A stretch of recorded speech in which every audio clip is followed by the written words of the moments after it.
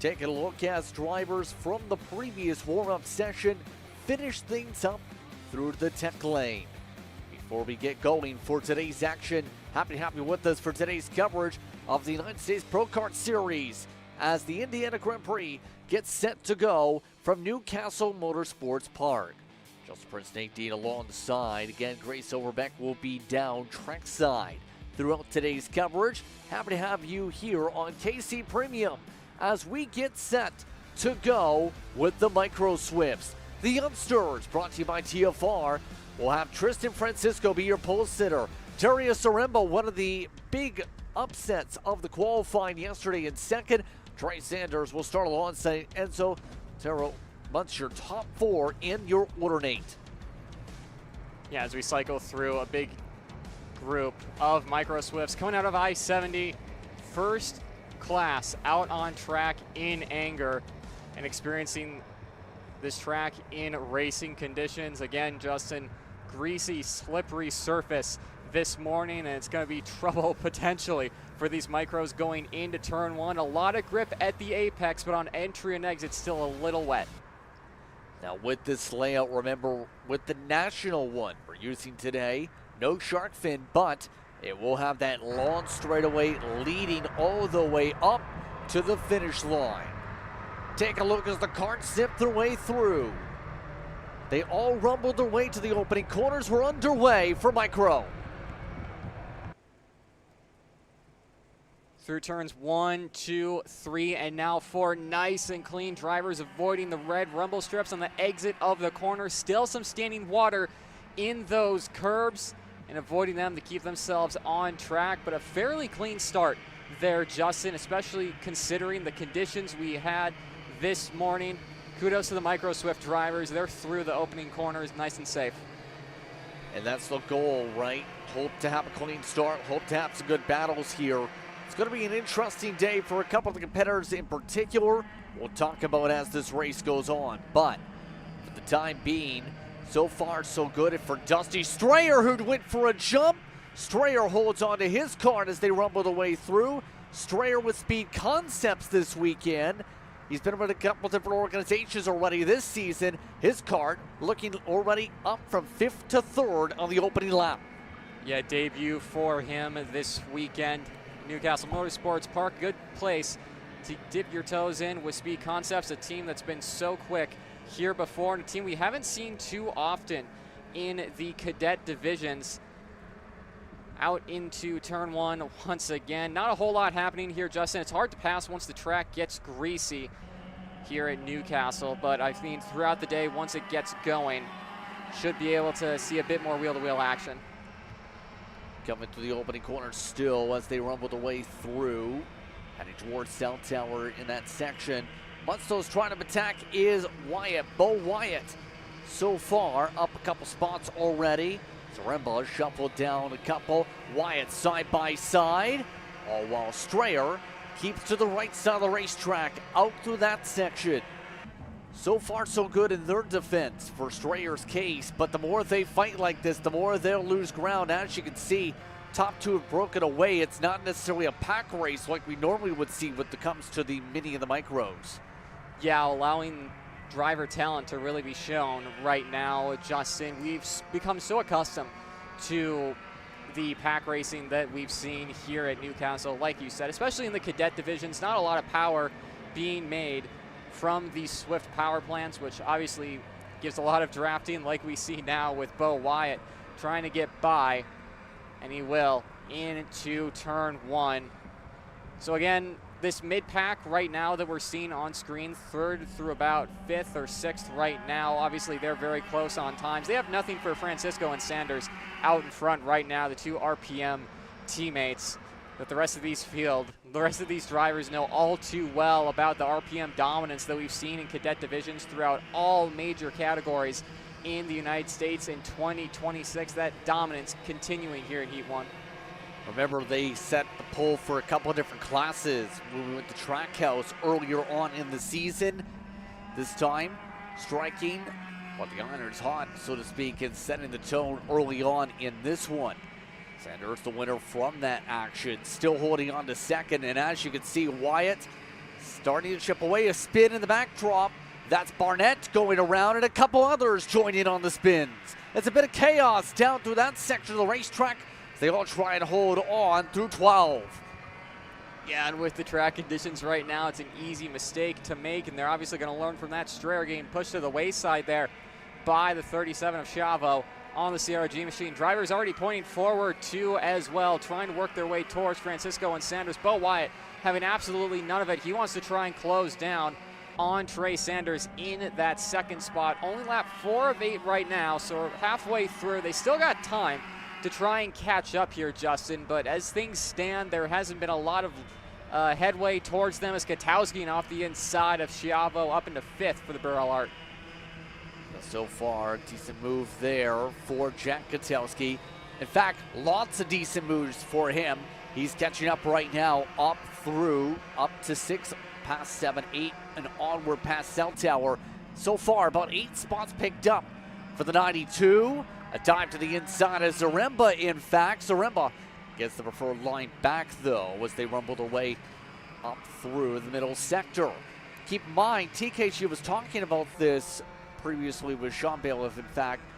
Mentioned that TKG back in the past had a lot of experience here. 16 club races a season they used to run as they considered previous their home track. And we're seeing some of that experience they mentioned come into play with the double sticks in the air halfway through this time. Yeah, halfway to go. Here's a replay of what happened going into scoreboard corner. Like you said, they're just in one of the drivers just going off into the grass and causing that effect, the accordion effect, and more grass being put on at the apex there. More drivers losing grip. Unfortunate mistake from one driver that led to a lot more from the others, but thankfully no bent go-karts from that one, and everyone keeps it going. Lap 5 of 8, time starting to wind down. You can see the 51 of Wyatt getting passed by Katowski into Cell Tower. Crossover from the Bennett Kart driver. He's going to take that spot right away from Katowski. They are starting to close in on Sanders, even with all this battling here, Justin. Katowski tries up the inside in green corner, gets it done finally, is released to try and catch up to the back end of the 3-plate. Now it's going to be a hard bit of work again to close back up the gap after they were within a couple kart lengths before all the squabbling started to pick up yet again. Still have about 3 to go when they get to the stripe. Sort themselves up as they come up through 15, up to 16. For the long straightaway, that'll take them to the start and finish line. Draft should be pretty big in this section. We're seeing that in particular with Wyatt, who gets the run right on back. But a swap drafting, if you will. Wyatt did close up the gap by a couple kart lengths with that pack, also gaining the time on the 3 with that move. Yeah, and well within drafting range of Sanders at this point. Katowski going to go back again on Bo Wyatt with the help of the 39 Franklin Motorsports driver of Zaremba. Again, a driver, Justin, who hasn't had a ton of racing experience at the front end of national fields, being shuffled around a little bit just by drivers not being used to him being up front. It's a custom at these races, but he's been doing good to keep his elbows wide and off the inside. Katowski up through green corner on Sanders for second. I think Francisco might be a little bit too far out of reach at this point, Justin, but still good work from Katowski to keep his head down and get up to second. Making his way through, you see the signal. Let's work together a bit. Try and find a way to chip away and get as close as possible. Does Zaremba want to follow that path? Here we took the look on the 3. Elects to go back in line. Wyatt, the only driver in this pack who still wants to make the moves again on Zaremba. Zaremba, who is 20th in the Carolina GP, still holding on. Strayer loses the preferred groove through 3 and 4 with the side-by-side. Now gets back single file. Down to about a lap and 3/4 to go. The gap for Francisco still about 2.4 seconds.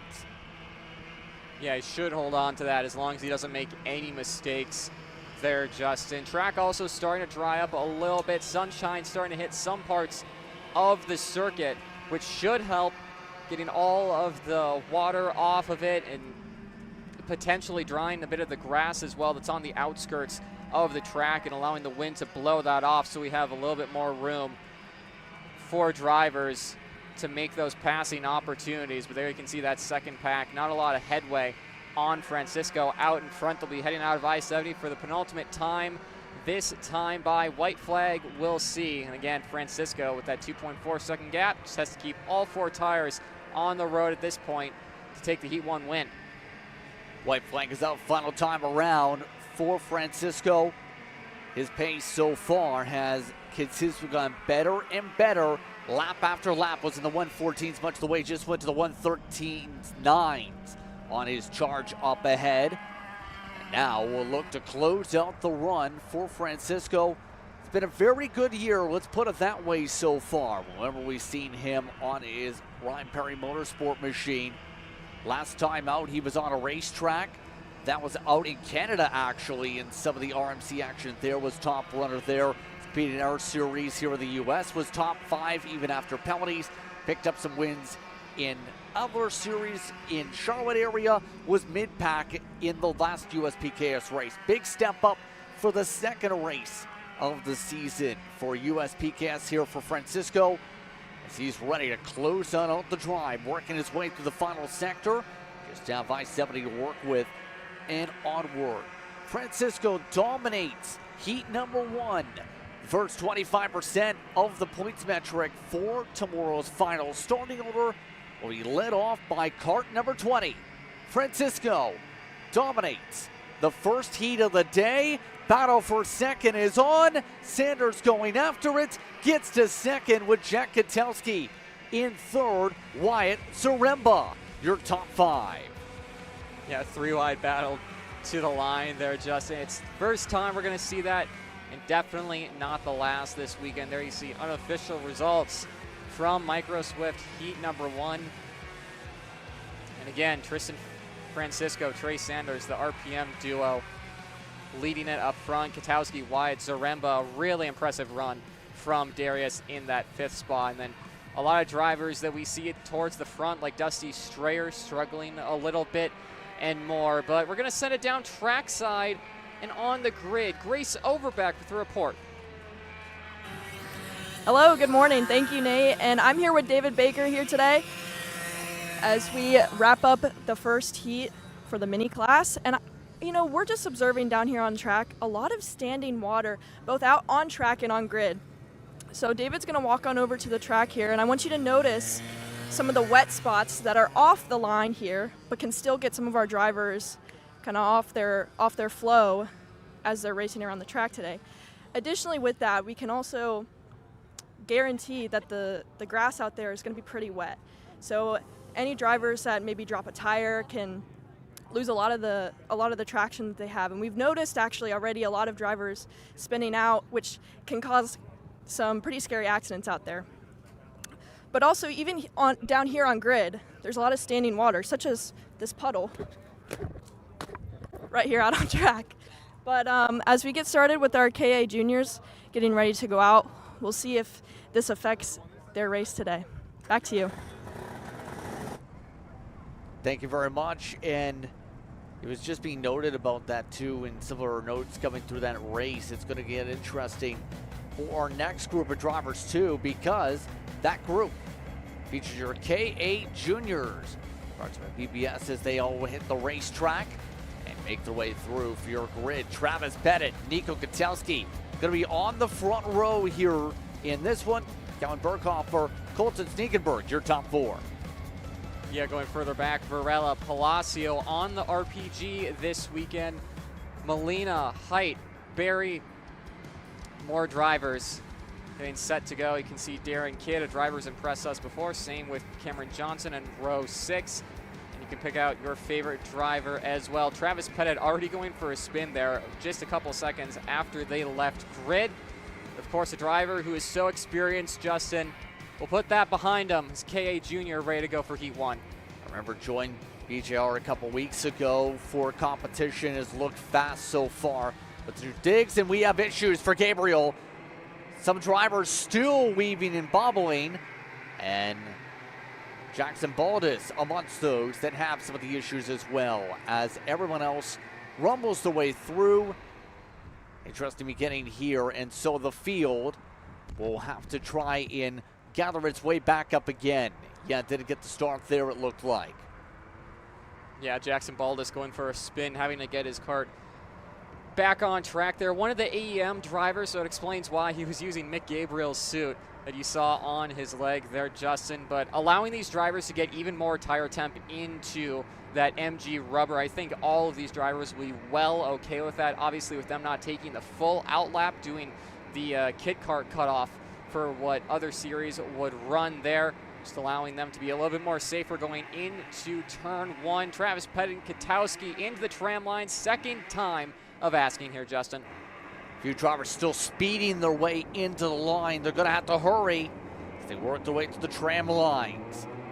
Tap number 2, a lot of the field going to the middle of the racetrack. This time we get the rumble on through, underway to the opening sector. And a lot of people cutting through the course up through turn 3.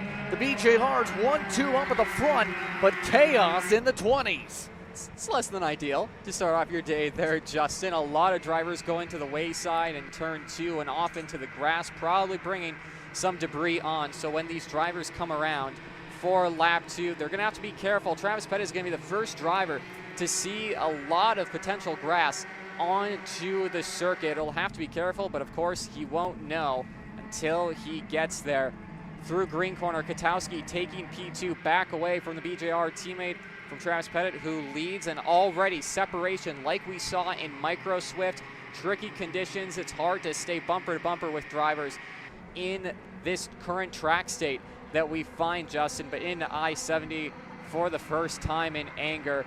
And again, thankfully, no big pileup in the first opening couple of corners. The KA Junior drivers with that added lap to gain some tire temp, getting through nice and clean.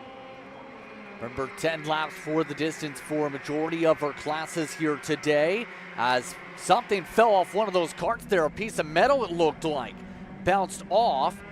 See if that's going to impact the machine there, but the top 4 rumbling 20 single file, not for long. Katowski zips to the inside, brings everyone else with, and that pushes Pettit, coming off that spin on the warm-up lap you referred to, down to 4th, looking back for 3rd, takes it back through Cell. Yeah, Travis Pettit gained by Schniegenberg in Cell Tower. Into green corner they come yet again, and Katowski already has a couple tenths of a second gap over Callum Berghofer in the 826 LN kart. More battling happening further back in the pack. You can see Benjamin Fernandez and Schniegenberg fighting at the wheel of both of their cars to try and get any sort of turn-in to happen. Berghofer looking to the inside, and I-70 late on the brakes. Pettit's going to go with them and push to the wayside. Katowski down into 3rd now. He'll have a draft down the straight here. He might have a look into turn 1, decides to stay with the 2 drivers in front of him who seem to be rolling at this stage. They've been quick all throughout practice as well. Justin, is more battling happening 5th on back. And somebody towards the rear end of the field had a spin also, trying to get straightened up there. A lot of blocking going on.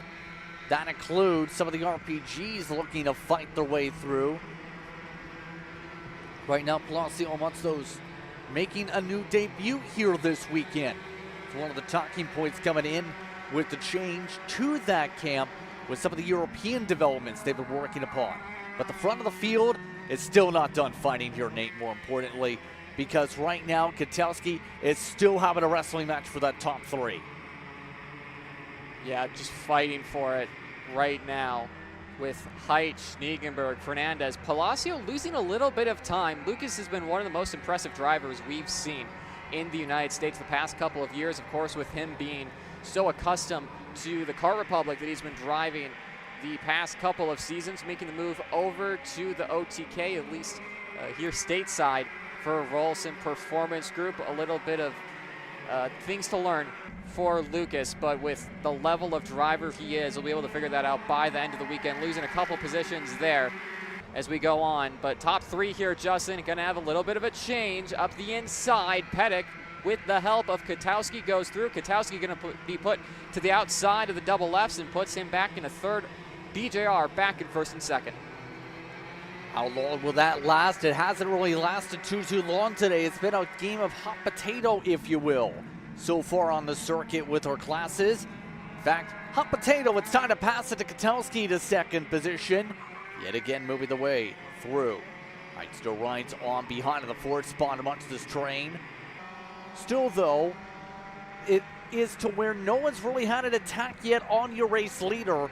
How long does that last here? Because it's looking good for Pettit now up at the front of the field.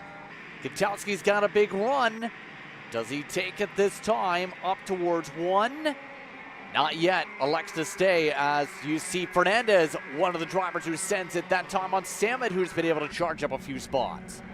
It's kind of interesting to watch the ebb and flow of this race, Justin, because all of these junior drivers know just how fast the BJRs in the junior categories have been, especially now Travis Pettit here at Newcastle. So fighting him at the start of the race to not really let him get away too much, and I'm assuming Kwiatkowski has seen the pace over these past couple of laps and think, okay, yeah, I can match that.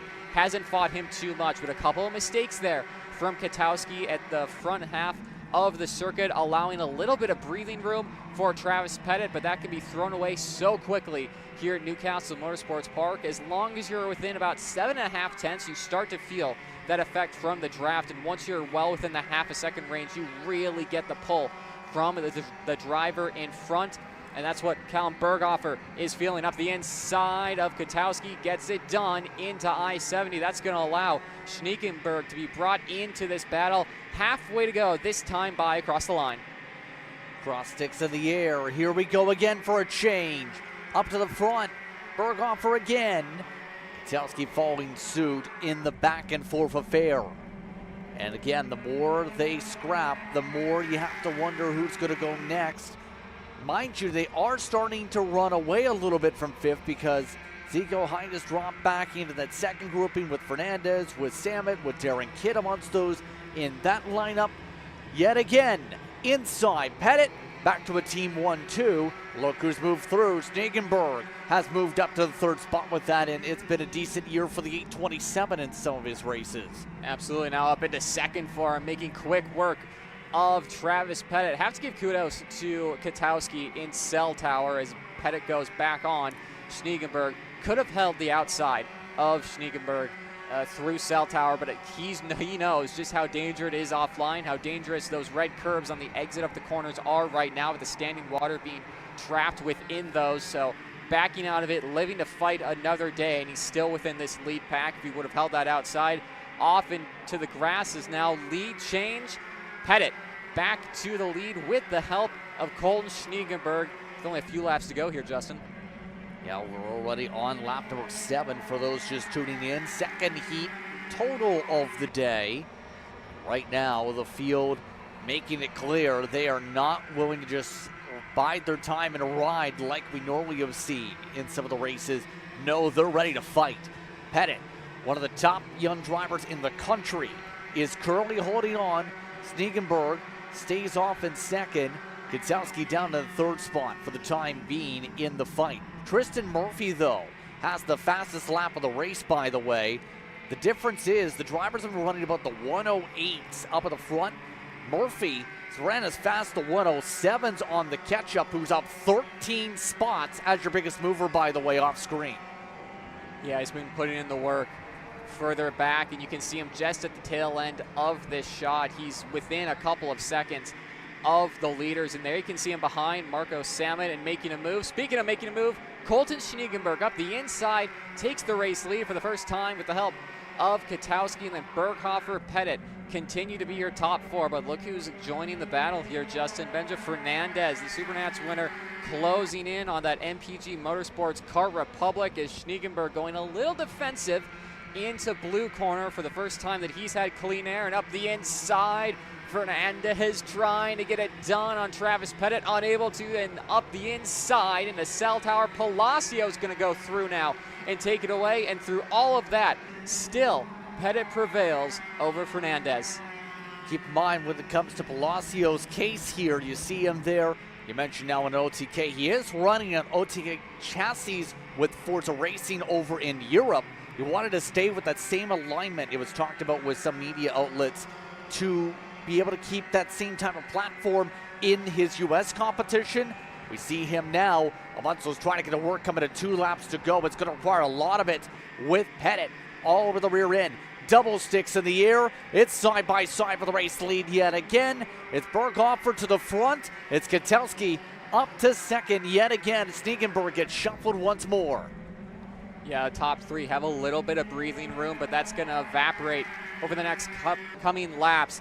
Here, Justin Berghofer looking to the inside and over his shoulder, going defensive already here with 2 to go. Rightfully so, trying to get as much heat points as he possibly can. And of course, with the tricky conditions today, you need every bit of those points. Palacio, a late send into Cell Tower, will get by Schneegenberg and move him down into 5th behind Travis Pettit now. Now up front, Ketelski has a bit of a mountain to climb to catch back up to our race leader. He's going to need a couple of mistakes potentially from Callum Berghofer here, Justin, because that is quite the gap. And there you see the second pack right now with Murphy, Samet, and Fernandez, who's dropped way back there and out of race-winning contention. But out of I-70 for the penultimate time, 1 lap to go in Heat 1 at KA Junior. Coming up to the white flag, here comes the run. Ketelski nearly got to the inside, got a little bit of contact actually. The 826 making a bump onto the bumper as they all rumble their way through. Final time around as they all stay single file. Single file, but going defensive into blue corner yet again into the double lefts. Berghofer holding on nicely for the time being. Pettit thought about a move up. Palacio late on the brakes, getting into the back end of Ketelski. And into green corner they'll go. A really good passing opportunity, but a lot of debris on the inside that might affect Berghofer, and his run off holds the race lead over Ketelski here, Justin, going defensive into scoreboard. Defensive again, a bit more contact to the rear end. There's been a couple bumps already. Can Ketelski get the run he's looking for? Up towards I-70 they go, a little bit deeper in. Berghofer parks it inside. Here comes the run from Pettit at the back of the field. Coming to the checker flag. Right now, it's Berghofer holding on to the inside, but it's Ketelski on the outside with the run. Ketelski rips it away by about 45 one-thousandths of a second. Yeah, Ketelski will take that. A good way to start Heat 1 for him, being patient, taking the win when it mattered. A lot of mid-pack battling. You can see them coming across the line. Unofficial results from Heat 1 for KA100 Junior. Nico Ketelski, Callum Berghofer, Colton Schneegenberg, Travis Pettit, Lucas Palacio are your top 5. Benj Fernandez with the makeup drive after being shuffled back in the midpoint of that race. Tristan Murphy up so many positions, I think up to 16 there, Justin. Then Maxwell Macha, Marco Samwit, and Santiago Orioli, your top 10. Yeah, and there's a lot of names, mind you, that didn't get the chance to move forward. We've seen drivers like Dominic Gaddis have good races in recent months. Cameron Johnson, third month was in that second tab alone. So a lot of fast competitors that we were potentially expecting with the dry going to be up towards the front. Going to have to put in the work to gain some time. As you see down trackside, Grace is waiting alongside as your race winner. Able to charge up to the front, Grace. Nico Ketelski, what a great way to start off your weekend here. Tell me about those track conditions out there. It's a little bit weird. If someone goes off track, they bring out all the wet stuff. Some of the corners have a little bit of wet on the entry and exit, but it's mostly dry now, and it's a lot better than yesterday. We saw some pretty tough racing out there between you and some of the other leaders out there. How are you expecting that this is going to be for the next heat races following today? It's going to be harder because there's a lot of teammates, and I'm the only Burrell here. So I just got to be smart and try to win by myself. All right, well, congratulations. Thank you. Thank you very much, Grace, as Ketelski gets the job done. But now it gets to the interesting part of the slate in the next few moments. Our drivers getting themselves prepared for KA100 Senior. There are 2 different groups that are going to be happening for each heat, though. 4 different pairings, A versus C, B versus D to start. And obviously those could adjust by the time we get to the super heats for your respective pairings. But these kind of state how big the field is today. After all, your field size in KA 100 Senior, 53 strong, Nate. Yeah, KA Senior has always been strong here at USPKS. It's been one of the classes to look out for the past couple of years and has certainly nurtured a lot of talent as they will roll onto what is a tricky conditions out on track. They've most likely been watching KA Junior and seeing where the puddles are, thinking about morning warm-up. They'll be taking all of that into consideration. Sebastian Garzone will lead us to the green with Frankie Ideve on the outside. Caleb Gaffera and Caden McQueen on row 2. Then Isaac Malquit, James Overbeck, Mateo Rubio Luengo in P7 alongside Braden Zerves, Eli Warren, and Chris Harover, your top 10. Some fast droppers there. Ryan Rafa down at 11th. You have Marcelo Tortato, who will be down the order. You also have Meyer Lewis. You have as well as Downing, Savage, and several others looking to try and charge their way up. At least one driver having issues, though. The 931 trying to get fired up. That is Mason Ward trying to get the cart rolling. Yeah, Blake Deester there working on the airbox to try and get more air into that K100 power plant to get that thing to fire. Screwing it back on now. I think they might have gotten it, not too sure. They're trying to get it started with the external starter, so they haven't. Starts to roll, and good work there from the Top Kart USA squad to get Ward rolling. A little bit slow to get away, but that's to be expected after having to fire that for so long. There you can see the rest of the grid. Top 10 on back, Ryan Rafa in P11, Marcelo Tortado, and a lot of other drivers that we've seen in X30 action before, and all these drivers we've seen in KA, especially at Trackhouse, and what a race that was between the heat races and the main event for round 1, and that is an early DNF for Top Kart USA squad, and Ward will be out. But into the tram lines for the first time of asking here. Slowly waiting on Porter Weisensell. They'll get the green flag. Sebastian Garzone off to the jump. Good beginning of this one as they rumble their way through 2x2 for a majority of the drivers. All while in front, stay steady. Garzone trying to keep himself ahead. Fourth on back, though, fighting so much, they've lost a heavy amount of gap. Already at least 6-7 cart lengths lost as they still try and fight for fourth.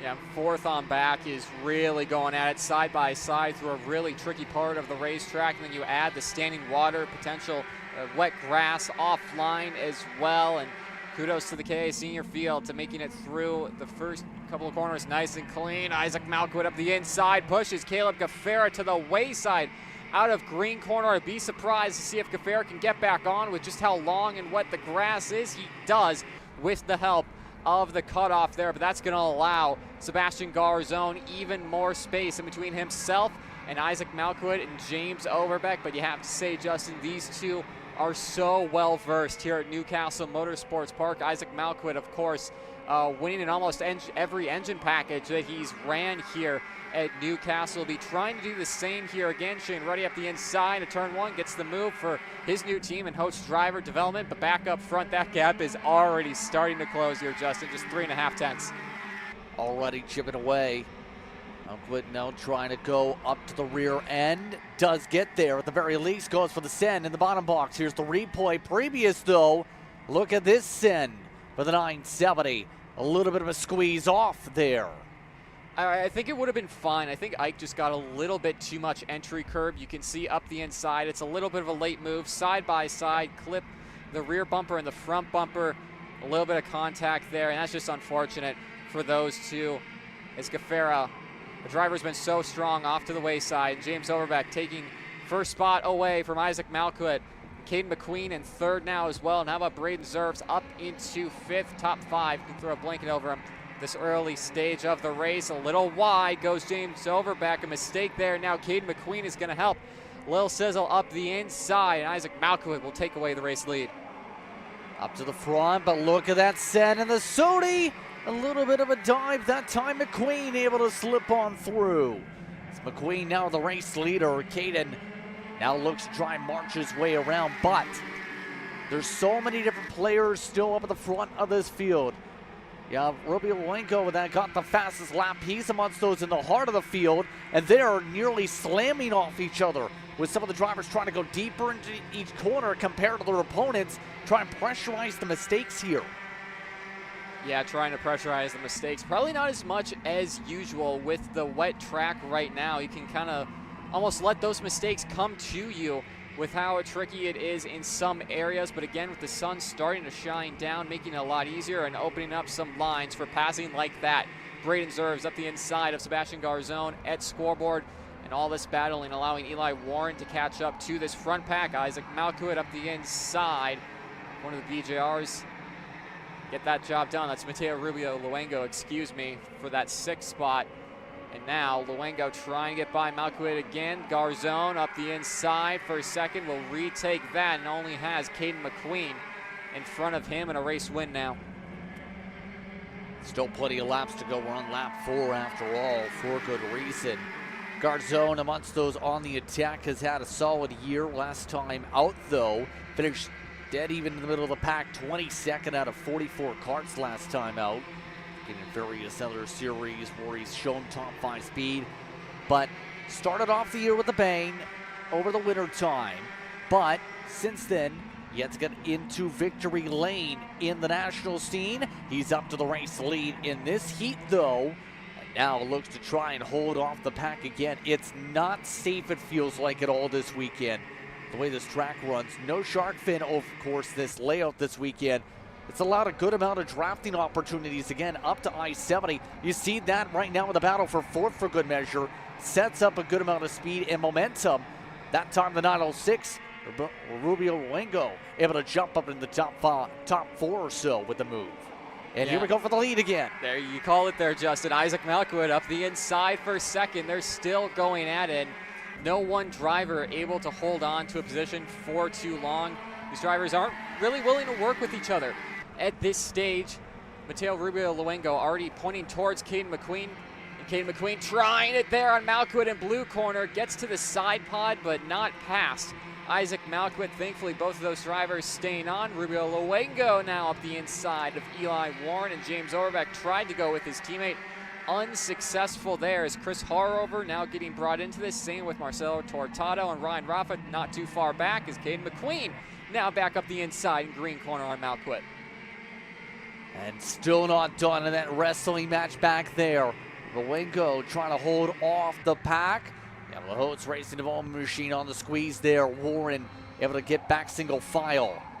They all continue to fight though, again to the inside. There goes Warren. Brings a few others like Overbeck on the charge. Cross flags up in the air and the race leads the largest it's been with Garzone up at the head of it. Keep in mind, it's going to require a little bit of coordination here for Malkuit and McQueen to be on that charge, but everyone else needs to do the same with a lot more players that need to have co-opetition, if you will, if they want to coordinate and get a chance to even race for the podium spots in this heat. Yeah, for sure there, Justin. Chris Harver also getting by Eli Warren on the Host Driver Development Machine, who's been up and down so far, now getting passed yet again by, I believe, Rivera further back, and they're starting to see these front 3 get away from them as Overbeck and Harover, Garzone, McQueen, and Malkuit work together thus far, at least Malkuit and McQueen, because Sebastian Garzone with that 0.8 of a second advantage is going to be liking life right about now, as there'll be 7 to go next time, 7 laps completed, across the line next time by. Of course, Justin, they about 0.8 of a second between the two of them. Not too far away from Isaac Malkuit, really getting within drafting distance, and he's well within drafting distance. You can see just how much time they made up on the back half of this circuit. Just a couple tenths away, and with the help of Caden McQueen putting down fast time of 107.490. They're right on the back end of Sebastian Garzone yet again. As expected, the gap closes up again. If you get with about a second or so, you gain a little bit, then gain a lot of it when it comes to the KAs, the motor package, and we've seen that there. Some of the drivers still in the midst of this group we haven't talked too much, or already have back there, and a few others trying to get a rhythm. Race lead has already changed. Malkuit has gone up to the front, and now he tries to hold off the pack. Garzone, the USF 2000 points leader, tries to go back up to the inside of the Ursulon. He's able to make the move and bring McQueen now alongside for a moment. McQueen now looks to get a run from the outside. Back and forth they go. McQueen gets the clearance up through I-70. And now, with 3 to go, the entire gain is here. It's now a 5-kart pack. Yeah, McQueen throwing some blocks on the rest of the field, trying to hold these guys back. Unable to. Garzone goes back to the front. McQueen will try it on Overbeck. That was a late move in a turn 2. Backs out of it. Doesn't lose any positions as James Overbeck now up the inside of Scale Corner. Gets the move done, and now he's up into the race lead for the first time. That top 6 now, all in one battle pack. Might have to calm down just a little bit just to gather themselves and go at it again. No, Caden McQueen up the inside of Garzone. Late move. He's going to lose a couple moves from it, and same too with Garzone from the lead to almost about 8th or so now in just a few moments' time. Unfortunate for the Orsalon Racing driver. That now sees Isaac Malkovic and Chris Harover into the top 3, and Anthony Rivera inside that top 5. Yeah, nicely done by Rivera's charge so far. He is the biggest mover of the race for good measure, by the way. Started the lap plus 13. Malkovic now under attack again. And that brings Rivera amongst those who go on through too. Bertolengo opening the door for him with 2 laps to go. Rivera's looking like a threat possibly for later on today. Up to 3rd. That's a plus 16. All while some of the Orsalon GC are fighting just to battle in the top 10. Garzone went from leading down to 8th in the span of a couple minutes. Yeah, obviously it doesn't take me to tell you that's not ideal for you to put that together. Unfortunate for Sebastian, but of course a couple more heat races to go for him today to gain those points back. In a long main event, Malkovic up the inside of Anthony Rivera into Cell Tower. That was late, but made it stick on Anthony Rivera, and Caden McQueen will be trying to get his way by, potentially into green corner here. Has a run, he'll take it on Rivera, move McQueen back up a spot. Yeah, but that's not going to gain them up to the race leader with the way things are going unless something changes. They have about a lap or so to do so. Right now, Overbeck having himself a decent run. You see how much the charge is coming up now with Bertolengo trying to pull away from them as well in that fight from 3rd. Here comes Warren on a charge. He dropped to the back end of the top 10 a couple laps ago. He's back in the mix for the top 5. White flag is out. Final time around, Overbeck. 1 second the gap. 3rd, still not done. Yeah, Overbeck and Mateo Rubio Luengo pretty much have this 1-2 locked up. It's the fight for 3rd that we'll be watching. Isaac Malkovic going defensive on Caden McQueen into blue corner early on the brakes to make sure Caden McQueen doesn't try a crossover. Will hold on for the time being through the double rights. This is where Caden McQueen has been loving to make moves, and Malkovic knows that. Goes defensive into Cell Tower. These 4 holding position for the time being, but not because Caden McQueen hasn't tried. Malkovic putting that cart exactly where he needs to and defending in the green corner. Exactly where he needs to go. Here we go, working their way through towards scoreboard onward. Warren amongst those on the charge. Garzone trying to find a way to gain a couple spots to end it off. You also have Rivera losing all the spots picked up in the final few moments. Warren takes a look. It's McQueen on the outside. That doesn't work. He goes off to the grass. See the BJR camp working down below with the checker flag waving for some of the rare drivers. It's Overbeck and Bertolengo who take the 1-2. Paulie Massimino on the work for his kart as his fellow teammates get a 1-2 and K.A. Winhart Sr. to start in the other group. Yeah, and he would have been busy working on whatever that is that we saw there for Paulie Massimino, but good work from James Overbeck to keep a cool head and take the win there. I can see unofficial results. Overbeck, Mateo Rubio Luengo, Isaac Malkovic, Eli Warren, Garzone, Ryan Raffa. Quiet race for him, but getting inside the top 6, Anthony Rivera, Marcelo Tortado, Chris Harover, Frankie Idevea from starting on the front row down to 10th for Frankie. Nice charge to say the least for him. As on that note, we'll take a step aside for a quick moment. We continue on with Heat 1 action. You're watching USPKS competition on Kart Chaser.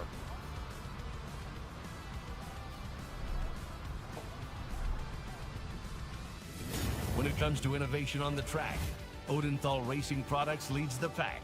From the highly popular EasyGP camera mounts to our tough case to GoPro case, racers everywhere trust ORP for strength, reliability, and precision. We're proud to be the #1 engine mount manufacturer in the USA. And with our new Easy Bumper Retainer System, you won't get caught out with a failed bumper bolt again. Odenthal Racing Products. Lead or get left behind.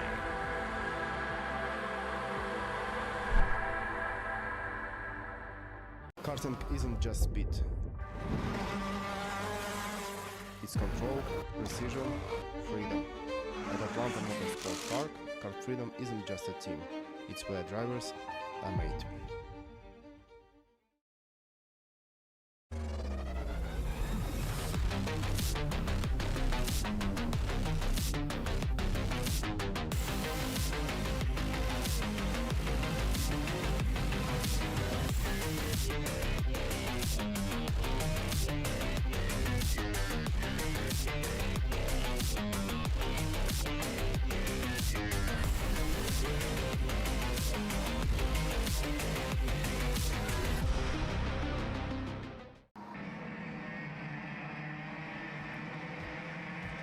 Welcome back, everyone, to today's coverage as we continue on. Kart Chaser, we're now into the B and D group, where it's going to be Juan Paramo going to be up at the front of the field. Paulie Massimino was at the work in second. Brandon Lemke, Derek Wargo, followed by Chase Cassidy and AJ Myers. Next we want one with Brandon Saraki. You have Alwin Isambard and Connor Ferris, a part of the top 10 in this group here, Nate. Yeah, outside top 10, I'm looking in Edgar Rodriguez, Max Barron, Felix Catch, Alexander Phillips, Chase Webb, Oliver Gaffer, Dante Rodriguez, Walter Kalstrup, Mickey Abreu, Caden Harder, your top 20. So they'll be making their way out of I-70. A few more drivers there on the final couple of rows and into the tram lines. Looking for the green flag, and the first time of asking, the sun has been beating down in the mile that is Newcastle Motorsports Park, drying the track up and allowing for a bit more of racing lines. No green. I believe here on first try we will get it. Yep. There, Justin, and into turn 1 and 2. They're off and going as they rumble the way through once again. Our green, red, and white machine holds on for Orslund. Everyone else works their way through the opening corners, though. The attack is on immediately from Paulie Massimino. Massimino, of course, had a stellar time out previously in his races, to say the very least, at Trackhouse.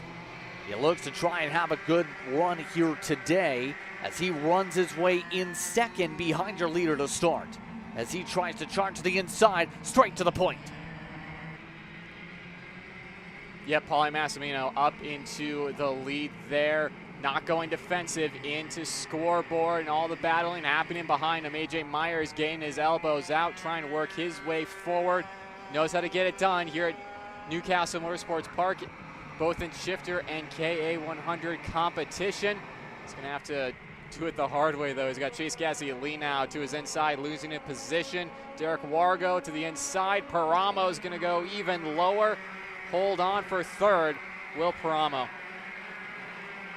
All of them settling in, and remember, in the end, Aiden Levy got the official win. Remember, now keep in mind, last time out there was a driving down penalty sequence that is now been rewarded by officials coming into this week, with it being severity based. Essentially, that would be a penalty for any driver with established overlap and forced off the racing line down a straightaway, contact or not, can draw a penalty. That came up last time. Massimino this time, he's looking to try and use raw pace to try and pull away the BJRs. Representing partner with the KA100 seniors here for this class. Looking very strong here today, here at Newcastle. Massimino pulling away pretty quickly, similar to that of Overbeck at the end of the last run to start off this one. Yeah, I mean, the BJRs have an incredibly strong KA100 package that we've seen over the past couple of seasons across all the three majors that we cover here in the United States. And of course, having drivers like Paulie Massimino and James Overbeck helps. AJ Myers to the inside of Derek Wargo. He's up into fifth, pointing forward towards Derek Wargo to try and catch up to the likes of Paramo, Gassi, Lee, and Lemke, who themselves are trying to make headway on Paulie Massimino out in front. Chase Gasly up the inside of Brandon Lemke and takes second away. Nice slide on through. As they all try and sort themselves quickly with an air dive to the inside. Ramo again up the inside, the 933 of Lemke. Now, obviously here today, one of the things we're going to be keeping an eye on over the course of this is how wild these races can get. Some of the teams I talked with yesterday, Nate, had mentioned with the weather yesterday, you were going to see a lot of people who are better in wet, going to be up at the front for the qualifying, and which we did, and in turn, going to see a lot of swapping, which we are, with drivers now with the dry conditions. It's been interesting to see in turn how many comers and goers we've had here in Heat 1 because now we have a much drier track compared to yesterday as the track builds more and more rubber. Yeah, I mean, for drivers who are really good in the rain and took advantage of yesterday, with the heat structure that we have, we're going to see a ton of changing for position, and especially once we get into the races later on today where the track starts to grip back up again, you get more heat into it, and a different kart setup is called for than what we saw the past couple of days. And now Isambard up the inside of Brandon Lemke there into Cell Tower, making up yet another position. Back up front though, Rocket Racing Company teammate Chase Gasly now making too much inroads on Paulie Massimino with the help of Paramo and Myers. It was half a second last time across the timing and scoring stripe last time by. Looks to be gaining some time there, Justin. Not a lot of headway from these three. Not a lot whatsoever, and that is the thing when it comes to when you put Massimino up at the front of the field. You have a hard time to catch up to one of the drivers that can pull off and run away. The battles again are on. Ramo with the swap now up to P2. That will change things up again. Ramo again up from Florida here in the action today. Let's race some races down in Texas. In fact, part of the Greater Houston Racing Series in recent weeks down in May. But when he ran in USPKS down in April, it was a bit of a rougher time. 23rd was his finish in the final. He was one of the drivers at a bit of a quieter time. Now today, looking like he's got a really good start with the track position. But you know who's now gaining it? One of the drivers we were talking about that might charge up here with the dry. AJ Myers now up through the order, has made his way through the crowd. Yeah, now AJ just one kart in front of him. That's race leader Paulie Massimino. The rest of these drivers are going to have to work with them. They got to understand the pace that AJ has and the pace that MPG has in their Car Republic chassis at Newcastle Motorsports Park. We've seen that over the past couple of weekends, the past couple of years, especially. Halfway to go this time. The gap is 1.5 seconds. That's the target for AJ Myers to close down on Paulie Massimino out in front. And he'll be hoping to have the help of Chase Gasly and Alan Isambard, the two Rocket Racing machines that trail him as things stand. Of course, with another veteran alongside AJ Myers being Brandon Lemke, a driver who's been in the USPKS competition for quite some time now, has struggled the past couple of years to get race wins under his belt just with how aggressive the driving style here is in KA 100 Senior, but one of those drivers you absolutely cannot count out. Yeah, he's only in his third official race of the season for Carter DB here this season. But the thing is, when you look at 2025, he only had one or two finishes outside Lemke did the top 5 or top 10. He's been that consistent, so not a surprise to see that. Gabriel, by the way, who is in this race, we've seen the driver's suit earlier on with the spin earlier on the charge. Myers gets shuffled again as now the Rockets look to try and launch away. Gasly and Isambard working a bit together there to get up to a team 2-3. And Gabriel, who are just looking at, by the way, also just set the fastest lap on his charge, a 107.342. That was a 10th quicker than your race leader's personal best last time by. Yeah, Mick Gabriel, another one of those drivers that has been in the KA Senior field for quite some time and a veteran of it. Rodriguez up the inside of Lemke through Cell Tower there, demoting the SCR driver down another spot. The Rocket Racing teammates will try and make some sort of headway towards Paulie Massimino. But again, Paulie's just been so quick, and that's so impressive. You have to say, Justin, for him to run away from this field just by himself and with no help. Alan Isambard will swap positions with his teammate out of I-70, and we'll give that a go. But 8 laps completed across the line and 2 to go. Next time we come to the timing and scoring line. Again, I mean, up 7 spots for Alan Isambard there, Justin, but not having the pace to close down at the latter half of this race. Yeah, Isambard, again, a strong competitor whenever we've seen him, though. Usually has shown speed. One of those from West Palm Beach, Florida. He's already picked up multiple wins in his career. In fact, picked up some wins earlier in some other sanctions with stars. But right now, some of the others are not done fighting. Rodriguez making the pass there. Gassiet Lee, that time getting moved back. Again, shuffled to the team a few months ago for Rocket. And now that RRC, back and forth it goes. Myers still holding on in front of them. And that's allowing the second and third place karts to break away from everybody else with 2 laps to go. This may get difficult for them to close now just because they have lost so much time. As we also got a new fast lap in the midst of all things. The 918, Max Wellman got the fastest lap running in that main group 2 with 2 to go. Yeah, Max Weiland heard us talking about his MPG teammate, AJ Myers, and he wanted a piece of the action. He's been working his way up there, up into 8th last time across the stripe. He's now on the back end of Brandon Lemke, Mick Gabriel, Rodriguez, and Chase Gassiet Lee.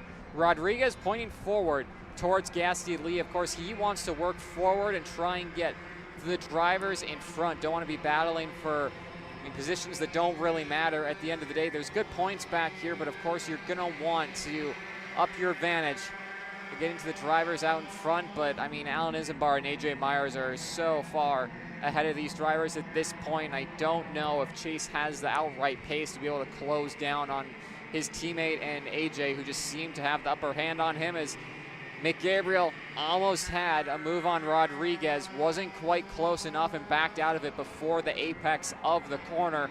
Now Rodriguez is put on red alert, checking over his shoulder, seeing where that AEM machine is. Coming up to the white flag this time by, final time around for the K100 seniors for the first heats of the rotations of the weekend. Now this is while Rodriguez still blocking off Gabriel. Hold on to the top 5 here.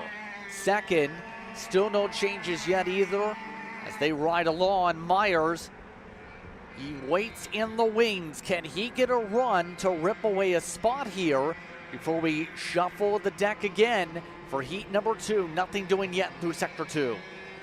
Yeah, no need for really late lunges from AJ. P3 here would be good for his points tally, and if he could replicate that through the next couple of heat races for him, that would put him in a very good spot to roll off Sunday morning for the main event.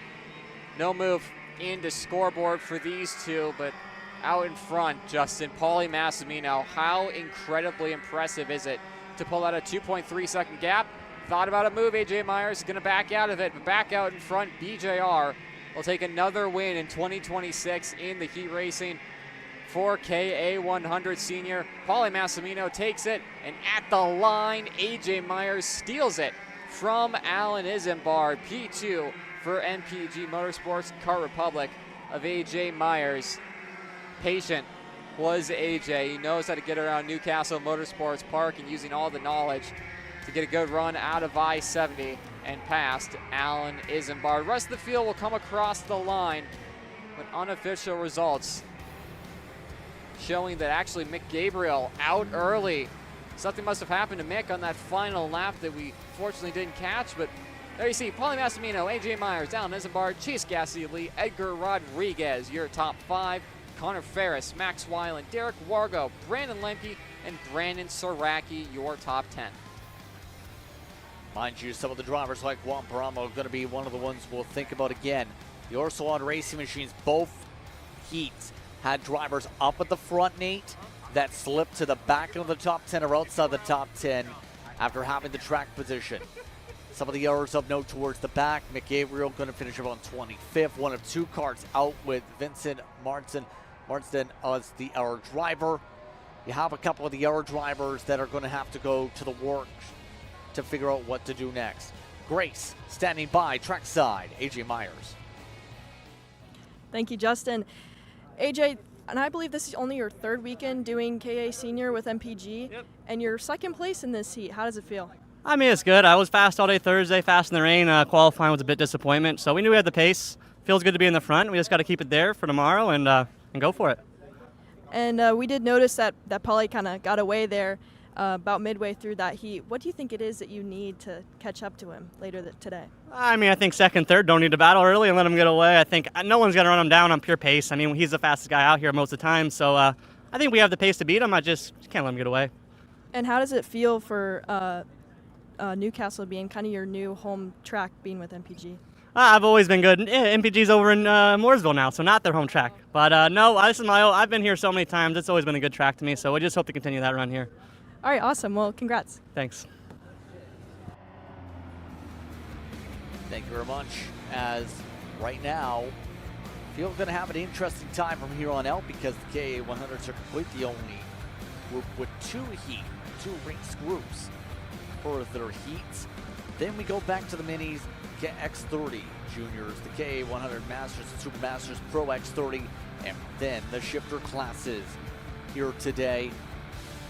Your thoughts on the racing action so far, Nate? It's pretty clear if the battles are going on aggressively for second, the leader can break away, but most of the races so far, the leader hasn't broken away. Yeah, I mean, Pauly showed an incredible amount of pace that you don't see too often here at Newcastle to be able to break away from second on back. So impressive run for him. I'm not sure more people are going to be able to do that as the day goes on. And here you see a recap of the racing. Getting through turns 1 and 2 clean. Pauly Massimino getting through green corner. And that was pretty much over for the BJR pilot. Wow, that ran away. Up next, Mini Swift. Cat food marketing. $9.99 a month. Dude, Caleb, wake up. Hi, dude, my name is Isaac. Let's go, come on. What are you doing? Dude, I'm so sorry. Xander had me in a cat food marketing meeting till like 2 a.m. last night. Come on, man. Do you have anything I can drink? Dude, I got the perfect thing for you. Perico, it's a healthy energy drink alternative. Perico, non-GMO, gluten-free, kosher, magnesium, B12, B6, Yeah, it's good. B5, biotin, and 0 sugar? Pericazo! Try Perico, made with natural ingredients, organic caffeine, and supports your metabolism. Try the new official energy drink of Kart Chaser.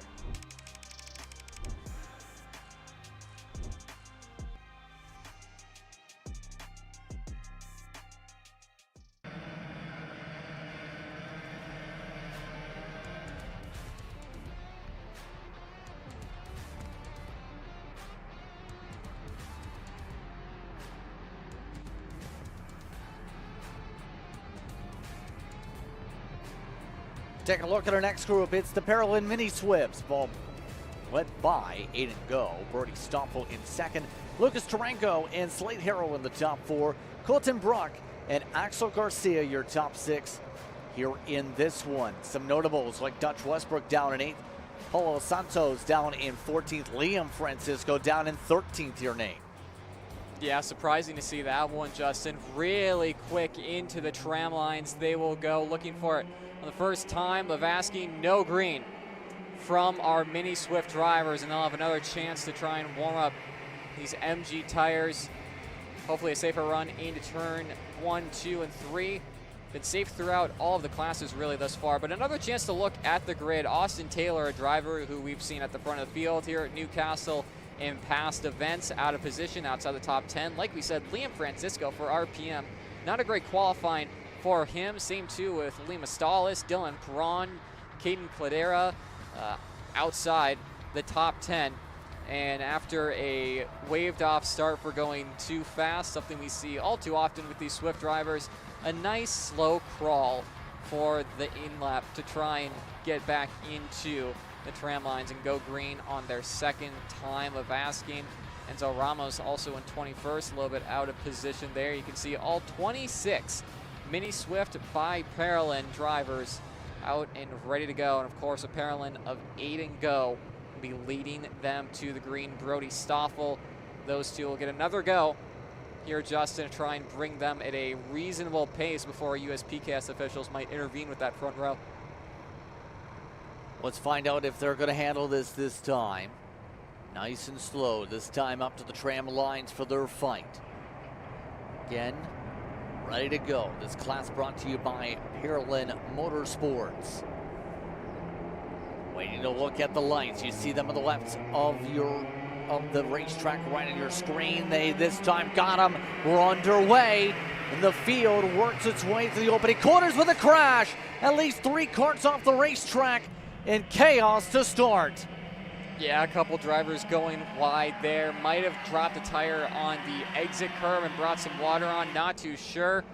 But out in front, a lot of separation already from about third on back. Top 3 are still pretty glued together at this stage, top 2 at least. But a lot of shakeups there, Justin, on the opening lap.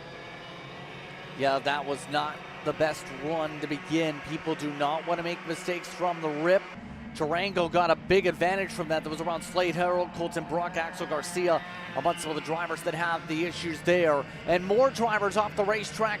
That's the 111. That is Garcia. That was one of the drivers that had an impressive qualifying run off. All while Go loses the race lead. It's Stoffel now up to the point. That's so disappointing for Garcia after that run through the field in qualifying and get a good jump out in front. You see these two, but how about that start from the mini Swifts with a couple of drivers going around? We'll watch it again through the tram lines. A good start before we get to turn 1, gets to the apex. A couple drivers maybe clipping the curb, and I think Tarango clipping another driver, starting this whole accordion effect of 3 drivers going to the inside of turn 2 and putting them out early. And yep, just a little clip on 186, I believe there. Unfortunate for these drivers. That was Slade Harold getting turned around there. That sent the slide. Colton Brock did not make it out of the grass. Jake Manalio and Axel Garcia amongst those who also had issues on the opening lap. And now, as they all rumble their way through on lap 2. So at this point, it's an impressive drive so far to start outside of that for Tarango, who is from the West Coast. We've seen him originally in Kart Chaser a few years ago in the West, battling out on the racetracks there. Has had to battle to get opportunities up at the front, at least, it feels like, here on the East Coast of the Midwest. Tarango riding behind in second, looking to take away second. Yeah, Tarango looking to the inside in turn 1, unable to do it. But of course, turn 1 wasn't the only off-track action. We saw one driver going off to the wayside in green corner. There's the replay of it. And again, a late move from the Benek and just putting Garcia off into the grass. Of course, the track drying, and so too off-track drying, so allowing Garcia to get back on and not be out early in this race. But unfortunate for him and trying to hold that outside. So again, by the end of the race, all results going to be unofficial, so we'll see what happens when it comes to some of the calls here. But still, top 3 have grouped together and bundled together on the racetrack. Stoffel, we know, is one of the drivers who usually has speed in this age bracket in the past year or so, especially. He's been a driver this season that's picked up wins in SCUSA competition, has competed for wins, of course, in this series, competed for wins in Texas. He's been everywhere, it feels like, and he's always been, every single time, a finisher inside the top 8 this season. He gets shuffled by Aiden Go at the start and finish line, with Tarango pushing his way through to second. Tarango right on the back end of Go at this stage, still fighting that nitro kart right now, not handling the way he would want with just how heavy he's sawing at the wheel, but thought about a move on Go into blue corner, not able to. That being said, Stoffel back up into second and right behind pole sitter and race leader Aiden Go out of Cell Tower. Now, mind you, Tarango, now once those will reset yet again, is going to have an opportunity to watch and see what he can do here It's an interesting case in this 167, mind you. He's raced upwards of 30-plus races this year, is the rough count. He's raced in a lot of different races in the West Coast, as we talked about. Also competed in some of the RMC action here today, making the run in US PKS competition, though, and looking to strive in one of his better runs of the season. He's gotten wins this year. He challenged the Americas, but this will be a big step up confidence-wise. Past the halfway point, he's up in the front, but you know who's coming. Look at Brody. Up 12. He is fast. He is charging. He's got the fastest lap of the race. Yeah, up a ton of spots, too, and you can see it on screen there for Mason Brody and purple. 111.909 for Mason Brody. Slowly closing in on these front three through the double lefts. You see him, the wheel that he's nursing right now. Not a lot of movements like we've seen up front. Very gentle from that 109, and obviously all of that helping him, moving himself further forward into this top three.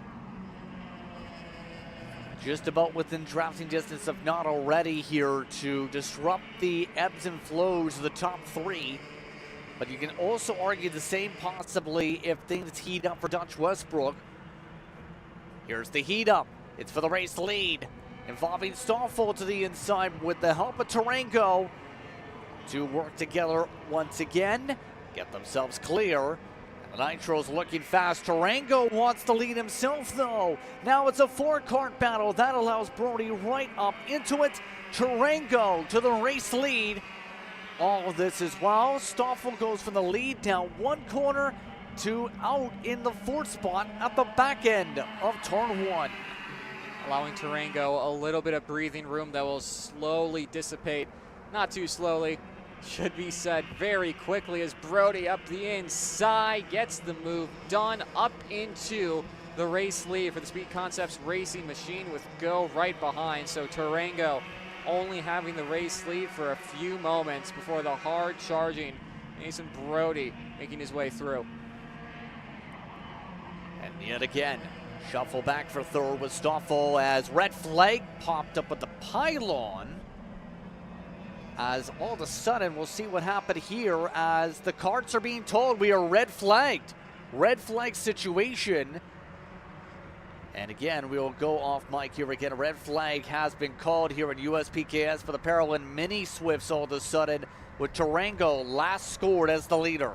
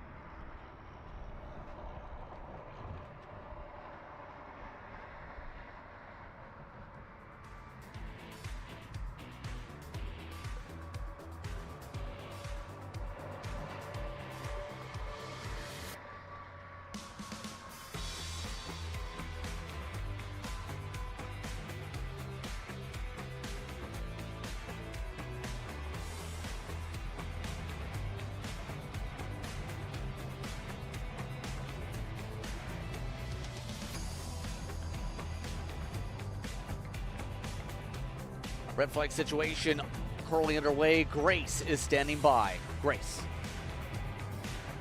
Thank you, Justin. The driver involved has been identified as the 177 Liam Astalis, and the on-site medical team is currently tending to him, and we will give you an update very shortly. Thanks very much, Grace. Again, red flag situation on the racetrack. Again, 6 laps coming up to completion at the time they are approaching the stripe. 5 total complete past the halfway point here in the Mini Swifts.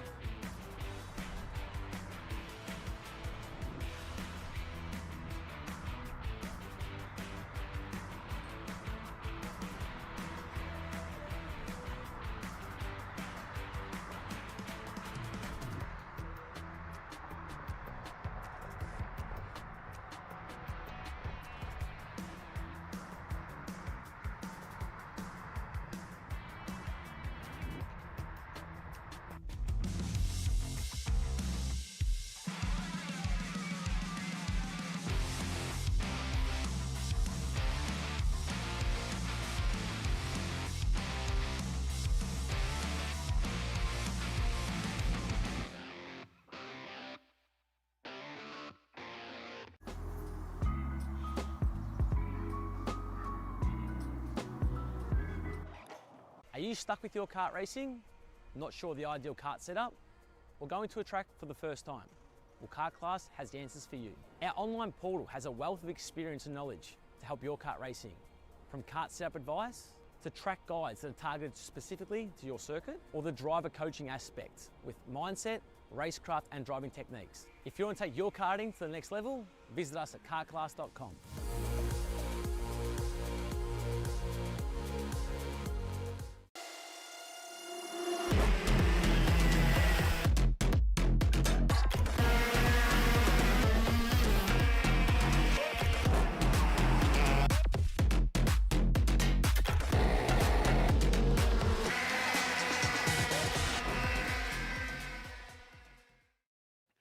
Motorsports builds champions every day, drivers who won on the world stage. The Tillotson T4 Series is pure spec racing. Same engine, same chassis. When you win, it's because you were the best that day. Your edge is not the kart, it's the setup, the strategy, and the race team. With our Arrive and Drive program, you simply bring your gear, we provide the equipment and the championship-winning support to every event. Stop wrenching, start racing. Your path to the T4 Nations Cup in Spain starts with us. For more information, contact us at macromotorsports.net. Champions aren't just born on the kart track. At SimShop, we deliver professional-grade simulators with the best performance-to-price ratio in the industry. Founded by racers who understand what you need, our SimMagic and Moza equipment is powerful enough for the pros, yet affordable for everyone. With unmatched customer support and a thriving community, we're your racing partner. Visit simshop.com today.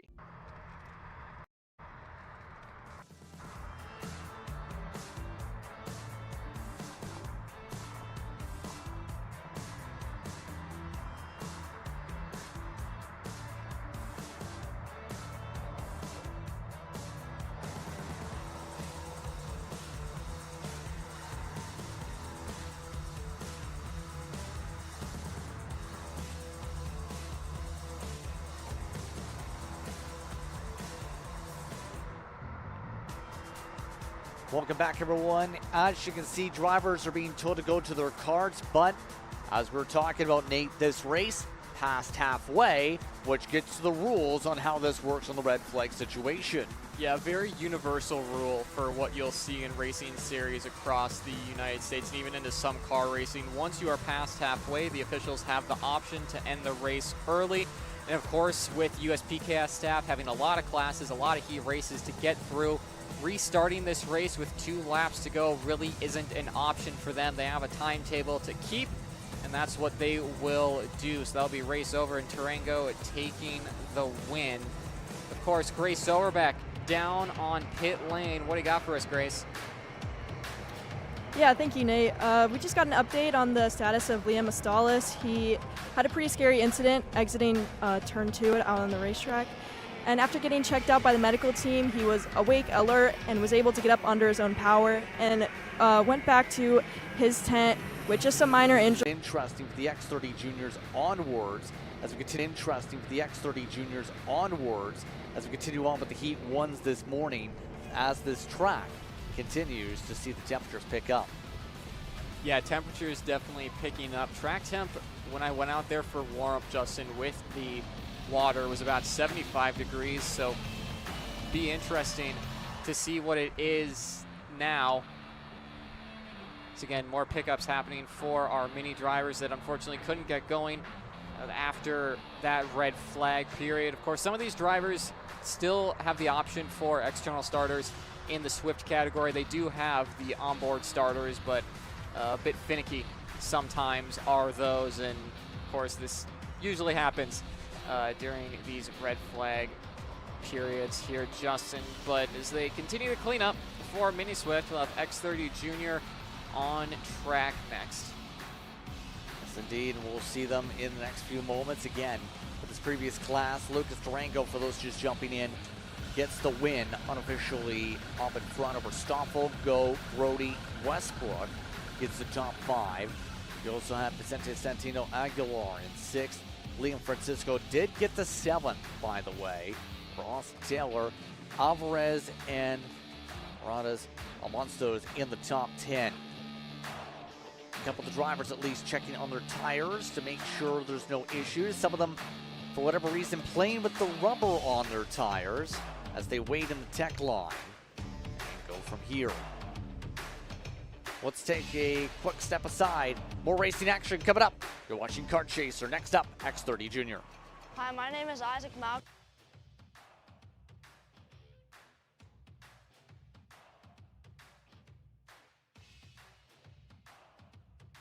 Hi, my name is Isaac Malco and I use Odendahl Racing. These are the Odendahl Racing products that keep us running up front at the big races. So we use the Code Red GoPro mount right here with the anti-vibration plate that keeps our camera quality very good. And then we use right here the bumper savers that keep our bumpers reliable without breaking, and whenever they do break, they keep it nice and strong on there. And then right here, we use the washers for the weights that hold on very good. And then as you can see right here, we use the quick pin release, comes on and off. So before you go out on track, if you need to make a quick gear change before the final and it starts raining, you just take it off like that. And then right here is the brand new sprocket carrier that they make. We've been running it for about 2 months now, and it's been phenomenal. We like it a lot. This right here is the brand new Rotax mount that they use from Odendahl Racing Products. And it's been really good, phenomenal. We also use it for the K100 engine package, and they made a brand new copper plate on the bottom here for extra cooling on the bottom end that actually helps a lot, and it has anti-vibration also with the copper plate on there. Get your products here at odendahlracing.com today.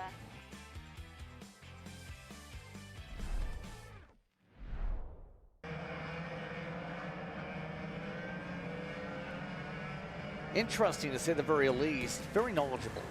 But, as said, it's time for an next grouping of drivers to hit the track. That means your X30 Junior brought to you by Speed Concepts Racing.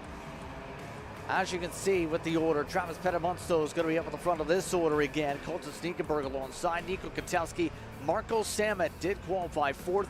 Lucas Palacio talked about his storyline of the top 5. Murphy, along with Nathan Goldstep, coming off some wild racing in Texas amongst the top 7.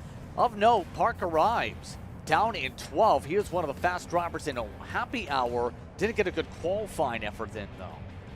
Yeah, he's one of those drivers that we were talking about earlier on in the program that might not have had a good run in the wet conditions for qualifying yesterday, but we could see him charge through the field, and that's what we saw him do a couple weeks ago when we were here at Newcastle Motorsports Park for another major national. But now, out of I-70, Travis Pettit, again, pole sitter in both KA100 and X30 Junior, will lead this field to the green alongside Colton Schniegenberg and a few drivers that he has already done battle with in the KA100 Junior class. A lot of the front runners making another appearance here for X30 Junior. Into the tram lines, looking for the green flag. A good jump from Travis Pettit, and we're away in X30 Junior. Off and away we go, and a big jump with a couple drivers with slopes on the outside line. The outside did not get a great run through 1 and 2. Now, Pettit with a big advantage amongst those on the slide back was Kotowski, but a contact involving Walcott. Having to hold on to it there, all while Palacio gets the battling, gets right in front of Kotowski, as now Samet tries to go to work as well when Cell Tower does so.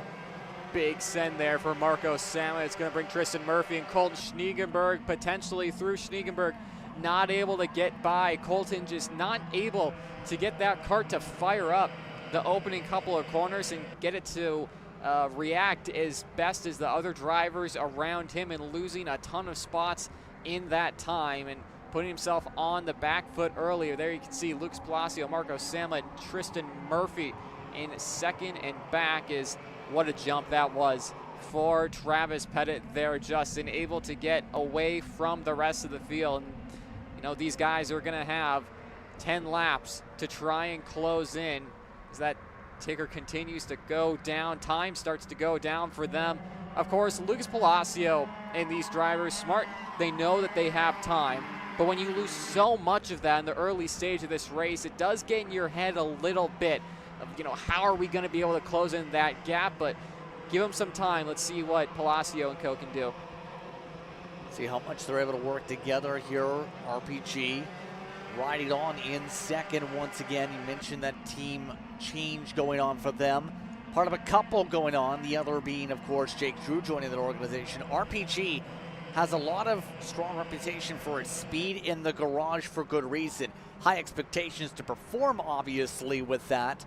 But now for Palacio with that OTK chassis, looking to prove what he can do here today with it and find a way to power his way forward in that RPG camp for the X30 Junior part of the camp. Yeah, Ralston Performance Group has been the team to beat in X30 Junior competition no matter where you go in the United States for the past few years now. It's hard to find a champion that wasn't on a Ralston Performance Group Cosmic. Enzo Di Janeiro going fastest last time across the stripe. He's further down in the field, but they've caught up to the back end of Travis Pettit, and Lucas Palacio has a ton of pace. He's going to show it to the inside of blue corner and takes the race lead. Strong bit of motor there for the 725. Palacio now up in front. Looks to try and get the distance. He's the biggest mover technically of the race, up 4. Katowski already a -3. Snegenberg a -5. Have lost upwards of near 2 seconds compared to some of these race leaders. Yet again, amongst those in the conversation, though, is going to be Marco Samet also in this, and a couple of the others. See them all looking back, a long look back from Palacio, trying to make sure what's going on. You can tell Pettit's just at the least saying, we've got to at least settle down and figure out if we can break away and hope that they fight for third with some of the speed concepts making the way through. Yeah, Nate Golseth up into third, bringing himself into race-winning contention. Already we're going defensive here on lap 4. Lucas Palacio holding back Travis Pettit, and the 3 major teams when it comes to the OTK chassis in junior and senior competition between Ralston Performance Group, Speed Concepts, and BJR. We've seen these teams go at it in the X30 Pro the past couple of years, and now bringing that action to X30 Junior with Palacio, Pettit, and Golseth. 1, 2, 3. Bit of a shove there from Pettit as Golseth had a train of karts behind him and shoved him a little bit wide. No one getting out of position, though, thankfully, is still Palacio using all of that knowledge that he's gained over in Europe about racecraft and keeping karts behind to keep Travis Pettit behind as he goes in low lines into scoreboard and holds that race lead. As Murphy getting a little bit of a shove there from his RPM teammate on the exit of scoreboard. A little bit of a settle down, though, after that moment. Golseth, good crossover, taken 3 wide, though, instead by Samet. BJR 2-3, about to become a BJR 1-3 possibly. Pettit has the pole. Outside taken by Palacio. Gets moved back to third into the grass. Palacio loses ground as he dropped the tire and falls down to about 5th or 6th spot. Now BJR yet again. Team 1-2 coming up to halfway this time. We've seen so many times this year Travis Pettit and Marco Samet bumper to bumper attempting to work themselves away from the field. It's worked sometimes. I don't think it's going to be this time, though, Justin. Nate Golseth, Samet, and those guys, Samet working with Travis Pettit, but Nate Golseth, Murphy, Katowski, Vega, all those drivers are still within range. There you can see Palacio, who got moved back after that mistake on the exit of turn 1. He'll be having to fight his way back towards the front of this field. What was that saying before? We were talking about a month ago with some of the action here previous. Samet had mentioned, didn't really have a teammate before to work with in this class. Now has one in Pettit, one of the best drivers in the country in this age bracket. And now those two working well in sync. Samet at the cross flags leading. And now with their speed running 107 flats. They were 2/10 quicker than Golseth, but Golseth is getting a lot of momentum back this time. The top 3 have ran away. Yeah, top 3 have done a good job thus far, and Marco has had a bit of a resurgence over the past month or so when Travis Pettit has joined. It's something to have a driver to chase and a driver to look forward to and to fight towards. And then when he's also your teammate, that helps you a ton, and Marco has found so much pace over the past month. He's going defensive out in front as we watch Katowski and Jackson Porter, I believe, with Schneegenberg, as you can see there. Marco Samet losing second to Nate Golseth, motioning forward, try and catch up to race leader Travis Pettit. Pettit able to make that swap yet again in that section. That's been a common area, it seems, for a lot of passes here today. But now, Goldseth, here's the thing about him. Had some racing in Texas previously, was on the mic for that last week. Was in contention to win last week until the final corners. Finished 4th in the very end in his main event. And well, it was a brawl and a half over in Amarillo here on Kart Chaser. The 723 here today, looking pretty steady and trying to hope that there isn't a similar brouhaha there. It's happening a bit behind him. Palacio made an air dive after sending the fastest lap of the 106s.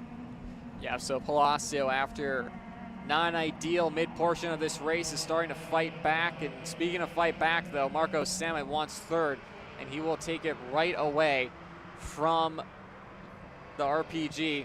Goes back on him again, and all this, Justin, just allowing Pettit and Goldseth to get further and further away. Because right now, you have to know that there's so much pace under Lucas Palacio. Just work with him for maybe a lap or two. If he doesn't have the pace that he's shown when getting by you, then go by him then, but at least give him the benefit of the doubt right now, especially with him being up front, being pushed towards the rear, making up all that time. Absolutely. We have 3 laps to go, by the way, in this one, with now Pettit scored last time as the leader, but behind Goldseth. Goldseth feeling the need to go defensive. Katowski down at 6th in the second pack, closed on up. Now has stayed up with that group with the fast lap with the help of Samet. Bit of contact in the braking zone, pushes Pettit outside. Pettit forced back to 4th as a few drivers went deep into cell tower. Yeah, Palacio putting the bumper to Pettit there, put his hand up. He knew he moved him out of position there. That'd be interesting to see if he keeps that. But out of scoreboard, Nate Goldseth continues to hold it from Palacio. Checks over his shoulder. Palacio motioning forward. Goldseth blocking for the race win. Palacio around the outside. An insane move from the RPG driver as Nate Goldseth just checked up so much, and he's going to use that momentum and that draft to get right by. But 2 to go. That time across the stripe for these front 3 who have a little bit of breathing room to Katowski in that 4th spot, but they keep battling like this, Justin. It's going to be more than 3 drivers battling for the win. Yeah, Palacio has shown in this run he's got some extra bit of grip there to make it stick for some deeper sends. Can he try and make some moves here? Murphy in 2nd, Goldseth up at the front. Pettit with that move before, now in the battle for 4th still. Nothing changing this time to the opening part of the racetrack, to the middle sector, coming up to green corner, where we've seen a couple sends already. This time it's alongside. Palacio gets back in line as they rumble their way to scoreboard. That's allowed with a little bit that move for 2nd. Everyone else to latch on a bit in draft. Coming up to the white flag this time. Here comes the run to the outside. Murphy blends his way in front. Now it's Murphy in front. Coming to the 1 to go mark this time. And everyone is back. Here we go for the lead. Into turn 1, side by side. Palacio tries it around the outside again. Isn't going to work for him on the 2nd time of asking to try and retake a race lead. That's going to give Murphy a couple of tenths of breathing room over Nate Goldseth, who is desperately looking over his shoulders, trying to hold back this pack, try and make him to work with them, really, to get to the back end of Tristan Murphy. Was less than a tenth between them when they came across the line. It's much more than that now. A few tenths, 3, 4, maybe even 5. As he looks over, Palacio still there lurking on Nate Goldseth. Not going to make the move in green corner. Might be another late lunge into I-70 as they go into scoreboard. More defending from Goldseth. More defending to try and figure out what he can do here as the gap runs away for the race leader. Murphy has the distance in front. Defensive for Goldseth. Outside charge for Pettit to try and regain some ground. Coming up towards the checker this time. Run in a drag race for 2nd. Murphy gets the edge, but Palacio takes away 2nd. He gets it over Nico Katowski for your top 3. Goldseth and Pettit amongst the top 5. And at the very end, Murphy got the distance he needed to hold on and then some in the RPM machine. Yeah, and he'll take those heat points any way he can. Getting a little bit lucky, but also putting himself in the position he needed to and getting the race win by 7/10. Impressive from Tristan Murphy, Palacio, and Gutowski. Your top three: Nate Gulseth, Travis Pettit, Marco Samek, Grayson Walcott, Jackson Porter, Mason Berry, and Royce Vega. Your top 10 in unofficial results from Heat 1, and emphasis on that unofficial. A lot of pushback bumpers being deployed with all the wheel-to-wheel action we saw. Justin, you can see there P12 Colton Schniegenberg down in the order, not the points that he would have wanted there. Same too with Parker Ives, last finisher, down in 18th. Bit of surprise for Parker here, but remember last year had that same thought too, and then remember he is strong at tracks like Trackhouse and at Charlotte Motor Speedway. Last year when he appeared in some events here, it was a battle in terms of finding the consistency that he found in North Carolina. But still, there's plenty of action still left to go, including, you see the 400 plates. It's the KA100 Masters and Super Masters on the racetrack. TKG and Nash Motorsports, the presenting partners there. Your 400s led by Adam Kreppen and Mike Rawlson. Then you have Mario Barrios. You have Scott Falcone in fourth. You have Randy Klemek and Scott Carapoletti. Paul Alfonte, Derek Sokol down in eighth. Leahy down in the ninth position. 11 total, by the way, are in this field here. And keep in mind, two different groupings, technically speaking here. Some of these drivers count for points in a subclass to the KA Supermasters here, such as Barrios, such as though of Greg Leahy, such as Kim Carapoletti. But the field itself is already fired. The field getting to work. We're underway with a good run already for the RPG. Yeah, Mike Rawlson getting a good jump over the Masters field, and Adam Kreppen. A couple kart lengths between them as they make their way through the 90s in the first time of anger, as these Masters drivers already getting settled in. Let's hear from Tristan Murphy, our race winner in X30 Junior. Thanks, Nate. Tristan, you went down, bounced around the P1 to P5 throughout that entire heat. Can you tell me about it? Yeah, I was pushing Lucas Palacio, trying to get back after I made a mistake and dropped back to like 5th or 6th. And yeah, I pushed him, and we both got to 1 and 2, and then we kind of just fought at the end, and I ended up on top.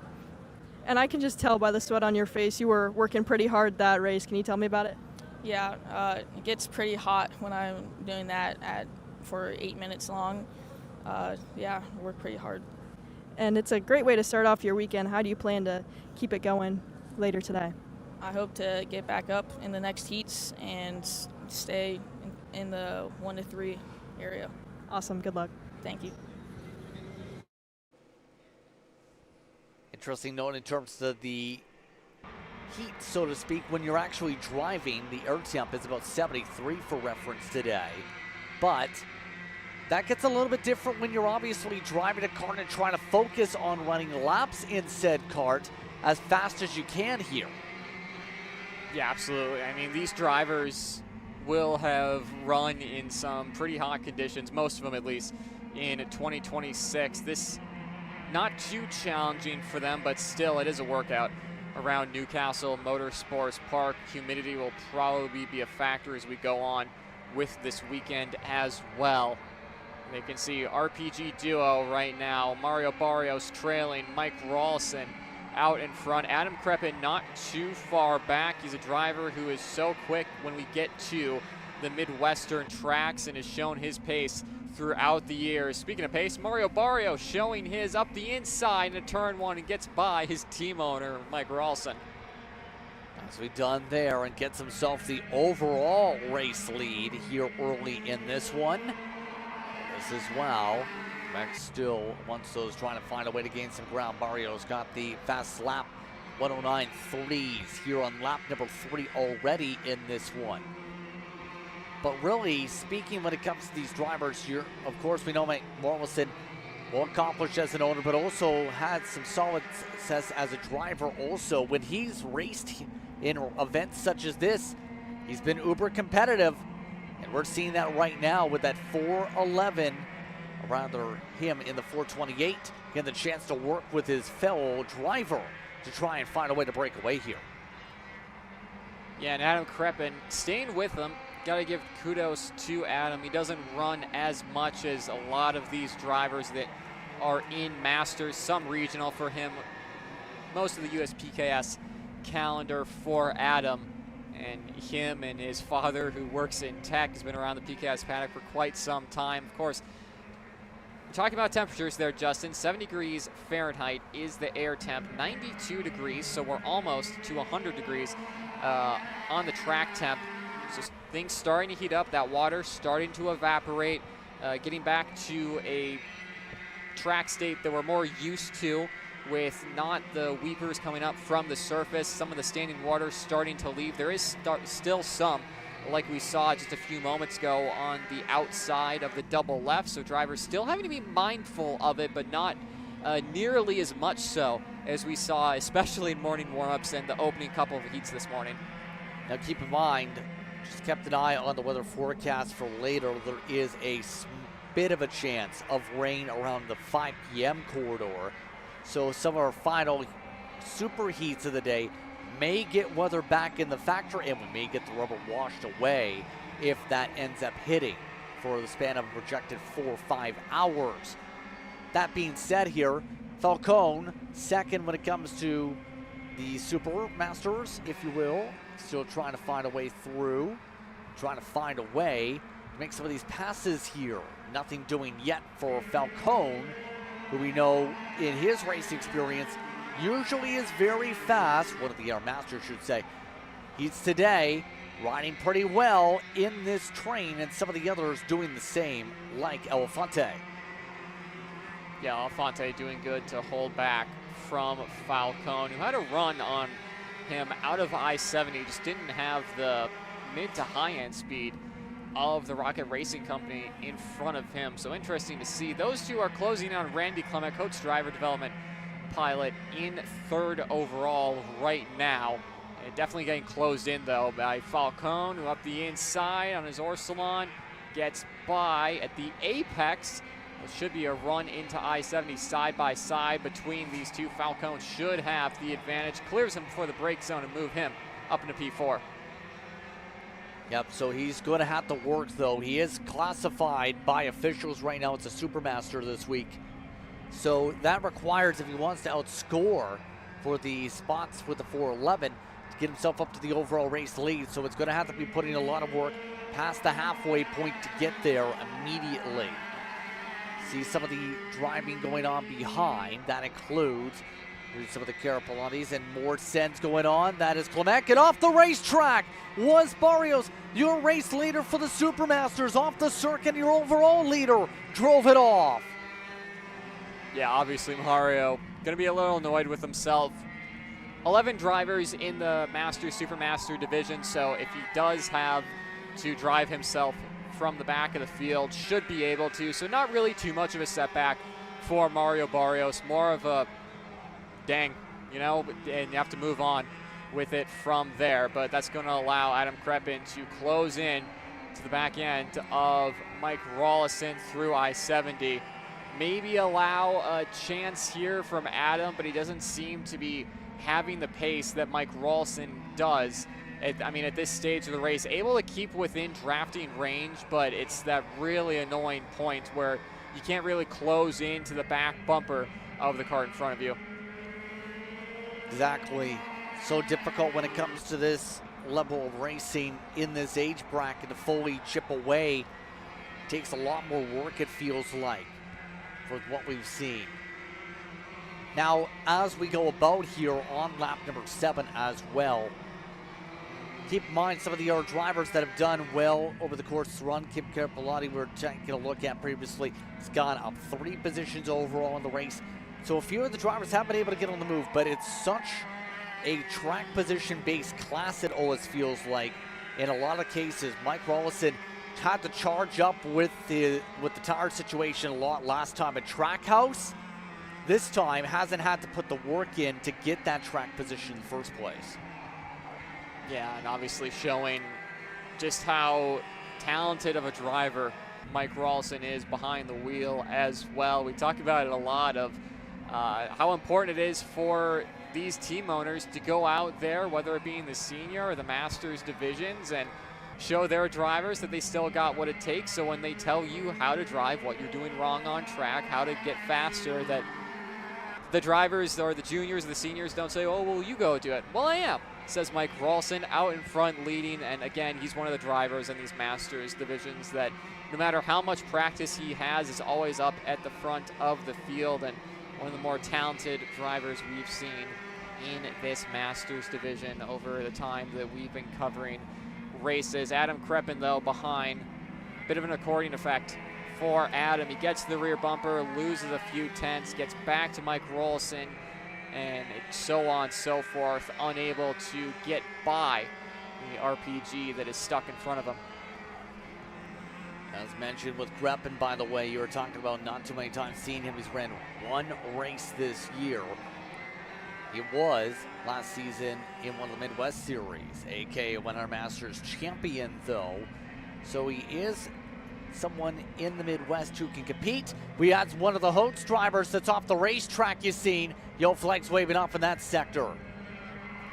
Yeah, it'll be interesting to see what happened there with a couple drivers off in what is a pretty nasty off track with how much rain we've had. A lot of mud, a lot of standing water, and grass clippings will be on those karts, and a lot of work to get them ready for the second heat. Probably not a lot of work to be done on the 428, though, Justin. Mike has been rolling throughout the entirety of this race, not having to look back too much, not looking too agitated. Just a nice Saturday drive for Mike Rawlson. He's gonna, obviously, it's a lot more work than that, we'll say, but it's just how easy he makes this look out in front. By the way, Scott Falcone is still leading by almost 2 seconds when it comes to the Supermasters classification on your scoreboard. As we come up to the white flag, Randy Kolomek was the driver who was off the racetrack. He is the only Holtz machine in the field after all. But Raleigh up in the front with the white flag this time by your feature winner last time out at Trackhouse, looking to do it again, or at least start it with a heat race win to begin off this weekend. He's got a gap that's grown up to now 7 kart lengths. Yeah, able to relax a little bit is Mike Rawlson, but keeping his head down, not making any mistakes. Again, showing his drivers just give it 110% no matter what stage of the race you are at. Not looking back, not worried about what Adam Kreppen is doing. Again, impressive performance so far. And for a lot of these drivers, going to be looking at Mike Rawlson and thinking, how do we combat this for the next few races that you have today and then the main event tomorrow? Because he just seems so strong, and like we've seen in years gone by when it comes to main event action, Justin, he's so quick on those long runs. But out of I-70, it's going to be a win for Mike Rawlson in Heat 1. Mike Rawlson puts together the speed and keeps the gap and then some. Half a second plus over Kreppen. It's Raleigh who gets it done in the Masters. Gets the win over Kreppen in the class. It's going to be a bit of time for the rest. Scott Falcone did get third on the racetrack at the very least. That was your highest run in the Supermasters classification here on this one. Third in regards to the Masters grouping. It's going to be a bit of work for Kim Carapellotti getting to there on your board here today. Was a +5 on the overall grid. Looking at the overall run through here, going to be interesting for a lot of the drivers. Barrios did get within 3-4 seconds of the Supermasters lead at the end. Yeah, even with that mistake, was able to, Mario, of course, one of the faster drivers we've seen in Masters competition. Only just a couple more races to go for Heat 1. The Pro classes kicking off with X30 Pro and Pro Shifter following. So with that,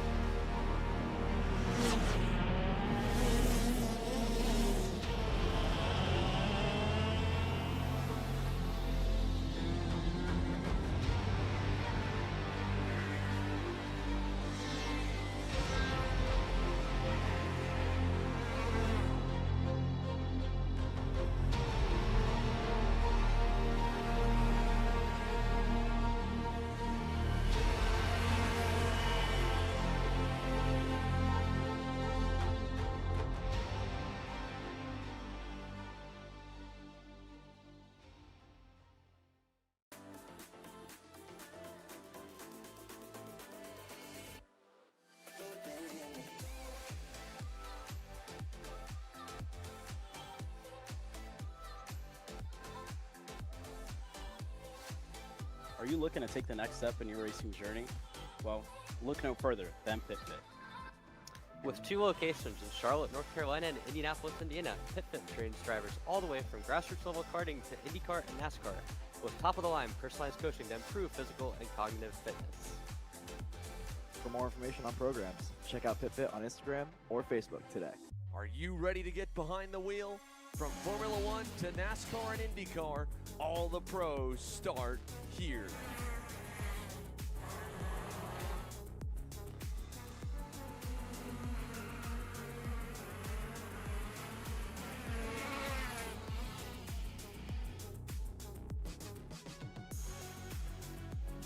For more information, check us out online at mcckarting.com or call us and go racing today.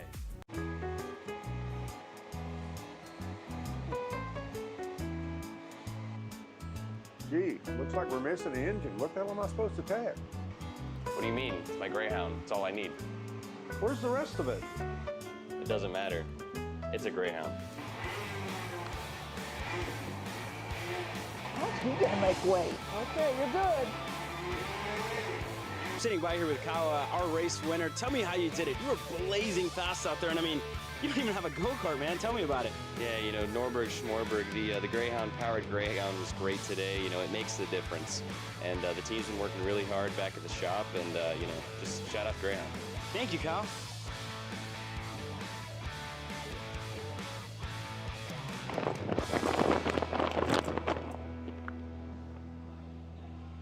How the f*** did you just win? Doesn't matter. It's a Greyhound.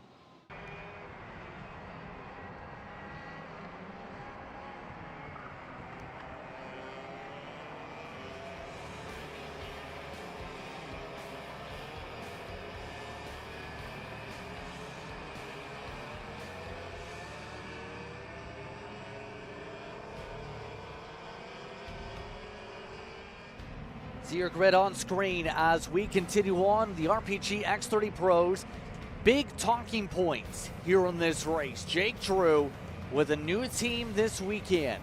Started it off with a bang, setting the pole time.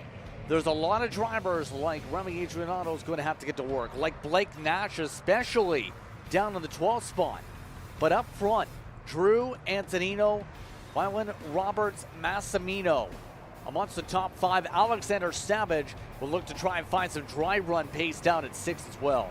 Yeah, really good run for him. Donovan Bonilla, Marcelo Tortado, Bianchi, Finnegan Bailiff, your top 10. Ryan Raffa, Blake Nash down in 12th. Franco Escorpio, Remy Andrados, Sarbal, Wraith, Lima, Joe, and Klein. 19 drivers in X30 Pro set and ready to go for heat number 1, and Jake Drew on his debut for Ralston Performance Group, leading them to the green. We're away as they're 3 wide for second. A little bit of battling with some of the drivers nearly into the grass going through the opening corners, but they all survived their way through with Drew leading the pack. Few drivers off the track, so check that on the survival part. That's one of the Barellards that was pushed off the circuit. Everyone else looks to try and make sure they don't have a repeat. That was Adrianato's adding off to what was a rough start for him for qualifying. Yeah, Remy not having a good go of it as things start off here in X30 Pro, but Jake Drew already getting the hammer down and putting a gap between himself and the RPM of Davin Roberts. That RPG Cosmic firing off the line and giving him a couple of tenths advantage as they make their way out of scoreboard. You can see the rest of the pack challenging towards them, trying to find the pace to close in to the new RPG man. Yeah, but try and get to work to say the very least here. Of course, Drew, former ARC West champion, had a long time with Formula Works for at least a few years. He's right now scored, for whatever reason, Max Klein on the score means up front, but it is Drew that is your actual leader for the time being. But the interesting part is going to be here how much the charge comes in. Roberts and Massimino trading spots. Massimino, the winner last time out when it came to this run, is here as the points leader, looking to try and add on to those points tallies here in X30 Pro.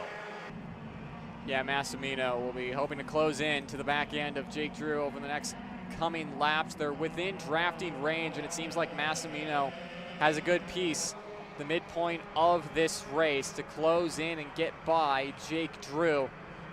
Again, Roberts behind, and the RPG teammate to Jake Drew, Fionn Shi, John Antonino. 3 of the young guns in 3rd, 4th, and 5th right now. Same too with Donovan Bonilla, the 301, currently sitting in that 6th spot. There you can see the gap that's being made up by Paulie Massimino and onto the rear bumper of Jake Drew through turns 1, 2, 3, and into 4 in a couple of moments' time. Just interesting to see what Paulie Massimino does. Does he want to work with the new RPG man or go through into blue corner? Gets the move done. New race leader, Paulie Massimino. Would you believe this is how the top 2 finished out last time they ran in the final at the very least at Trackhouse? Drew in 2nd, Massimino in front. Roberts able to hold on for 3rd. By the way, for Shi, who is in that battle for 4th position, first start in the USPCAS since the Ohio Grand Prix back in August 2024 for the 386. Usually runs in our series when it comes to the RPG camp. But today making an appearance, and this weekend making an appearance. Looked fast from the onset in both classes. And today, Munso's fighting. Same for Bonilla, making the way through. Donovan Bonilla already making the charge up a few spots also. And Donovan Bonilla always a driver to look out for, not to be underestimated in X30 competition. Meanwhile, Blake Nash, who started out of position, goes fastest, 104.9, down in 7th right now, and only 2.3 seconds off the race lead. Can barely see him outside of this lead pack with Bailiff right behind him. Everyone's starting to settle down at this stage of the race. No moves being made. Remy Andriados is off again at the double rights. It's not been a good day for Remy Andriados. That being said, though, back up front, Jake Drew closing down and staying with Paulie Massimino after the BJR pilot had a little bit of a gap on the rest of the field. But now Jake Drew right behind. He's going to choose to work with Paulie Massimino, at least for the time being. Of course, 11 laps for these X30 Pro drivers, a little bit of an extension compared to the other junior and senior divisions. Jake Drew, Justin here, just being patient. Same too with Davin Roberts. Again, a driver who's still very young, but showing his maturity over the past couple of years. He's had moments where he looked like he might get a podium throughout some of these races. Hasn't stood on a pro podium inside that top 3 yet.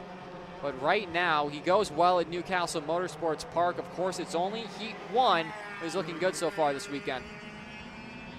Yes, absolutely. It's going to be interesting if that consistency lasts the whole weekend. Now we're sent up through green, this time on through Roberts, making the move through green corner. The scoreboard, though, passed back by Drew, who looks to try and battle it on out. And one of the major things when talked about the storyline, some of the various things is talk with E.K. Enver in particular, and talked about how he's now essentially too, Drew, is working with the youth, if you will, with that team. Working as a youth coach, one of the big things about being a driver is not just, oh, you go to the racetrack and race, that's your full-time way. No, you also, in karting, in a lot of cases, have to teach others how to drive the track in of itself, and Drew is one of those coaches a fair bit. Yeah, I mean, for a lot of these pro pilots, they will be helping the juniors, looking at data, coaching them, will be leading the track walks, exactly what Jake Drew was doing with Formula Works and GFC the past couple of seasons. And of course, this weekend is the 2 RPG teammates of Bonilla and Fionn Shi going side by side there out of Cell Tower. And Antonino now up the inside for 2nd. To finish that point there, Justin, it's something that he was doing and really succeeding with helping build that youth movement with Formula Works and GFC on the national scene and over in California. And now making that switch to Ralston Performance Group, will probably be expected to do the same with their juniors, as Davin Roberts up the inside puts Jake Drew down into 4th. And back up front now, Justin, these 2 drivers have raced each other all year long at the front of the field. A veteran in Paulie Massimino versus a pro rookie in John Antonino. John already having a couple wins under his belt in 2026 in some spectacular fashion. He got a win here at Newcastle Motorsports Park in Pro 125 competition not too long ago, so keep that in mind for the rest of this weekend. But Paulie Massimino is a hard driver to beat with the wave of momentum he has this season. Absolutely, as they rumble the way through. All this is to say, Massimino and Antonino looking to battle. Remember, Antonino won in the shootout a while ago. He's battling up at the front. Back and forth they go. Antonino working with Massimino as they rumble their way through the course here. Yeah, Antonino getting that job done, and Davin Roberts getting by as well. Massimino and Jake Drew now having to work together. Jake not going to have any of that. Goes on by, and look who's into the top 5. Blake Nash from outside the top 10 has made his way into the battle for 5th and potentially a battle for the win if some luck can go his way, if the drivers in front of him start to go at it. And we'll have to see, as Paulie Massimino up the inside of Jake Drew, we'll have to see if Blake Nash has the pace that he's shown at the front half of this race towards the tail end, because usually some drivers will set those karts up and have tire pressures that help you at the start of the race, but you fall off a little bit at the end. Blake Nash having none of that. He's had pace throughout the entirety of this Heat 1. Yeah, he's been really quick. 104.3 is his personal best. He's got the best average the past few laps, the 104.4s on pace. It's going to get interesting up at the front, though, as we come around. Coming up to start lap 10 in the next moments or so. Right now, Antonino is your leader. Massimino riding along inside the top 2 also. Roberts in 3rd. Drew down to 4th. Down the front straight up they go. This pack already at least 7-8 karts deep. Massimino to the inside, looking, trying to take the lead. Double sticks that time up in the air as Antonino still keeps in front. Antonino out in front. He's been given a little bit of a gap. 3 wide. Jake Drew up into the air. 3 karts out of this. Blake Nash, one of them as well. That's going to put a huge wrench in the works there. Jake Drew out in Heat 1. We're going to have to think of the heat points once we get to the Superheat later on today. Well, what happened there, Justin? Antonino has been given a huge gift in that race lead. Massimino in 2nd. Bonilla, I believe, in 3rd, but the rest of the field is going to be thrown, all over with their positions. I believe Fianchy still in there as well. That might be Bailiff in the 5th spot. So it all coming undone. Here's a replay of what happened. Jake Drew having a kart to his left, having a kart to his right. Davin Roberts had to turn in at some point. Blake Nash trying to go for the move. Just 3 karts going for the same piece of real estate there. Jake Drew almost looks like he got a little bit of a shove, got out of it. And really nothing Jake can do there. Unfortunate for all 3 of those. Just honestly a miscommunication between all 3 of them. USPKS officials will be hard at work with all the camera angles that they have of the circuit. But John Antonino out in front by almost a second now here, Justin. On the final lap on the pylon, as you can see, 9 laps are complete now in this one. So work their way up through to the 2nd sector. Antonino has a gap. Not going to get reeled in with the way things worked out. Massimino holds on to 2nd. Still, some of the other RPGs like She and Co. looking to try and find some extra time. She holds on in front with Bailiff. Now with the conversation with the top 5 late in this race. But up at the front of the field as they rumble their way through, up through I-70 for the final time. Antonino with a gap of almost about a second. It's up in front. Come up through and take the checker flag over Paulie Massimino and Donovan Bonilla. Then top 4, She, Bailiff. Then you have Max Wildwood. Rafa got to 7th. Tortato. Roberts recovered to 9th after the contact, by the way. And then you have Lima down in the 10th position.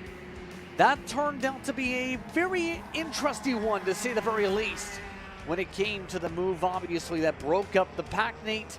But Antonino thrives and runs away. Yeah, it was already interesting before that contact, excuse me. And gonna have a lot to talk about for the rest of the weekend for these X30 Pro drivers. for those who were involved with Jake Drew, Blake Nash, and Davin Roberts. Probably have some words to each other, but John Antonino taking the win in X30 Pro Heat 1. Nicely done in that fight overall. Outside of the incident, you can already see work being put in the tech line. Antonino, really good year. We mentioned with the shootout coming away with the victory. You made sure to mention last time out. This time starting off with the Heat victories here.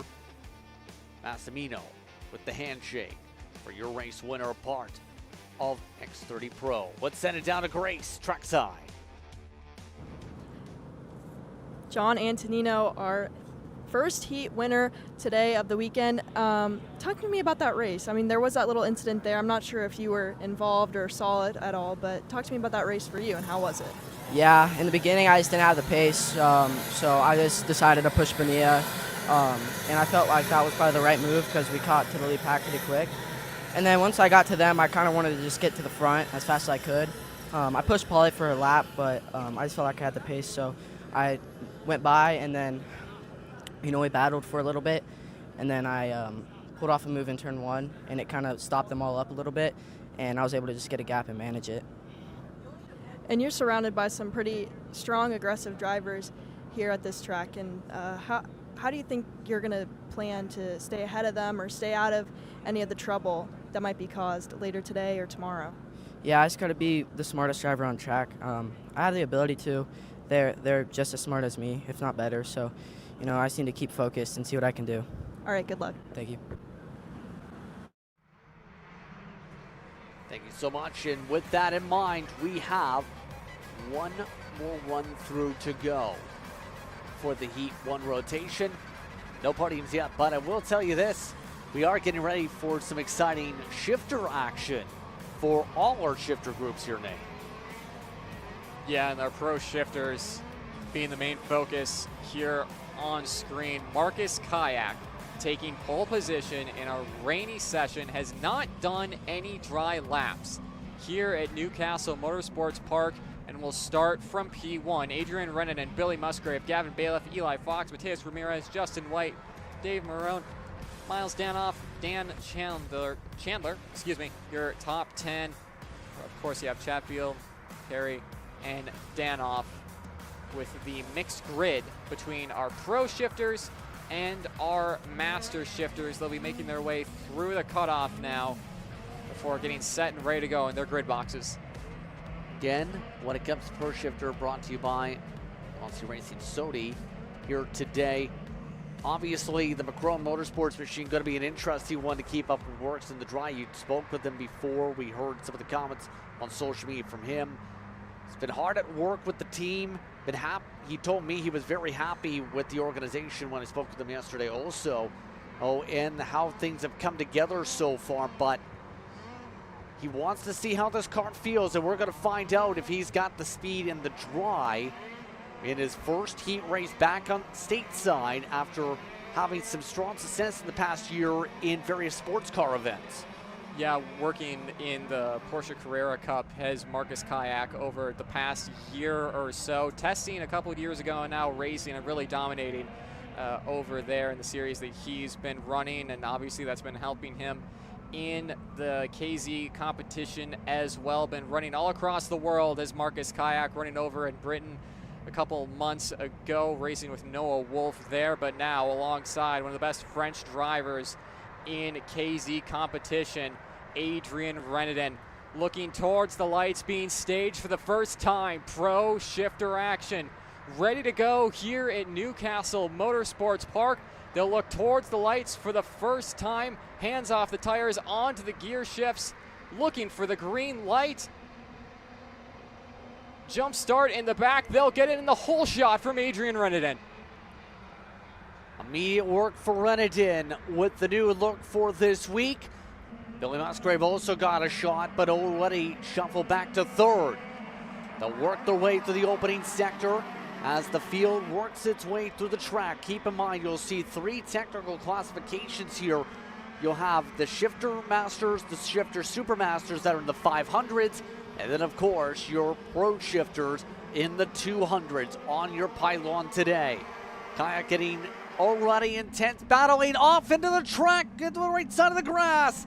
The 49 shuffles back to third. Billy Musgrave making his way through. Yeah, our pole sitter having issues there, of course, off the line, not getting the whole shot from Adrian Renedin, who has won here at Newcastle Motorsports Park. Same two with Billy Musgrave. Those two are 1-2 at the moment. And Marcus Kayak now under pressure from Gavin Bailiff, who's unable to get by into I-70.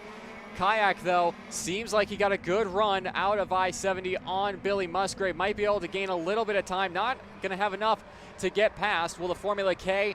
He's going to have to sit behind. Not for long, though. A late lunge there onto turn 2 for Marcus Kayak, using the side pods and getting by for second. Billy Musgrave with a send into turn 4. And our dive, it couldn't get it done. Some battling behind. That includes drivers like Fox trying to make some moves there. And that also seen Bailiff with the pass back, if you will, to get back in the line. Here's a look at what happened there. You put the hands up because right there was danger. Just a little bit too much curb there out of I-70. It's a corner that can catch you out in the pro shifter competition. And now Gavin Bailiff and Billy Musgrave, we've seen these two go at it in the past and still going at it now as Eli Fox bringing himself onto the scene. Marcus Kayak is pointing forward. He doesn't want to battle. Billy Musgrave does, though. Up the inside on him into I-70. Moves himself up into second. Kayak, I think, has a really good power plant. Might be able to go by into turn 1. Yes, he will. Outbreaks the American champion and gets by for second. All of this, though, Justin, just allowing the Carlos Racing Sodi, piloted by Adrian Renedin, to go further out in front. And I have to say, again, Marcus Kayak has not driven this track this weekend in the dry, and he's holding off Billy Musgrave and Gavin Bailiff. An incredibly impressive performance from him. Yep, he's put together the work so far to hold on. Billy Musgrave, mind you, he was a late call-in for this event too. I talked to him yesterday and asked, hey, when did they ask you to come in? I heard it was some bit late. Oh, Wednesday night. I didn't get here until 4 o'clock on Thursday, said Billy Musgrave. So the part of the reason they brought him in is a part of the development for the engine package him and his team have been working on. He's up towards second with that move right there. That's in reference to the TMR3 engine the team uses. He explained essentially that to get the experience for that motor and find out if it can hold off battles like this, Nate, you have to not just go in the dyno, you have to race it. Yeah, and Marcus Kayak has such a bullet underneath his right arm that no matter what Musgrave tries, once we get back to the straightaway to start the end the lap, Marcus Kayak is just able to pull to the left side and power his way by Billy Musgrave. And again, contact between Musgrave and Bailiff out of cell tower there. Bailiff, I think, backing off just a little bit to give that back to Musgraves. Now Justin White has joined the battle right behind Eli Fox. All of them try and get back in the line once again and try and get back to work on the fight, coming up to lap 5 this time by the start on the board. The gap, by the way, last time through was 1.2 seconds. Kayak still needs to find a way to chip away for the long run. Push from Musgrave, send by Musgrave, up through turn 1, back again. They will not stay steady. They technically gained a 10th, by the way, that time by at the stripe.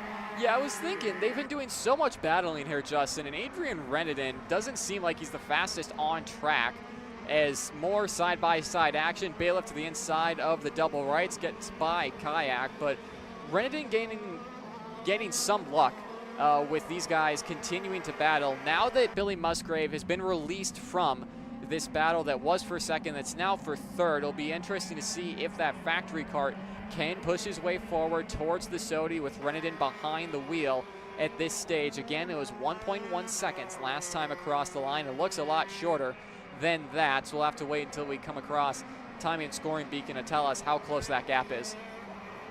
It's going to get interesting here. Renedin did say yesterday he wished it was raining the whole weekend. We know that Renedin, as a driver, you talked about in the past with film, can run away in the rain. but today it's dry, and he had concerns making sure that kart that's up in the race lead in the first place didn't have too much grip in it. You see how much he and Musgrave, who are under the same tent this weekend, are running away now. Musgrave is actually chipping away, if anything, to get up to the 214 and make these two fight. Billy and Adrian were helping each other out yesterday in the Carbelo's tent. Yeah, he is really closing in on Adrian Reneden now. Just a couple tenths between him.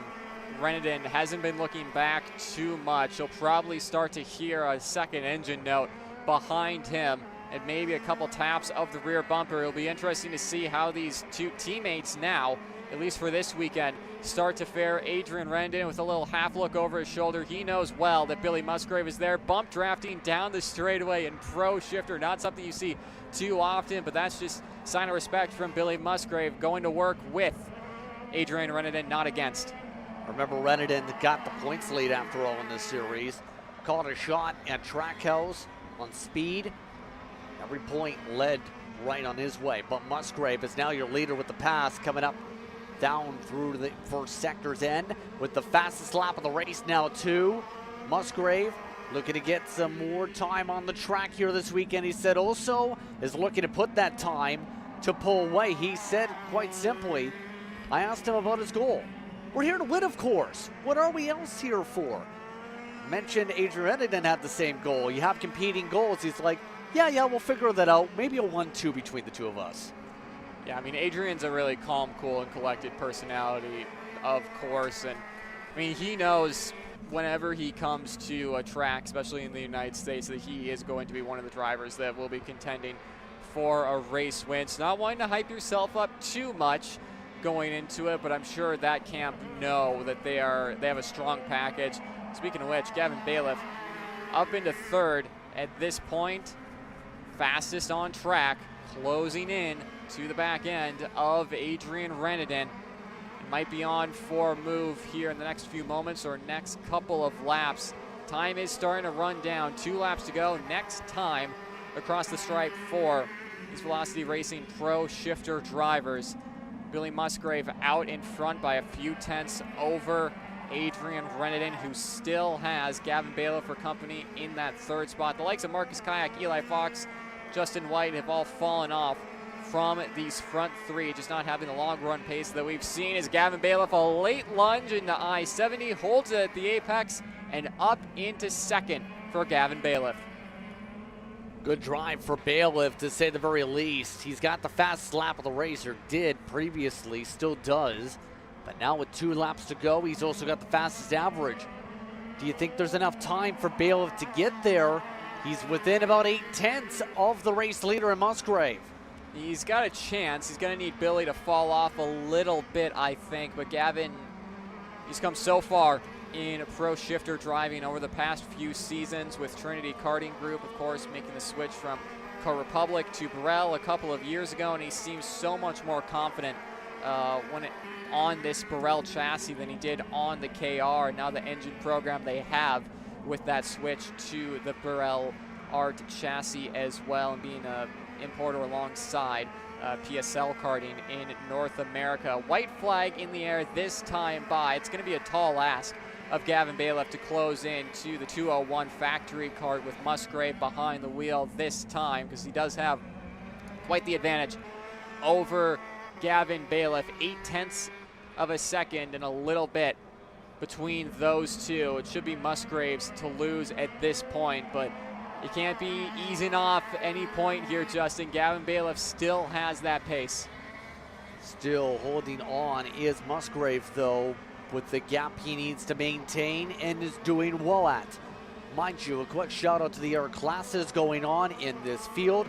Bradley Danoff still amongst those up at the front of the field. His gap is reduced from 2 seconds up down to half a second over Dan Chandler, all while Brian Chatfield, who is in amongst his pack, also has the gap by 11 seconds for the other part of the car. But for Musgrave, he starts off the weekend with a bang, looking to get some more data, more inputs, more information for the motor package. He starts off with some good motor at the end of this one. He wins Heat 1 and does so over Gavin Bailiff and Adrian Renedin.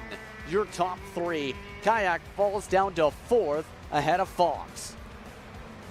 Yeah, the solid run that Billy Musgrave and that program would have needed to get some solid heat points in the opening heat for our pro shifter drivers. The rest of the field coming across the line to complete what is 3 classes here on track.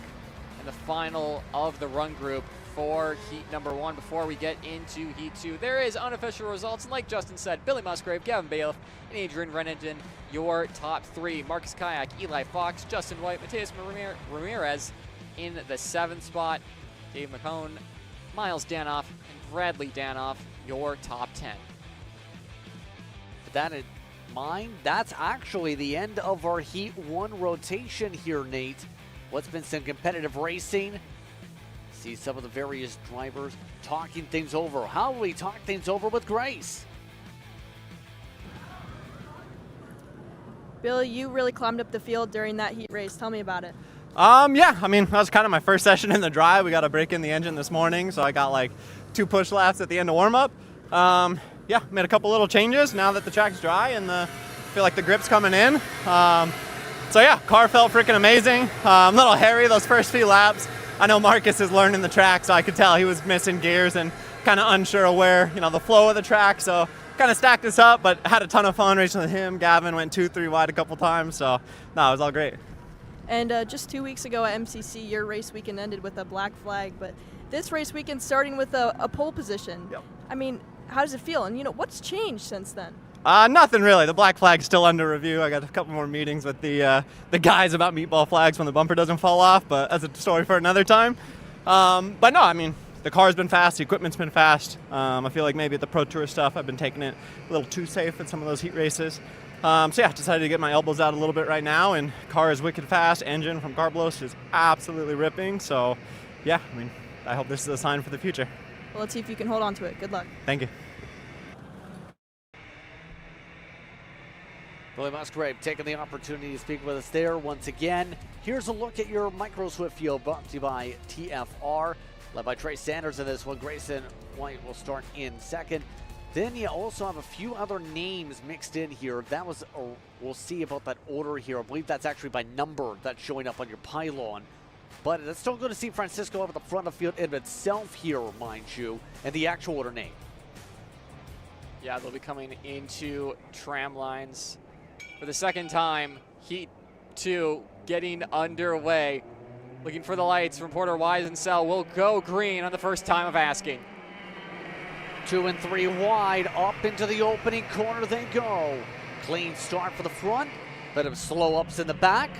Yet again, status quo. A little bit of a slide actually for Sanders on the tires coming up through 4 and 5. Puts him up for grabs, and as a result, he fell down to 3rd as one driver goes off into Narnia. Yeah, way off there, and of course not how you want to be starting that race. As again, we saw in the first heat in wet conditions for the micro drivers, got through the opening couple of corners clean, in the opening lap clean, apart from a couple of drivers. Same to this time, as everyone trying to find their footing, a couple of shoves further back in the pack, but most of these front runners stay in the same positions here, swapping around a couple of spots, but it's still Trey Saunders leading the way. Dry up at the front, yep, Wyatt also in the mix as well, though, in the conversation for second. And remember, we've seen this a little bit in some of the races. We've seen some ability for drivers to catch back up and close up if they were willing to work together. Right now, 4th on back, not willing to do that right now. Here in this 8-lapper, Francisco, Strayer, Wyatt, Sanders, followed by Grayson White up at the front. By the way, that driver that went off the racetrack, I believe, might have been Capatiello, who is the only driver not scored to cross the line, and continues for a driver that had strong speed last time out of Trackhouse. A bit of a rougher weekend for the 48. Yeah, absolutely looking to turn that around this weekend. It's another driver, Katowski, up the inside of the Franklin Motorsports cart, side by side, unable to get it done. Katowski will have some work to do to try and get himself back to the front of the field like we saw in Heat 1 here, Justin. But very different conditions for these micro drivers. The youngest class we have here, the United States Pro Kart Series, being subject to very different tracks with wet and drying, with some damp patches and some standing water, and now a mainly dry racetrack. So a lot of adapting from these drivers. Katowski will try it a third time, and that will do it for him. The 92 up another spot. Good drive again for one of the Katowskis in the order here in this one early on. But still, one of the interesting things we've seen over the course of the weekend has been one of the consistent marks is Zaremba, who had good run speed in heat number 1. This one, a little bit more of a challenge here, it feels like. You see him in that second grouping in that 39 machine. Zaremba already getting pushed a bit to the wayside after being on the front row for the start of Heat 2. Yeah, he's been struggling a little bit, has Zaremba, throughout the heat races so far today, to be able to keep up with drivers who are so used to running at the front end of these national fields. A driver who especially is Francisco leading the way by a few tenths over the group you see on screen now. Wyatt and Dusty Strayer in second and third, and there's the rest of the pack of Sanders, Waite, Katowski, Zaremba, one driver off. I think that would have been Dusty Strayer, Justin. It is the 12 Speed Concepts kart who's off and lost a ton of positions outside of scoreboard. Little bit of a wobble there from Francisco, and that might allow Wyatt to get by into turn 1 or the opportunity to get bumper to bumper and work with them down the straightaway. A lot of time lost as a result of that one, and that sees Katowski up to the third spot, another off track. This time it's Zaremba that went off through 1. And now Zaremba has just about lost touch to this entire second pack. Bo Wyatt's caught up for the race lead, and it was close for Strayer too, not anymore. Yeah, I think Strayer just went in with way too much momentum from apex off there.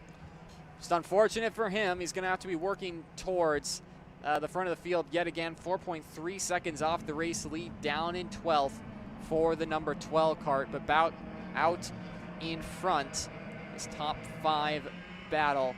You can see the Katowski in third, leading the charge towards these two, Francisco and Wyatt, leading the way, still working together. It seems like Wyatt has a little bit of pace advantage over Francisco, who makes a couple mistakes here and there, is like we saw into I-70, just been sawing at the wheel in I-70, has Francisco losing a little bit of time through there, and a lot of time exit off, especially down a 1,000-foot straightaway. A lot of time lost there, but thankfully for Bo Wyatt, working together with Francisco.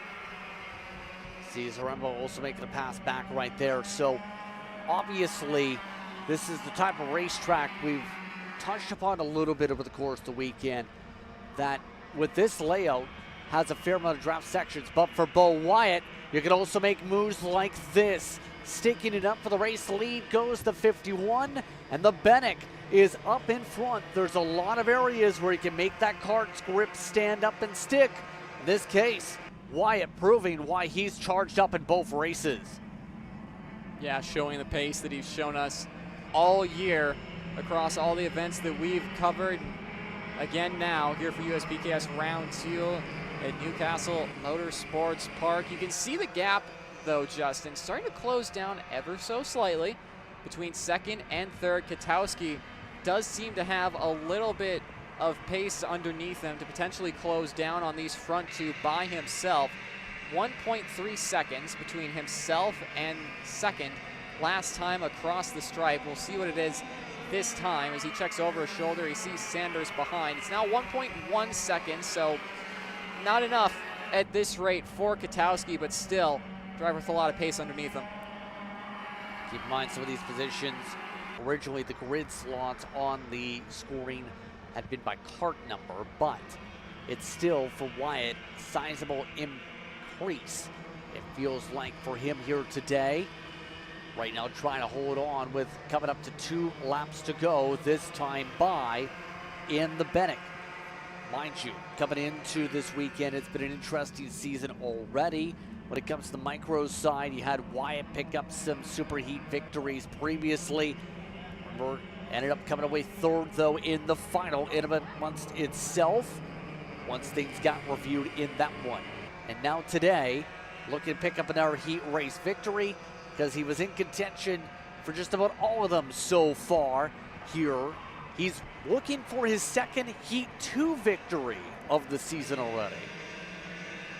Yeah, looking for that, looking for some Heat points that come with it. 2 to go, this time across the stripe for Bo Wyatt. Still bumper to bumper with Francisco. We'll say, though, Jack Katowski is on a charge. He's only 7/10 away from P2 of being Francisco, and I believe might be fast lap of the session for him at least, as Francisco up the inside.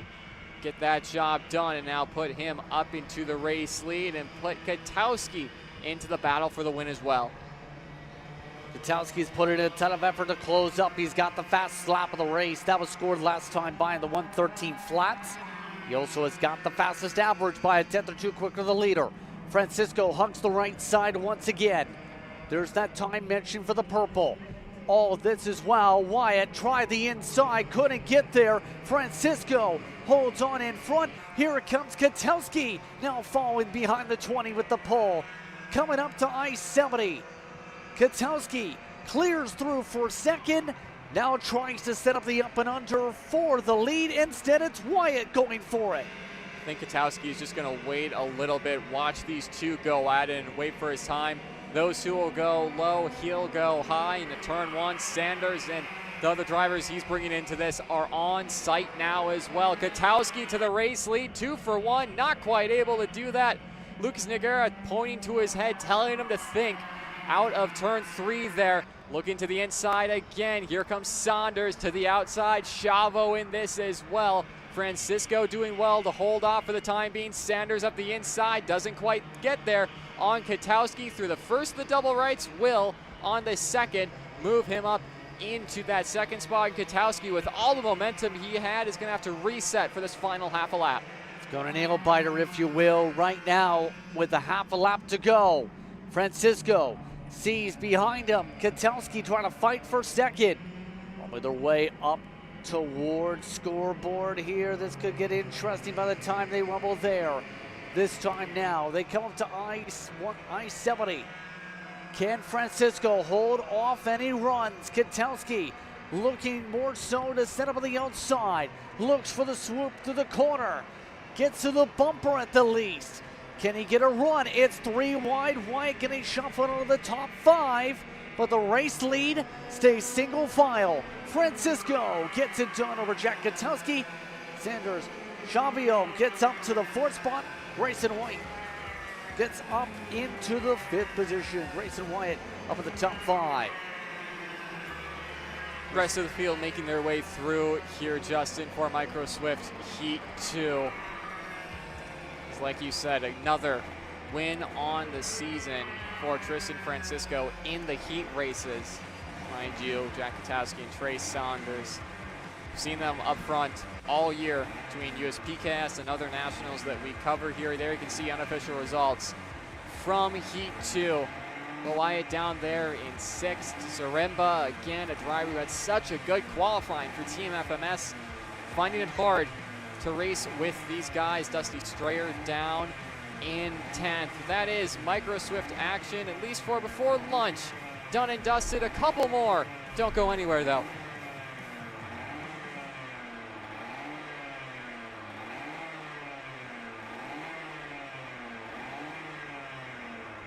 You know, I'm really starting to like this go-karting thing. Yeah, me too.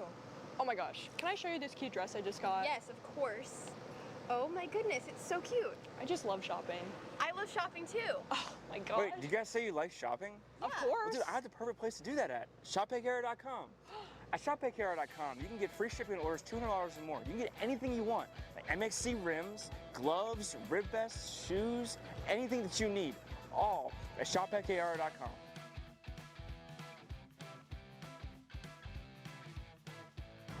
Who is he talking to? No idea.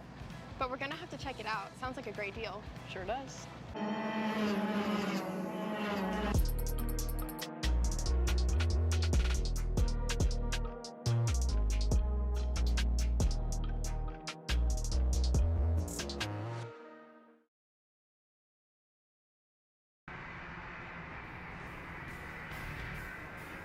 Welcome back, everyone, for today's coverage of USPKS.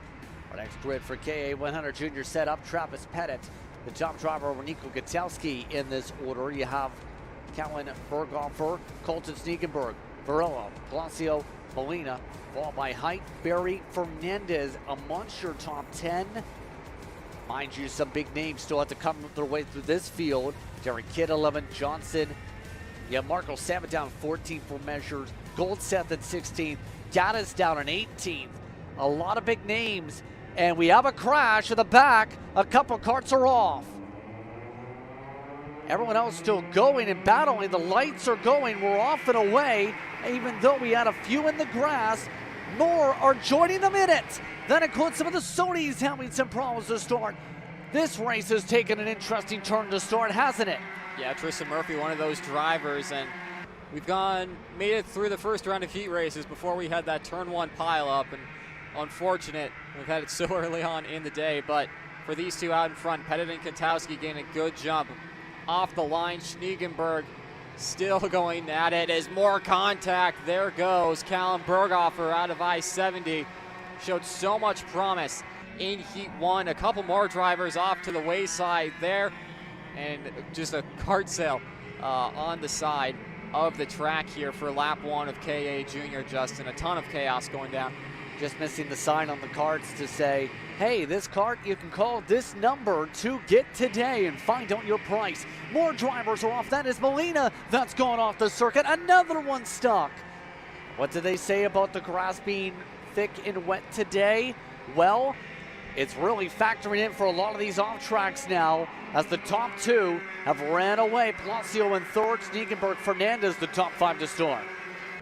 And a lot of the drivers starting from the rear of the field having a good opportunity to move themselves further up. Cameron Johnson started outside the top 10, now within it, 4.4 seconds back from the race lead you see here on screen, with Travis Pettit and Katowski behind Palacio in that third spot. Schneegenberg going to need a couple of tenths to close into the RPG driver right in front of him. And then Benja Fernandez started in 10th, moving his way up 5 positions and now into that 5th spot.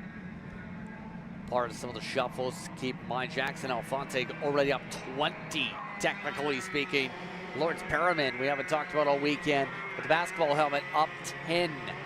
Some drivers that lost spot include Varela, Goldseth, Gaddis, Gleberman, Lavin, Vitor, Molina, Buchanan, Bertana, that it was amongst those stuck in the grass. Moskolenko also did not get the lap recorded.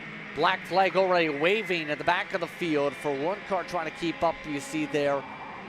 Everybody else for the leaders, though, are marching forward. Schneegenberg slowly but surely crawling forward here on lap 3, fighting the pack. That includes Fernandez yet again, not wanting to stay stable. Yeah, Fernandez showing just how much pace MPG Motorsports has here at Newcastle Motorsports Park. Going purple along with it as well, a 109.341 for the KR pilot that now finds himself in that 4th spot with Lucas Palacio behind him and just 3 drivers away from the race lead for Fernandez. Haven't talked a lot about Travis Pettit and Katowski, mainly because they haven't been doing, too much theatrics out in front. They get to the front, put their head down, try to build a gap, and they, for the most part, saved the huge battling for about that 2 to go. And of course, 2 of the best drivers in the junior category. It's exactly what you learn to do. And Colton Schneegenberg, a driver has so much experience over in Europe, will be helping Katowski to the inside. His new race leader, TKG and Barrel Art, go to the point. Another swap. It took a few laps to do so, but it happens now. Katowski looking to continue the string of strong speed by the Katowskis here today. Remember, Heat 1 ended up going the way of Katowski and he's looking to potentially secure himself the top spot for the SuperHeat later on today. Remember, those races for this class, that will see drivers go up to 13 laps, an extra 3 laps to think about things and battle on the circuit. But still, going to have to hold back some of the fast drivers that are looking to recover, like Pettit, who, remember, spun on the warm-up lap in Heat 1 and now takes the lead back in Heat 2. And takes the lead back, Travis Pettit. Position we've seen him so often in 2026, leading the way comfortably. Obviously not by a huge margin, but still behind the wheel. It's where he likes to be. He's comfortable leading a pack of drivers who so desperately want to get by him. Top 3, again, a couple of movements, Justin, but for the most part, working together a lot better than what we saw in Heat 1, kind of getting the nerves out of their system earlier on in the day. We'll probably see, once we get to the SuperHeat, a little bit more battling, more points on offer there, and more side-by-side action. But right now, a lot of these drivers just know getting points is huge for their tally. Benja Fernandez looking for a little bit more. We'll get that up into P3. Just a couple more carts in front of him. Benja, who hasn't had the best of luck today and this weekend so far, still showing the pace that he has underneath him. Fernandez coming off some club wins over down in Florida, for example. But obviously that's different than running at the national level. It's a big step up, if you will, to go from just racing against the best in your region or in your city to being against the best of the best in the country. Fernandez still trying to pick up the draft, mind you, at cross flags this time. Halfway through, it's a little bit more calmer, I will say, compared to Heat 1, it feels like, despite the Sneakenberg pass right there.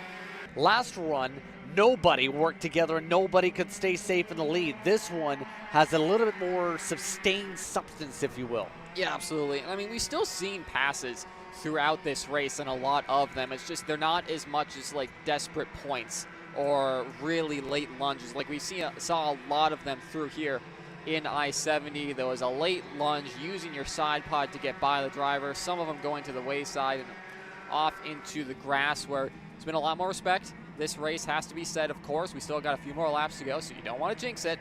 But these juniors have been doing a good job staying on the track, being smart, being mindful that you do desperately need those points when it comes to your tally, especially for setting the grid for Sunday's main event. Of course, that being helped too by Pettit and Katowski having that gap, having the drivers behind not really be able to match them on pace. Still though, top 2 staying in sync this time through. Up there is Height again, and the Cosmic has been having a solid day so far. Show it to the 884, one of those from Christmas, Michigan, looking for a bit of a Christmas gift, if you will. Pun very much intended there. He is a driver that ran here at Newcastle, though, in the club scene. Picked up a win, actually, here in the club race 2 weeks ago. So a lot of experience if you're in that 884 camp around this track, and now showing you can carry that against the national level drivers when you know the layout like today. Yeah, I mean, Ezekiel Height has been around here more than a few times, knows Newcastle like the back of his hand. I believe they have a garage down by the Mazda Champions Club, and between KA or 206 competition, him and his family have always been fast, so no surprise to see him running well, but it is so cool to see them out in front of a national field and running solidly in that. 7 laps down, as they will go to 8, and just 2 laps to go next time they come across the stripe. Still though, Justin, these two out in front, been working together, pushing away. You know, they're probably going to bring 3rd, 4th, and 5th into it after a couple of passes once we do see that 2 to go, if they start to defend in white line once they come down out of I-70 and onto the straightaway. But Schneegenberg just doesn't seem like he has the pace here as this early afternoon goes on. Was quick in the morning, struggling ever so slightly to keep up with them. Same too with Benja Fernandez, had a lot of pace at the start of this race, starting to fall off at this point. Now for reference, Schneegenberg Did run some of his best laps, the 107.6s last time by, a little bit faster than the leader, but with a little bit of a push prior to that. He was running 108s for a good 4 laps. Compared to drivers like Katowski, who went up a lap or 2 earlier into the 7s. This time 2 laps to go. Still no move up front. Pettit and Katowski staying well and truly content here between the two of them. Remember, Pettit, last heat, when it comes to the run, ended up finishing down in 4th position. This time looking for a big step up. Going to make things interesting for how things get sorted for the SuperHeats, obviously, which has a 50% weight for your starting spot for the finals tomorrow. But now, Snegenberg at the very least, 2, starting to get a little bit more whiffs of the draft. Might get that little bit to a lot of bit if he needs the leaders to fight, though, to have any chance to get up there with height. I mean, he's got pace, though, Justin. He went fastest overall last time by, I believe, purple for him. Just a couple tenths off of his fastest lap overall, but he is still rolling compared to these two out in front. Pettit going defensive as they'll see white flag this time by Height's in it as well. Same too with Snegenberg. 4 drivers battling for the lead. They'll become 6 when Fernandez and Palacio join in. Bit of a shove there from Snegenberg to Katowski to Pettit. All of them holding in position for the time being, Justin. But of course, a lot can happen around this mile track of Newcastle Motorsports Park. Pettit still looking over his shoulder into blue corner. He's going to hold it as they go into the double rights. No moves being made, but you can expect maybe a couple lunges here in the cell tower. Will they attempt it? No, they won't. Nobody took the lunge, in fact. Maybe at the end by Palacio. That's because Palacio is trying not to be the last car in the pack. Coming up towards green corner this time. Pettit still maintains. Your contact again. Up towards scoreboard now. Look at the line. Katowski tried the inside. Went back to the outside. Now Height has shuffled his way to 3rd. Katowski's trying to look outside to inside a couple times this run. This time doesn't take the move. Staying on the bumper of Pettit. Travis Pettit coming down the final stretch. Will try and hold off the drag race. The outside gets the better run, and it's Katowski in the final few hundred feet that takes it away over Ezekiel Height. Travis Pettit to 3rd. Have to give it to the juniors. That was one of the better thought out races that we've seen, at least in 2026. Not a lot of battling for meaningless position there. Very smart from all the drivers out in front. None smarter, though, than Nico Katowski. Taking the race win, Ezekiel Height, Travis Pettit, Colton Schneegenberg, and Benja Fernandez, your top 5. Lucas Palacio, Maxwell Macha, Santiago Orioli, Darren Kidd, Marco Samet, your provisional top 10 from Heat 2 in KA Junior. We mentioned that's our 2nd drag race in KA 100 Junior of the weekend so far, too. That's how close it's been up at the very front when it comes to this field today. Cal Berghofer, who was in that drag race for the race win in Heat 1, finished down in a 11th position, a part of the many that took some tumbles. Look at some of these names. Nathan Goldstedt got to 21st. Varela got himself back to 24th. Jackson Baldus 25th. You have Jackson Alfonte down 27th. And that doesn't include a lot of those drivers that did not finish or finished multiple laps down. Molina, Gaddis amongst those that are going to be amongst those on the next tab, like 31st, 32nd. You're talking drivers that are 50 seconds back. We finished with a lot of DNFs. Absolutely. There, Justin, I mean, you can see there on screen the back half of the field. As they roll into scales, debriefs will start with their teams where it could go a little bit better. Again, KA Junior, that's them done, at least for the pre-lunch break. KA Senior will be making their way back up. Don't go anywhere. All the carts getting set. Let's get ready once more. Paulie Massimino wins the Wisconsin Grand Prix. James Overbeck on start number 2 gets win number 1 in OKN Stars. On track or off, Brandon Jarsekrak Racing delivers elite performance. Led by 4-time Pro National Champion Brandon Jarsekrak, our team masters driver coaching, data-driven analysis, and mechanical precision at every national event. Contact us today at BrandonJarskakRacing.com.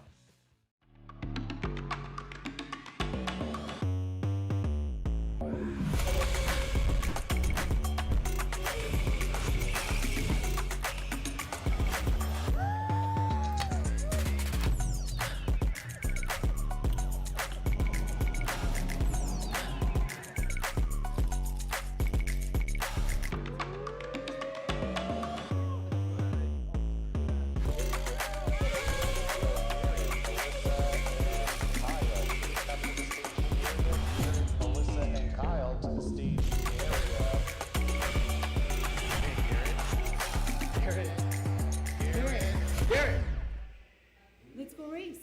Come on, man. Hey guys, another Kart Chaser driver fitness episode with me, Chris G. And today we're doing some upper back movements. Here we go. Exercise number 1 today we're doing is the reverse grip lat pull down. This exercise movement is one of my favorites because it works your grip strength, your biceps, and most importantly, works that lat area that also protects those ribs in the seat. Exercise number 2 today, the dumbbell chest supported row. Don't forget, good stretch at the bottom and bring them right to your hips like that, keeping your back nice and arched, shoulders back. Think about having good posture in the cart. Exercise number 3, the inverted Smith machine rows. Grip strength, back strength, overall amazing workout. Thanks again for joining me on another Kart Chaser driver fitness episode with me, Chris G. Race ready training that carries into real life. Let's do this again. This time through, we'll battle out with the B and C group. With Juan Paramo up at the front of the field, Frankie Adaveda in second, Lemke, McQueen in row 2, followed by Gassi, Lee, and Overbeck. Swallowing in, Braden Zerbs with the top 8, Isn't Barn and Harold Harler amongst those in the top 10 in this group. But plenty of big names looking to pick up some loud sounds, and doing so by loud screaming from the top of the pylon later. Now, as that pun fails, the drivers this time will roll their way through, this time with a clean start. Off and away we go, 2 by 2.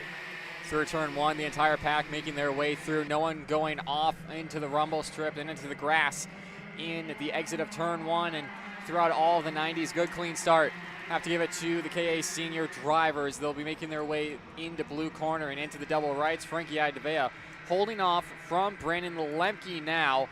Behind him with Kate McQueen and James Overbeck. And Paramo, though, getting a good jump, has a couple of kart lengths in between him, the race leader, and Idevea in second. Kate McQueen looking for a move up the inside, unable to get that done. It's a hard corner to pass. However, green corner, a lot better of an opportunity, and Kate McQueen gets that done. Queen had some good speed last time. We've seen him on the racetrack, remember. One of those pretty feisty in the short run. Now, there is one thing to note with Overbeck in this main pack, by the way. In regards to the revised heat finish results, he was one of multiple drivers who got a pushback penalty, Nate. So instead of winning by a few seconds, he finished in second with about a 1.5 second gap. So Overbeck gave the win in turn, or race control ruled that Mateo Rubio Luengo would get the race win for their heat. Off the racetrack goes one of the Bennex there. New race machine, I should rather say. Able to hold on, though, and stabilize the cart that's out of Ada, going from the front to the back. Yeah, not been a good day for Frankie thus far. Had good qualifying pace yesterday and hasn't been able to convert it to race pace, at least today. We'll have another shot of it later on. But Cade McQueen, James Overbeck still going at it as Brandon Lemke is tasked with trying to charge down and catch up to Paramo as the driver's behind. McQueen, Overbeck, Zerbs, Gassi, Lee, Harover, they're still all going at it further back and allowing Paramo and Lemke potentially to get away with this race lead. Lemke seems like he has the pace over Paramo.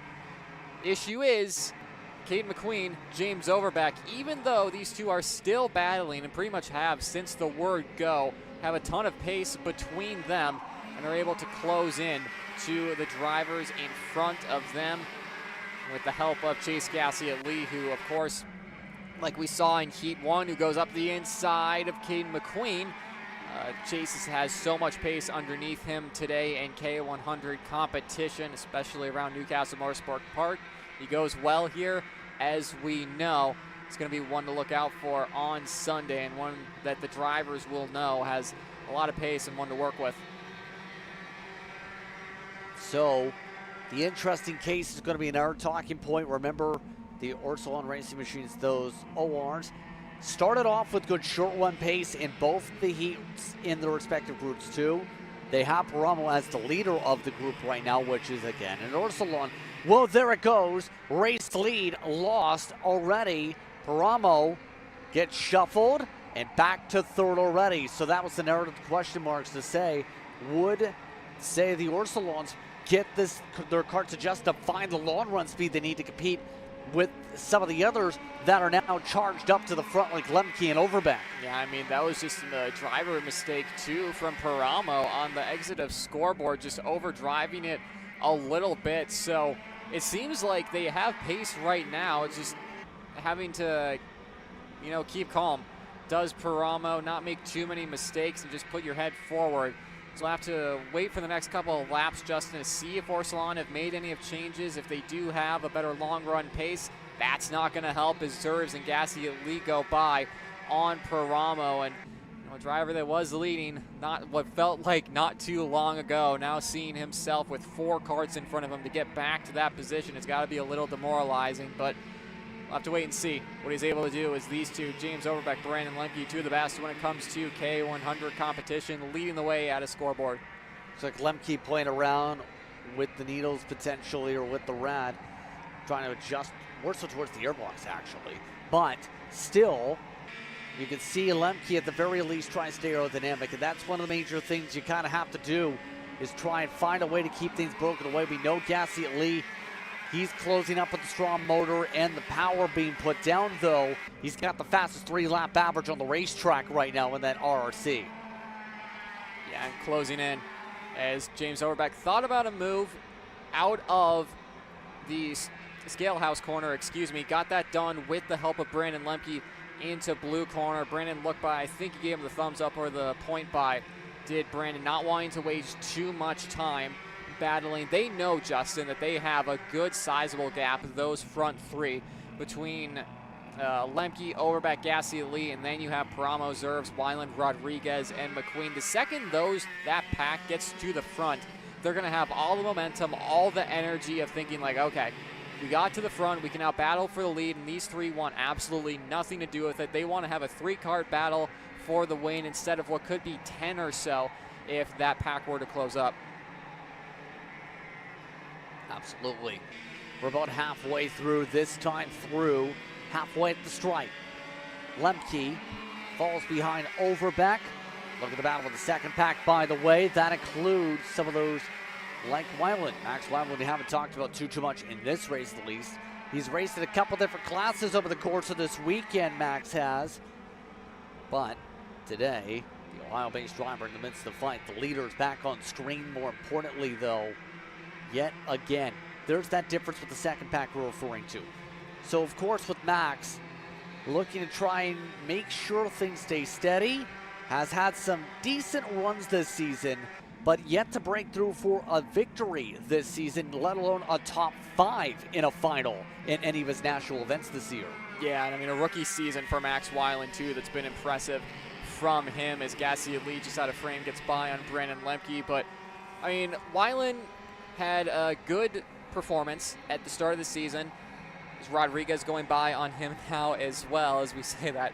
But went over to Europe, had a bit of an incident, broke some bones over there, had a bit of time to recover from that, now is back in the kart, thankfully, and love to see him back at it. But he's a driver that, especially last year in 2025, when he was with Magic Kart, had so much pace towards the tail end of the season and really found his footing. That's translated over to MPG Motorsports and the Kart Republic very well. It's good to see for him. Again, still finding his footing a little bit, finding his pace that he had at the start of the season after that wreck, but still a bright young talent to keep an eye on. Indeed. And of course, See how much he's been able to swoop together and find a little bit of a gap now on Rodriguez, originally after the point, coming up through 4-5 onward. Behind them, McQueen, another send in the Velocity Racing Sodi. 940, the 942, a bit of a dive inside. Rodriguez got a bit aggressive. McQueen had to go in the grass for invasive action. Yeah, Rodriguez going to the curb there to try and get by McQueen. Doesn't usually work around Newcastle and KA competition, having to get a little desperate to get to the inside there, and McQueen will hold on to that position after being pushed back.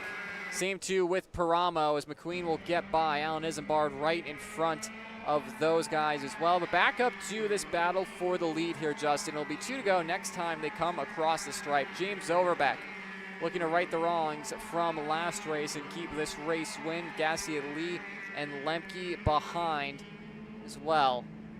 So again, just having to wait and see these OTK machines being patient as things stand. No moves being made. There's a bit of about a cart length and a half between all of those three right now here, Justin, as a couple of them just dropping tires on the exit of green corner. Wouldn't expect them to battle too hard, maybe a few moves for the lead, but of course they know just how big that gap is to the drivers behind to Braden Zerbs in that 4th spot. No need to be risking any bumper penalties or losing some heat points here. You don't want to risk it again because, as we've talked about, you mentioned the term of the pushback penalty again. That involves with the contact to the front bumper and the system essentially that's within that front bumper. If you get that deployed, it's already seen a few second penalty for each of the drivers, 3 seconds. Let's give it over back in the last race from how aggressive things got there. Essentially, you don't want to be bumper cars the entire run. Get that deployment, cost yourself a bunch of time on the racetrack in a bunch of positions. Yeah, you got to be careful with it. It was brought in to emulate a front wing in Formula cars, that you have to take care of that.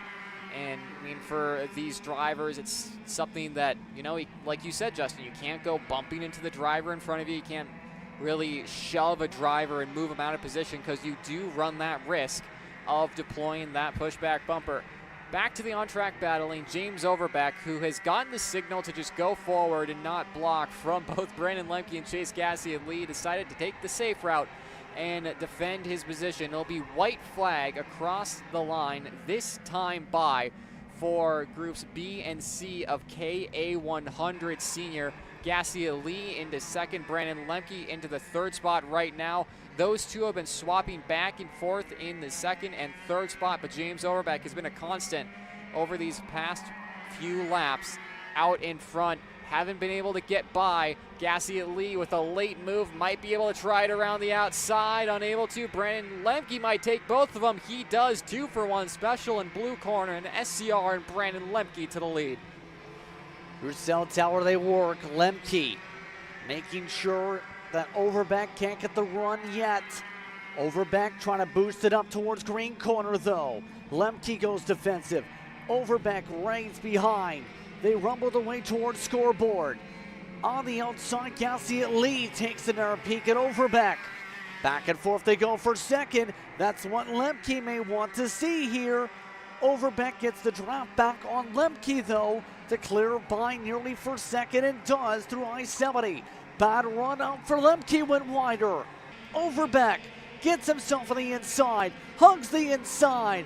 Gassia Lee tries one more move, but it's Overbeck who gets it done over Gassia Lee. And James using all of his wealth of knowledge about K100 racing that he's accumulated over the past few years with all of his race wins, all of his championships across the majors here in the United States, gets the win in Heat 2.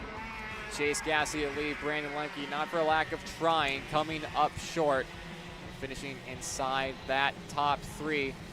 Unofficial results from Heat 2 for groups B and C of K100 Senior.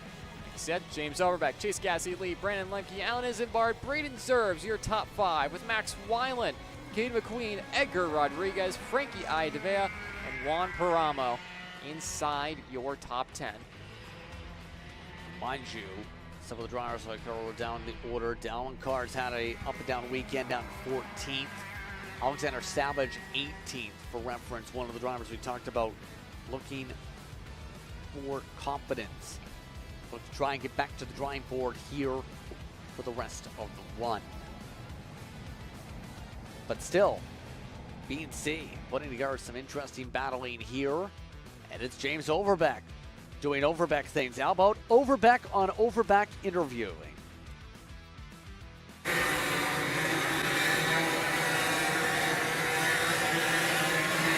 James Overbeck, you're 2 for 2 so far today. Can you tell me about how that race was for you? No, it was pretty good.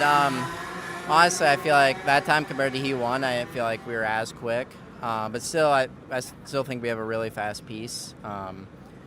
For this configuration, I really don't feel like I've ever been all that good on this track for whatever reason, at least this way around Newcastle. But so far today, we've been really fast. I wasn't sure after Thursday, or at least the only dry time we got. But today we put new tires on this morning, and we've been fast since. So, no, we've been really good. I feel like we got good pace. Tire pressures have been good. Everything's gone well so far. So, yeah, it's been good. And your next heat, the SuperHeat, matters just as much as these last 2 ones have. How has it affected your confidence, going into that final one? Yeah, I definitely have a good bit of confidence going into it. I think it'll all just depend on who else I have out there. I feel like at least my 2 heat races have been pretty crazy so far, at least just the different people in it and how they drive. So I've had to navigate that a lot. And then even in the first heat, I had a half pushback, and I wasn't able to turn left because it kept hitting the front tires. So I had to deal with that in the first one, but then this one, it was just head down and just keep pushing, and we came away with the win. So we're looking forward to the SuperHeat. Like I said, I think it'll just depend on who we have to go up against. All right, well, good luck. Thank you. Thank you very much. As you can see on the racetrack, the battling is on. A versus D on the circuit. I think they're having to go again here. Yes, indeed. So Sebastian Garzon, Paulie Massimino up in the front of the field.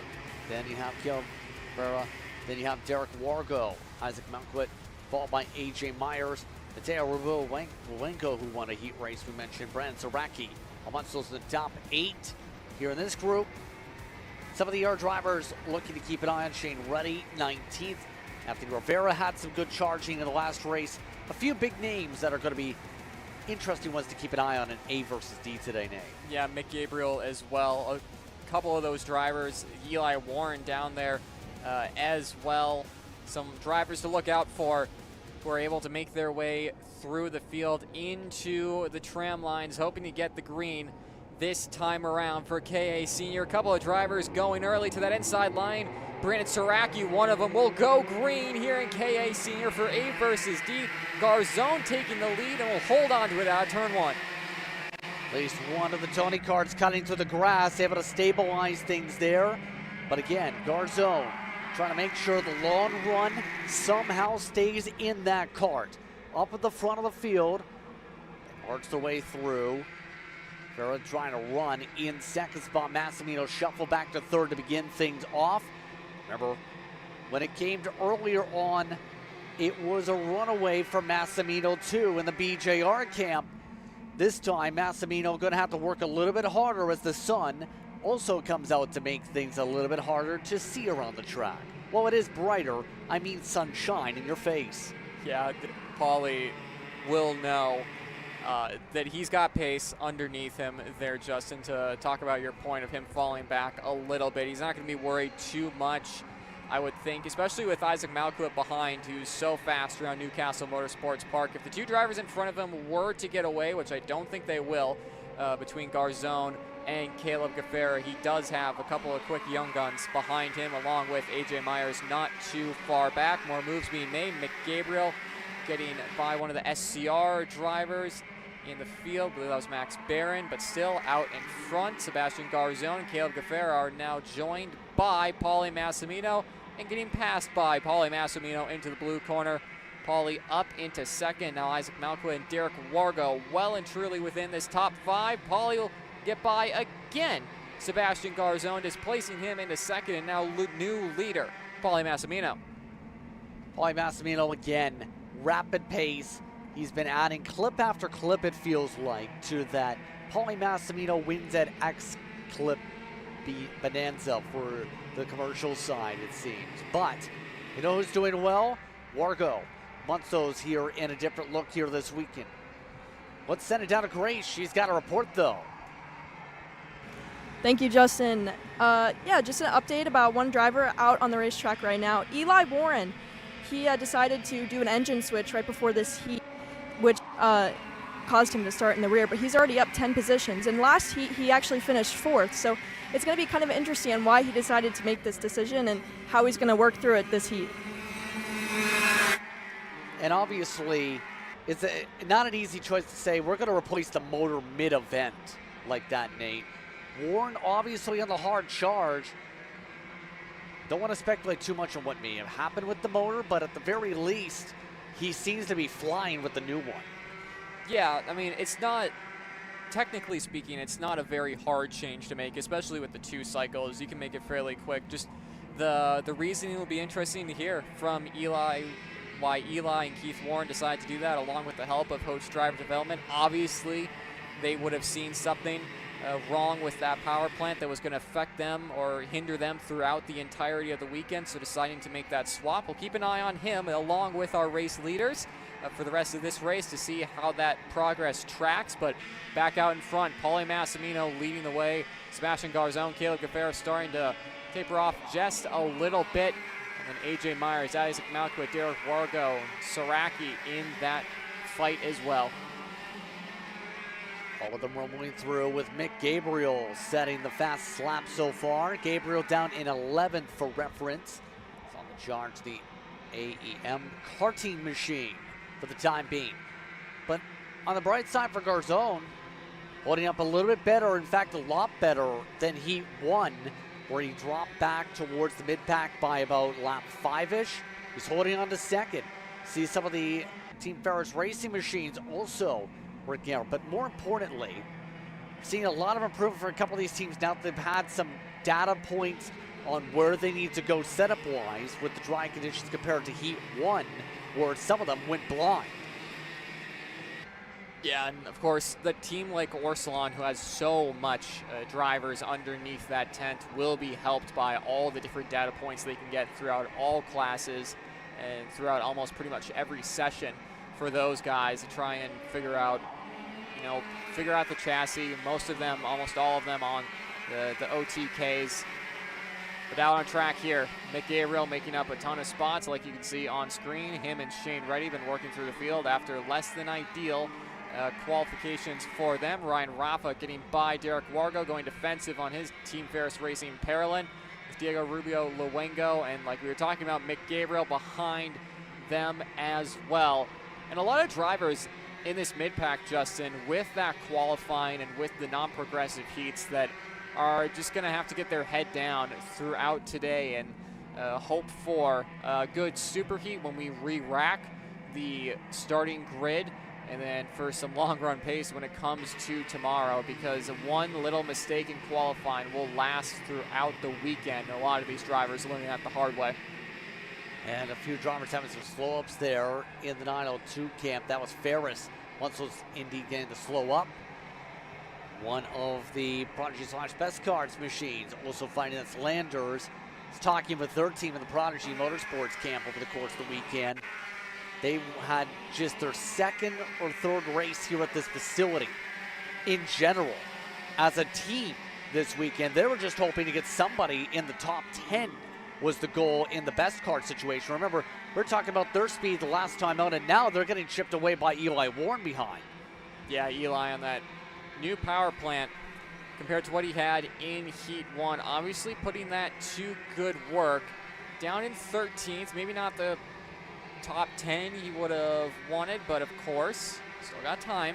He's got about 4 laps to go as they come across the stripe, and Eli knows Newcastle so well. He's another one of these locals that we talk about throughout the broadcast thus far. His teammate for Host Driver Development, Shane Reddy, leading this pack with Rivera and Landers behind them as well. Eli Warren a little frustrated, though. It doesn't seem like he's able to close into Landers as well as Rivera up the inside of Shane Reddy. Makes that move done, or so he thought. Drops a tire on the exit, goes a little wide. Landers, the best Kart, is going to be helping ready down the straightaway back to AJ Myers and Isaac Malquit. These two have had a fairly quiet race in 4th and 5th, 1.7 seconds back from the race lead that has Massimino leading that charge. Garzone and Gaffera still in that as well. As speaking of Paulie Massimino, fastest lap of the race, a 1:07 for the BJR pilot. Flying again. What else can you say for Paulie Massimino? Starting to build a bit of a buffer for that race lead, coming up towards 3 to go this upcoming time by. Malquit still yet to find a way around the Magic Man. AJ Myers has had to put in some work, didn't gain too many spots in this race yet, but he's been able to maintain some good positioning here. Here's a look at the heat points as they go estimated. Paulie Massimino would be ahead of Overbeck as long as things stay the same. Obviously, one change can change that. Gassi Lee projected to be inside the top 3 as we go for your SuperHeat. Yeah, Gassi Lee has been doing well in the other group of heat races.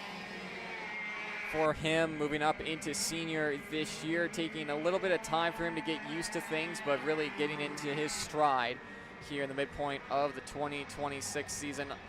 See Caleb Gaffera on screen there. If you look to driver left on his GoPro, I think the latch for that GoPro has actually come undone, and we'll be not sure what the penalties are for objects falling off a cart at USPKS, but that could be an issue if that GoPro does come detached from the cart, and potential penalties for Gaffera if that were to happen. Hopefully not. Hopefully they can finish off the race with just a few more laps to go. Garzone continues to battle with him to push Gaffera. I don't think they have enough pace to close in to Paulie Massimino at this stage of the race. Justin, they've been trying for a few laps with little headway. Yeah, Massimino's now gone in rocket mode. Gap is growing even more so. It's up to 7/10 now for the race lead. 2 laps to go. Gaffera holding off Garzone. Gaffera, solid performance here. His average running the 107.5s the past 3 laps.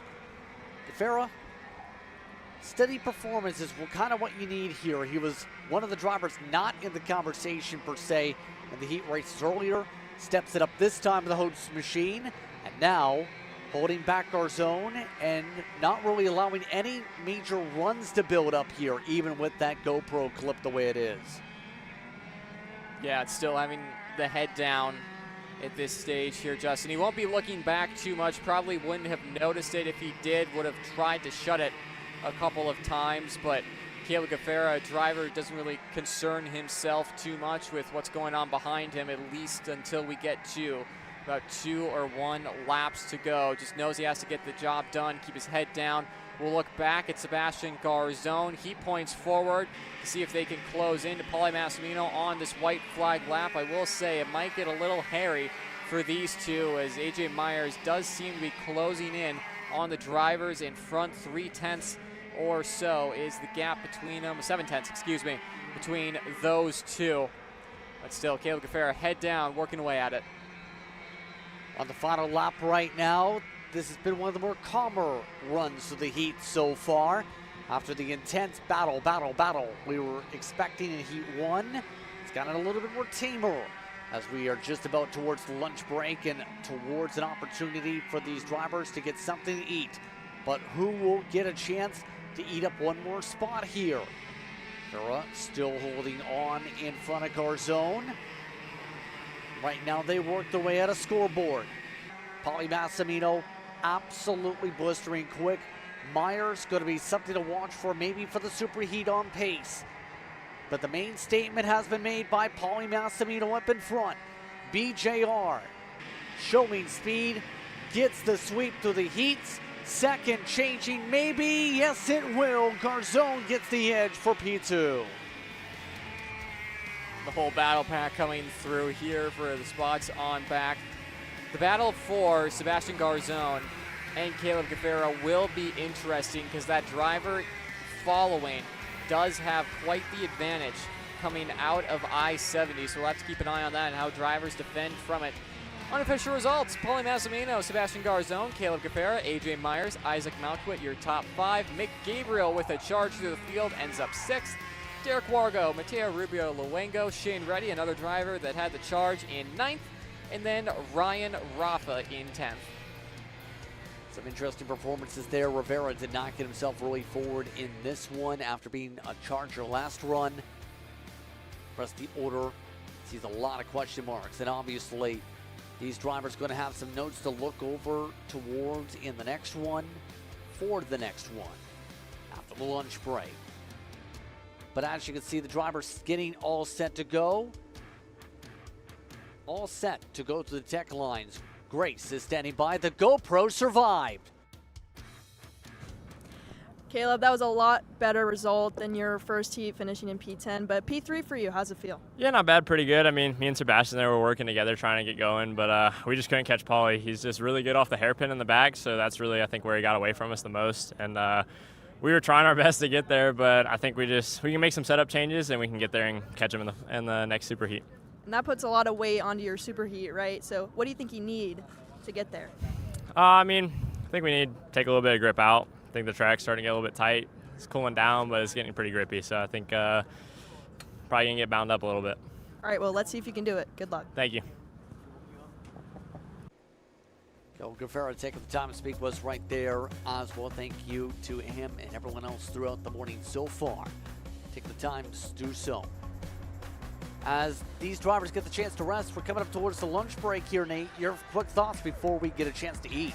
Yeah, but good racing so far. Glad to see the GoPro survive for Caleb Gaffera. If it didn't, though, Justin, not only for him and for the rest of the listeners, of course, a proud partner for us. Those all cameras are on sale this weekend, and of course, if you use code CHASER10 at checkout, you get even more of a discount. We've been using those on our socials and YouTube all year long. You can go see some of those results for yourself, but ready to take lunch here, Justin, re-rack, and go at it again for the next round of heat races and super heats. We'll take a break.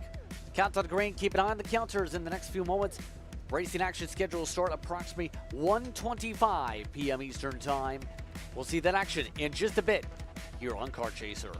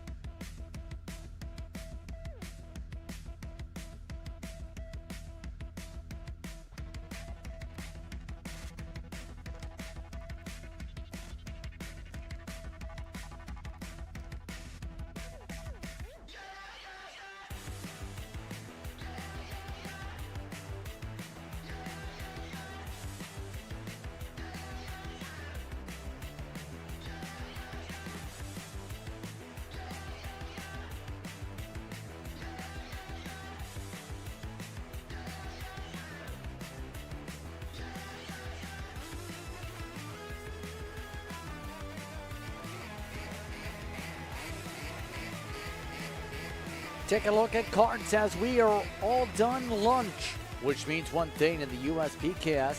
It's time to go back racing in the next moments or so. Your on Kart Chaser.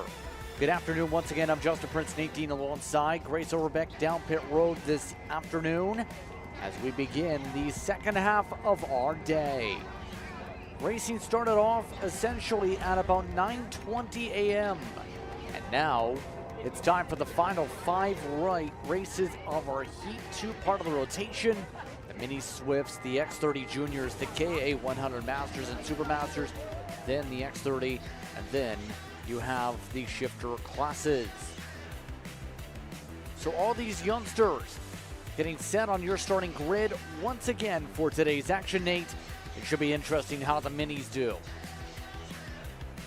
Absolutely, Justin. All the Mini Swift drivers locked and loaded, ready to go here for Heat 2, Newcastle Motorsports Park. Of course, very wet and tricky track in the warm-up sessions and in Heat 1. Now, though, had some time to dry the track. More lines available for these drivers and ready to go for Heat 2 action. Again, Mini Swifts brought to you by Parolin as Ingo and Brody Stuffle are at the head of the field here in this one. Lucas Durango got the win with the red flag previously. Slade Harrell alongside Colton Brook, Axel Garcia, Jake Benalio, Dutch Westbrook, Vincent Centino, Aguilar, Alvarez amongst the top 10. Some interesting names again are outside the top 10 for those who missed earlier. That goes Austin Taylor down at 11th, Liam Francisco down in 13th. Mason Brody going to be a hard charge candidate down in 16th, right behind Paul Santos in that grouping. And 26 set to start here, Nate.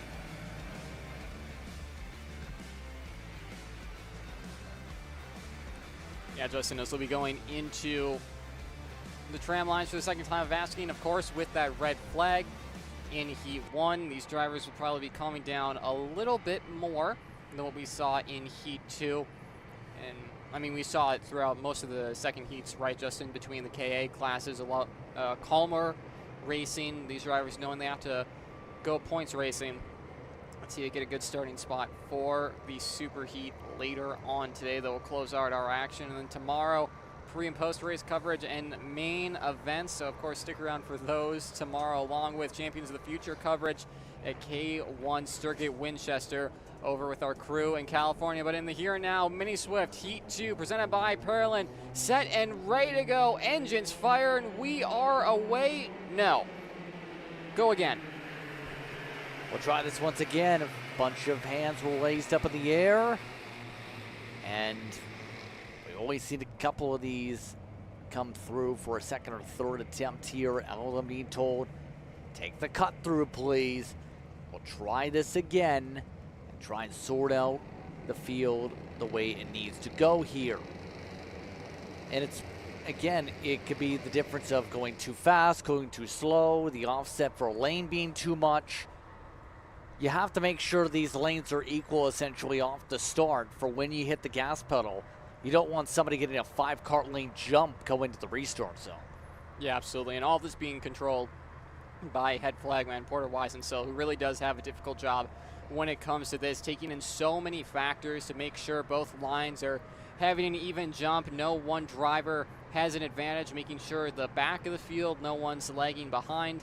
A ton of factors that you have to think about in such a short amount of time for him on that flag stand. And be looking to go for the second time of asking here, Justin, if the nerves hadn't already settled enough between having that long lunch break and the red flag we had in Heat 1. This will certainly do it. As out of the kink in the final corner into the tram lines they will go. Take 2 here, Justin. Tries again as they start to pick up a little bit of steam this time. The trams lines, are they going to get the lights this time? Still blinking, still blinking. We'll do this again. Looked like they were offset a little bit too, at least from angle forward. And one driver already with issues. The 167 has gone up in smoke. Some more issues popping up for drivers, not just with the starts. Tarango is stopped. And not quite sure what's happening there. Of course, if you do too long of, low speed running in these 2 cycles, they can stall out, and indeed, front row will be swapped. Aiden Go and Brody Stoffel have failed twice, and now new faces on the front row here. Justin will give it a 3rd try of asking. You saw Porter Weisencell in the middle of the track, directing that front row to go behind. After a couple of failed starts, it's pretty common practice throughout most series in the United States that second row then will get a chance to lead them to the green, and still at that snail's pace heading into I-70. Justin surely on the 3rd try will get it. Find out this time if they're going to get it this time through. It's been a challenge already a few times over. And now they'll try and figure out, can they take the green flag smoothly? You see the hand signals, at least from the parallel on the inside, or at least the da-da-da-da-da. Either way, we're trying this again. It's about 3-4 times now we've worked our way into the tram lines here. The Paralympic Mini Swifts will try this again. And this time they get the jump through. Did they get the lights this time? Yes, they did. We're underway, and the fight is on for the field. All of this is while it's side by side for 4th and 5th. Making their way through the 90s, nice and clean on this opening lap. Take that back. Couple drivers going up, couple drivers going to the wayside in turn 3, and that's going to be race over for them. It's Slade Harrell on the 188 MPG KR leading the way over Brody Stoffel, who got shuffled back to that 2nd row after a couple of failed attempts. Brought himself back up. Aiden Go not having the luck that Stoffel does, down in 4th right now. Yes, indeed, and remember, it's so critical to get the run. Here comes the run up the inside. Brody Stoffel makes the run to the race lead. And obviously, a bit of a chaotic beginning to this one, but only 8 laps, remember, in this run. They go up to 11 for the SuperHeat in about a couple hours from now. And they do that. A few more laps to plot and plan. We're talking about an hour, 3-4 minutes of thinking they could do there. Stoffel tries to power ahead, tries to build the cushion. This time through as the first lap's complete after several restart attempts. He leads the parade over Slade Harrell, who's been able to stay out of trouble. Go. Westbrook is the leader of the 2nd pack. Yeah, those guys will have to be getting their heads down to try and catch up to what is a very talented front 3 with Stoffel, Harrell, and Go. Westbrook seems like he, all throughout this season, has been having to fight to by himself, almost one driver, often slow. He had a bit of a spin there when we were following the leaders into turn 1, but Westbrook and other drivers on that Bennett chassis or any other chassis and team that isn't a RPM, OTK or Paralympic, whatever chassis these cadets decide to run for that team, it's been difficult for them because RPM is just dominated in the cadet classes in 2026, and of course seeing that yet again speaks volumes to the work that Ryan Perry and the rest of that team have put in, but more battling, a lot more battling than what we saw in the past couple of races here. Justin, this for 4th on back. Westbrook back up the inside into I-70 will be the one to lead this train towards the top 3 if they want to cooperate and let him be the one that pushes the air out of the way. And the wild thing is, we haven't talked about Westbrook all weekend because he's got moves like this happening. It's one of the few times this year, if not the past couple years, Westbrook is not one of the top drivers, it feels like you can argue, Nate. Yeah, it's a little, out of character for him this year, but that being said, he still has a ton of talent underneath him. It's not like he's lost any speed. You can probably say more that the level in Mini Swift, the strength of competition has grown significantly over the past year or so. And you can see there Westbrook getting by on the 111 of Garcia, who in this corner, actually in the first race, Justin, was put off to the wayside and lost a decent amount of positions and points. So Garcia looking to get some of those back, running inside the top 10. As things stand at a scoreboard, the top 10 go. It is still Mason Brody who is leading the charge towards the front of the pack with a little bit of help from Francisco. Black flag already being flown to the 145 machine to get them out of the way of our race leaders, who change for that race lead. Aiden Go taking the race lead. That was Dalton Sears you're referring to, by the way, as they all work their way through halfway next time by. Top three stay relatively consistent here. By the way, see Francisco still is amongst those in that second group, still fighting with drivers like Manalio. Mason Brody, once again, is your biggest mover of the race, up 12. But Slate here, getting the luck together. We talked about him a fair bit last year in terms of his momentum swings, ups and downs in the races that took part here at Newcastle. This time out, Slate keeping himself clean without any bobbles, any bits of contact, keeping himself at the front of the field. And those top three are working very well together despite being on three different teams and a lot of their teammates trying to work together in the second pack. Yeah, those front three having the same goal in mind, and of course knowing that the drivers behind them, Brody, Francisco, Manalio, three incredibly talented drivers that are willing to go side pod to side pod with you to for position. And halfway to go this time by. Go, Harrell, Stoffel, like I said, all on the same page here, Justin, to try and lead themselves away and build more of a buffer. That being said, though, Slate Harrell looks like he's starting to make a few mistakes. They're starting to creep in ever so slightly, sawing at the wheel in some of these corners. I'm sure Stoffel and Go will see that if the mistakes continue from Harrell out in front, albeit they're not, hasn't been a ton, there's just a few here and there, but if they do amplify, then the two drivers behind will probably see that and think they might be held back a little bit, go by, and potentially release him, being Slate Harrell, to the wolves behind that are slowly but surely coming into this battle for the lead. And the more you think about that potential possibility, the more time you're potentially going to lose. Positivity is so critical for some of the drivers. But right now, if your favorite color is red, well, guess what? Those two karts are side by side. Brody Stoffel able to zip on by over Slade Harrell. There's that move we were expecting that through I-70 this time. Now, everybody else is within the draft distance. Back and forth for the lead again. Will that allow any more time to be gained? Remember, 7/10 the distance. Right now, Brody is already building a big run on the close-up. Look at that charge for the 109 to get up there. Yeah, Aiden Go and Brody Stoffel have to go soon if they don't want to have to deal with Brody Francisco and the likes. Stoffel getting by on Aiden Go. Unfortunately for them, Mason Brody and the Speed Concepts Racing 109 machine is now well and truly in this battle.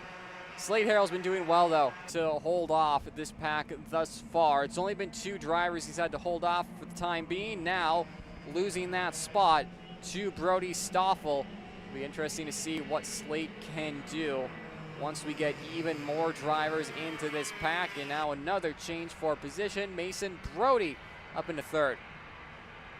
Brody continuing the charge and likely going to be in an interesting spot here for later today. Again, the more spots he picks up, the better. Help him for the heat point tallies we've touched upon in some of the other classes.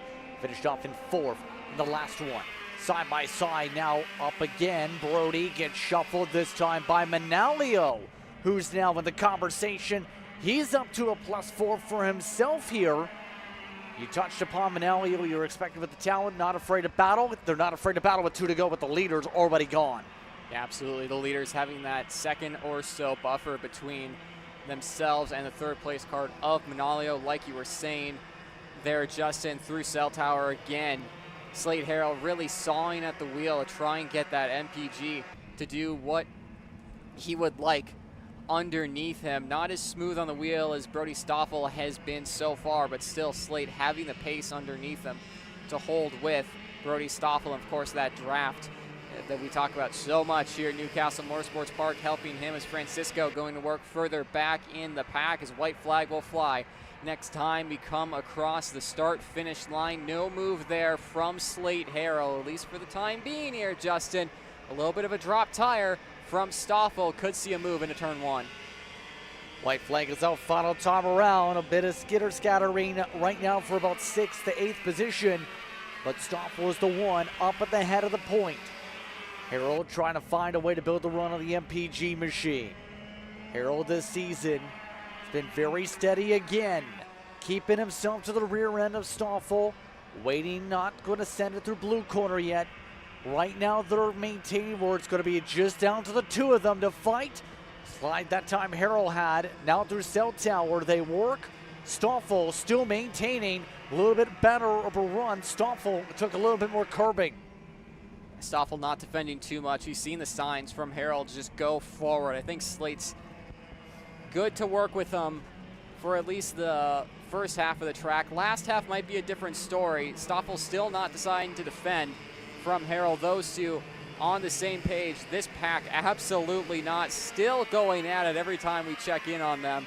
Side-by-side action. Further up the road, Stoffel and Harold still not any changes for them. Francisco defending from Westbrook, and Bruck and Go behind them. But for the race win, drag race to the line, it's going to be Brody Stoffel by 0.04 of a second.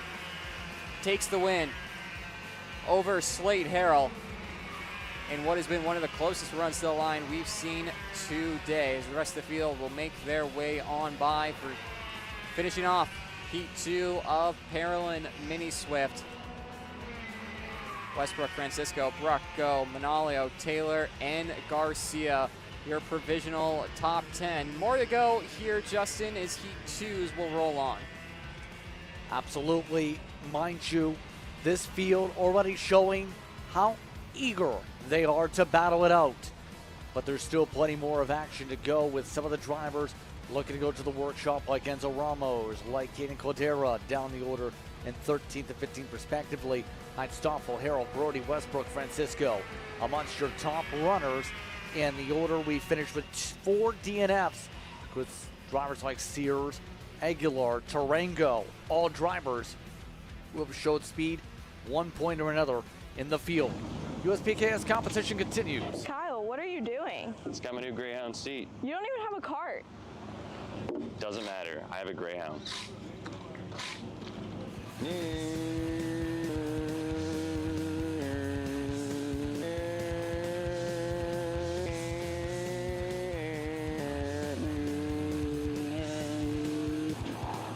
the f is Kyle Cuthbertson? Doesn't even have a go-kart. Doesn't matter.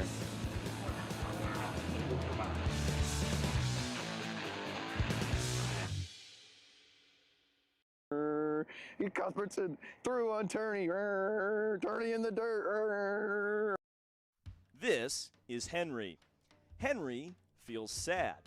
Henry feels sad because it's time for his next big race and his go-kart is in bits. Henry doesn't know that Acceleration Kart Racing is the United States' #1 shop for all of your karting equipment needs. Henry also doesn't know that Acceleration Kart Racing can deliver anything from tires to race suits and even wheels directly to your front door or to the racetrack itself, quickly and efficiently, with tech support available 6 days a week. Poor Henry doesn't even know that Acceleration Kart Racing offers free shipping to mainland USA on selected product if you spend $200 or more. Do yourself a favor. Go to accelerationkarting.com and make sure that you are never left stuck on the pre-grid with Henry. Be smart and don't be like Henry.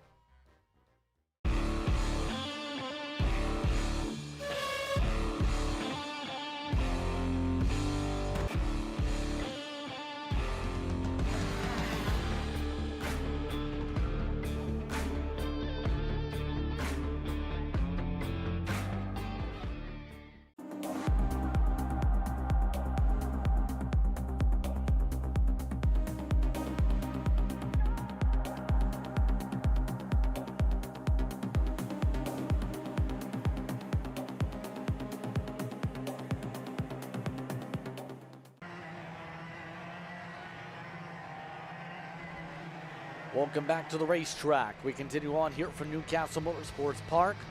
What's been a busy second round of the season so far. Next up in the order, X30 Junior brought to you by Speed Concepts Racing. Hits the circuit. A lot of these names have raced throughout the day. Travis Pettit and Colton Snegenberg are 1 and 2. Katowski, Samet, Palacio, Murphy, followed by Nathan Goldseth and Royce Vega. Calderon and Barry are a part of your top 10 when it comes to these X30 machines, Nate. Yeah, but behind them, Jackson Porter, Parker Ives, Enzo Di Janeiro, Grayson Walcott, Kimo Ahmad, William Vitor, Benji Fernandez, James Cushman. 18 drivers ready to go for Heat 2 of Speed Concepts Racing X30 Junior. Of course, with the water-cooled categories, getting an extra warm-up lap to get those Miami X30 power plants up to temperature, ready for racing action, and even more opportunities for them to get AMG rubber up into a working window that they are satisfied with. Hopefully won't be going around 3 times on the start. These juniors should be well experienced enough to know how to get the green light and how to get lights out from Porter Weisensell on the first time of asking. But Justin, it's going to take a lot to dethrone Travis Pettit when it comes to this weekend. Maybe he hasn't had the pace during some of the heat races, but you have to think come Sunday he's going to have a good package with him and BJR as they head into the start lines for the second time here today in X30 Junior. Remember, though, Pettit was the one who got shuffled past the halfway point in heat number 1. Murphy, Goldseth, Palacio were amongst the drivers who darted the way through. Here we go. We're racing again. And off and away they go to the opening corners. Again, opening run. We'll see the first few drivers single file. Pettit, this time avoiding any shuffle effects off the rip. In the blue corner for the first time in anger. Pettit leading the way. Katowski, and then what used to be an old team, not teammate of Pettit, Palacio, up into second now. Buying the RPG Cosmic, of course, new team for him. We've talked about that all throughout the broadcast today. Pointing forward to Katowski to try and close in to Travis Pettit in front. Marco Samek and by Schniegenberg further back there in green corner. Again, here, Justin, like we've been saying for the starts of the second heat race, is a lot calmer from what we saw in the first round of heats. Yeah, not necessarily a wrestling match. A lot more, I guess you would say, to put on the board, choo-choo trainish, if you will, to start in some of these runs. But right now, that train sees a few people jumping conductors. That includes Samet up to the top 3. Samet was amongst the drivers that was also in the fight earlier on. This time through, 775, up a couple. Palacio up 3 over the rear end of Pettit. Yeah, battling already starting to happen. A little bit of defensive maneuvers from Travis Pettit to keep Palacio behind. That's going to help his teammate of Samet in the 3rd spot bring himself even closer to, of course, his teammate and potential race lead for him, and has to get by Palacio. He's done it before. Katowski, though, going to put a pause on that. Moves himself up into 3rd just before scoreboard corner. A couple of tenths between them now, that being 2nd and 3rd. Even more battling between those two. They'll swap positions again. Pettit nods his head to see Palacio pointing forward. Those two know they've been gifted a little bit of room, and they're going to make the most of it. And it's going to be important to make sure they don't lose this gap if they want to just limit the variables, if you will. Keep the fight amongst them. Samet, Katowski, Goldseth, the next grouping amongst some of those drivers. Fernandez, by the way, picking up a few spots. You've just seen him. He's up 4 so far as your biggest mover as the rest of the field rumbles.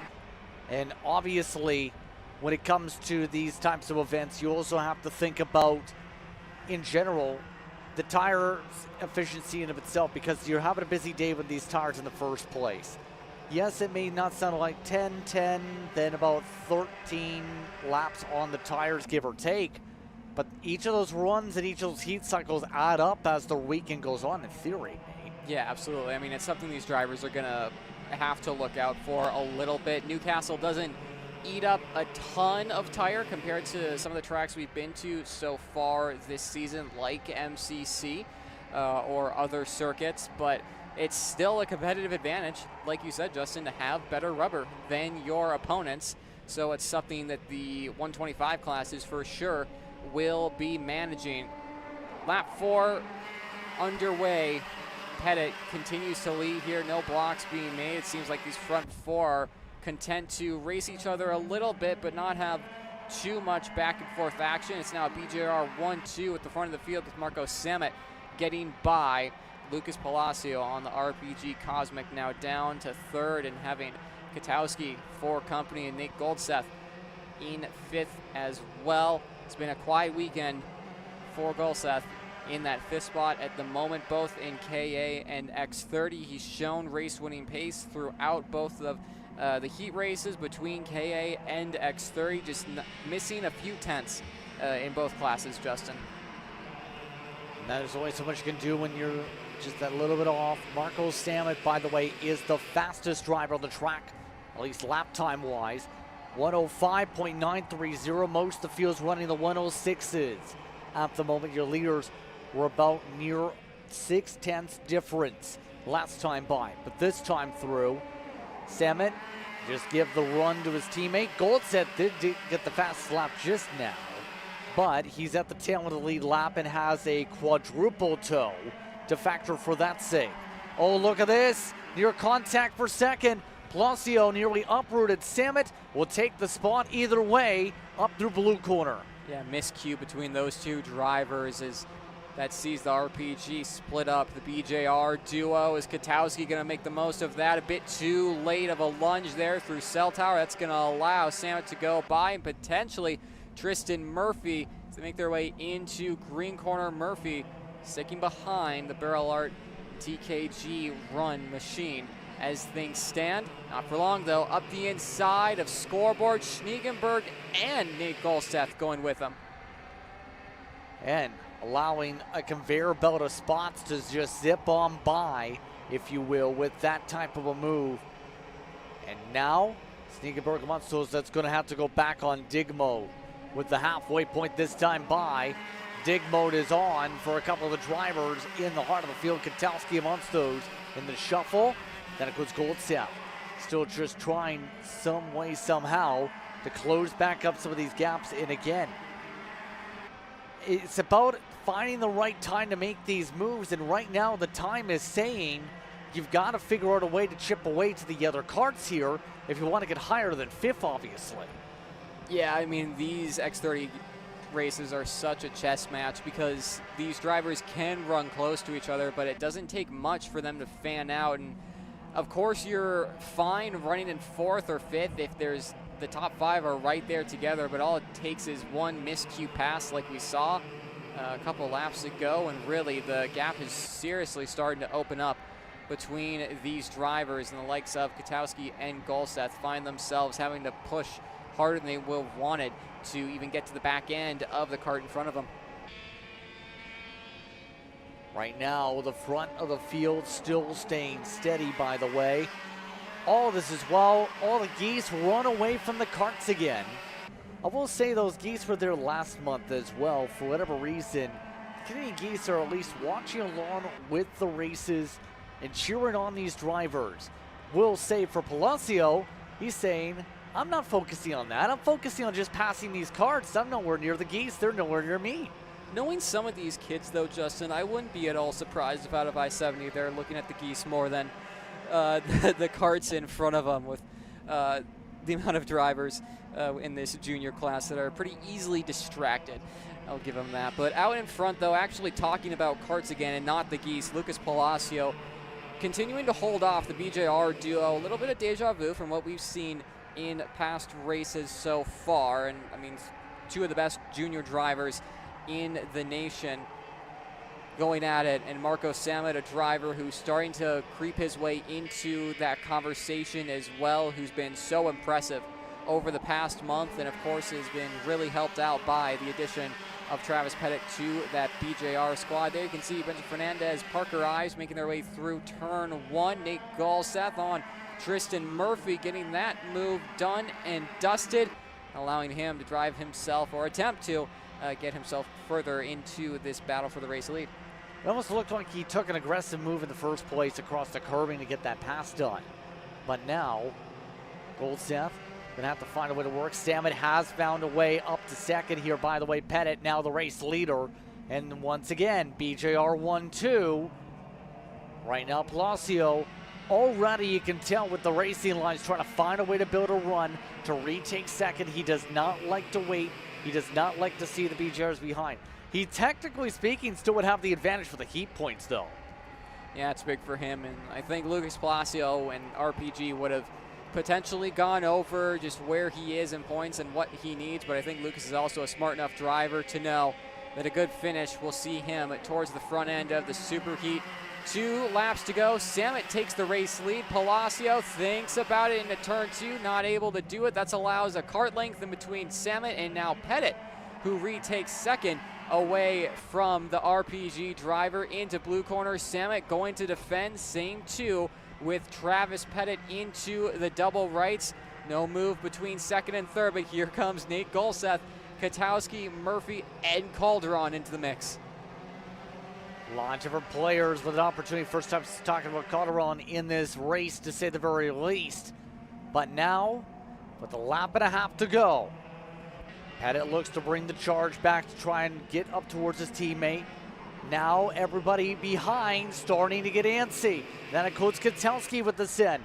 Nico Katowski now up to the 4th position. We're coming up to the white flag this time by. BJRs are closing up to each other, and they're still not done behind for 5th. There they go again. Still going at it, white flag in the air this time. Samet going to the low side, Pettit to the high side, unable to do an over-under or hold it around the outside. Pettit will still try and have to find a way by his BJR teammate over the 1 mile circuit that is Newcastle Motorsports Park. A defensive maneuver from Samet on the inside of 4. Almost saw Pettit go around the outside of him. Now Palacio up into that 2nd spot is allowed to only have 1 kart between him and the race leader. Lunge into cell tower, not close enough. It's the top now 7 here, Justin, still going at it, but Samet looking strong out in front. Pettit yet again amongst those shuffled back. Now can Samet hold back the crowd? Here comes the run. Palacio through green, couldn't get it done. Up to the scoreboard, parking to the inside goes Samet again. Side by side for 3rd, involving drivers like Goldseth, trying to get the run on the inside, coming up to I-70. Palacio thought about a swoop to the outside, gets the cut to the inside anyway, instead gets passed by 1, 2, 3 different karts. Drag race for the race win. Down the straightaway, Samet with the edge, holds back Goldseth by 34 1/1000ths of a second. If Samet didn't have the help of Travis Pettit, I think Nathan Golseth might have taken that away. Only 300ths, like you said, Justin, separating those 2. Could have been close. Unfortunate for Nate to not have a teammate, but Marco and Travis playing that game to perfection. 4th, Nico Katowski, Lucas Palacio, Tristan Murphy, Mateo Calderon, Jackson Porter, Colton Schniegenberg, Grayson Walcott, your top 10 unofficially here for Heat 2 of X30 Junior. Competitive battling yet again. Pettit, Katowski, Palacio amongst those there indeed. But Samet definitely showing, with the help of a teammate and someone to get the feedback off of and be able to help with the data points, has done a stellar job the past month. Grace is with him.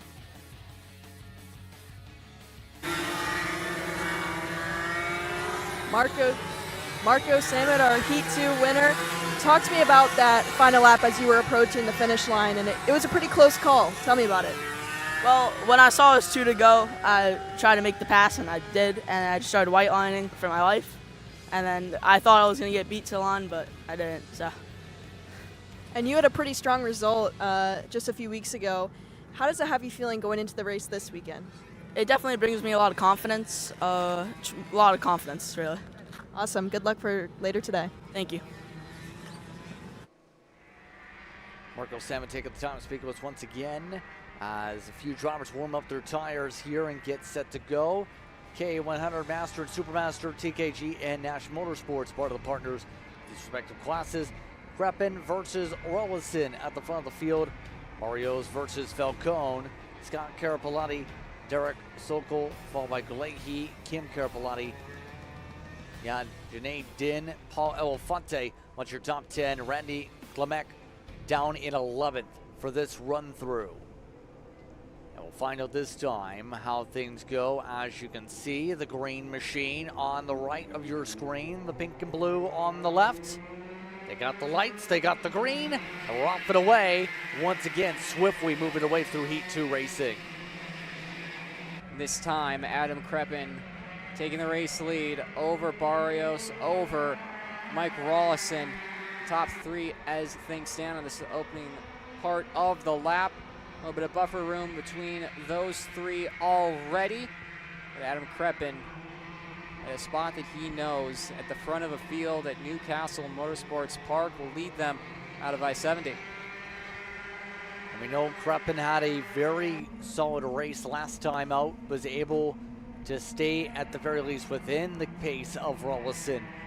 This time now has the clean air, but Barrios is trying to do one thing. One, lead. Two, keep the cushion up this time for the class after his mistake from the overall lead the last time up front. Yeah, absolutely. He'll keep that in mind going into this one and be sure not to try and make that mistake again, especially with Kreppen and Mike Rawlison right behind him and ready to pounce at a moment's notice.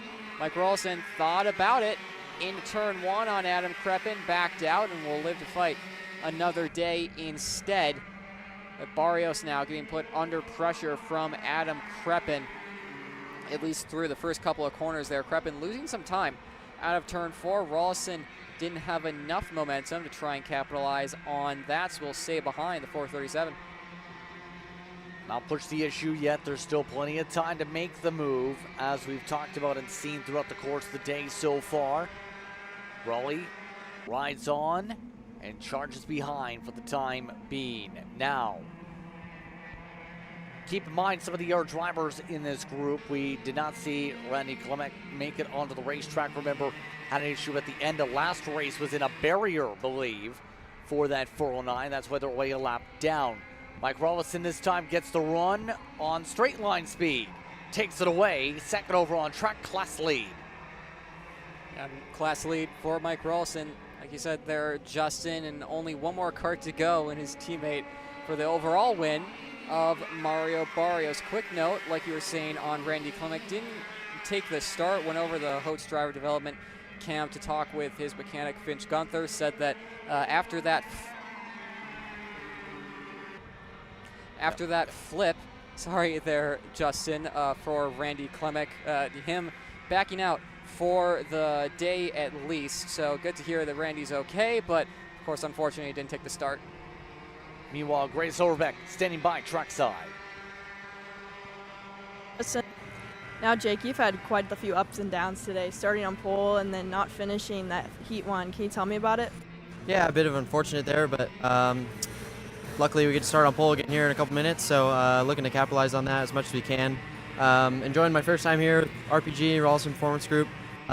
Feeling good, engines are good, so like I said, just looking to make the most of it here. Obviously we're down in the points, but I think a solid heat race and start decent in the SuperHeat and get a result there. We should be looking good for the final again tomorrow, and just happy to be here and thankful for it and excited for what's next.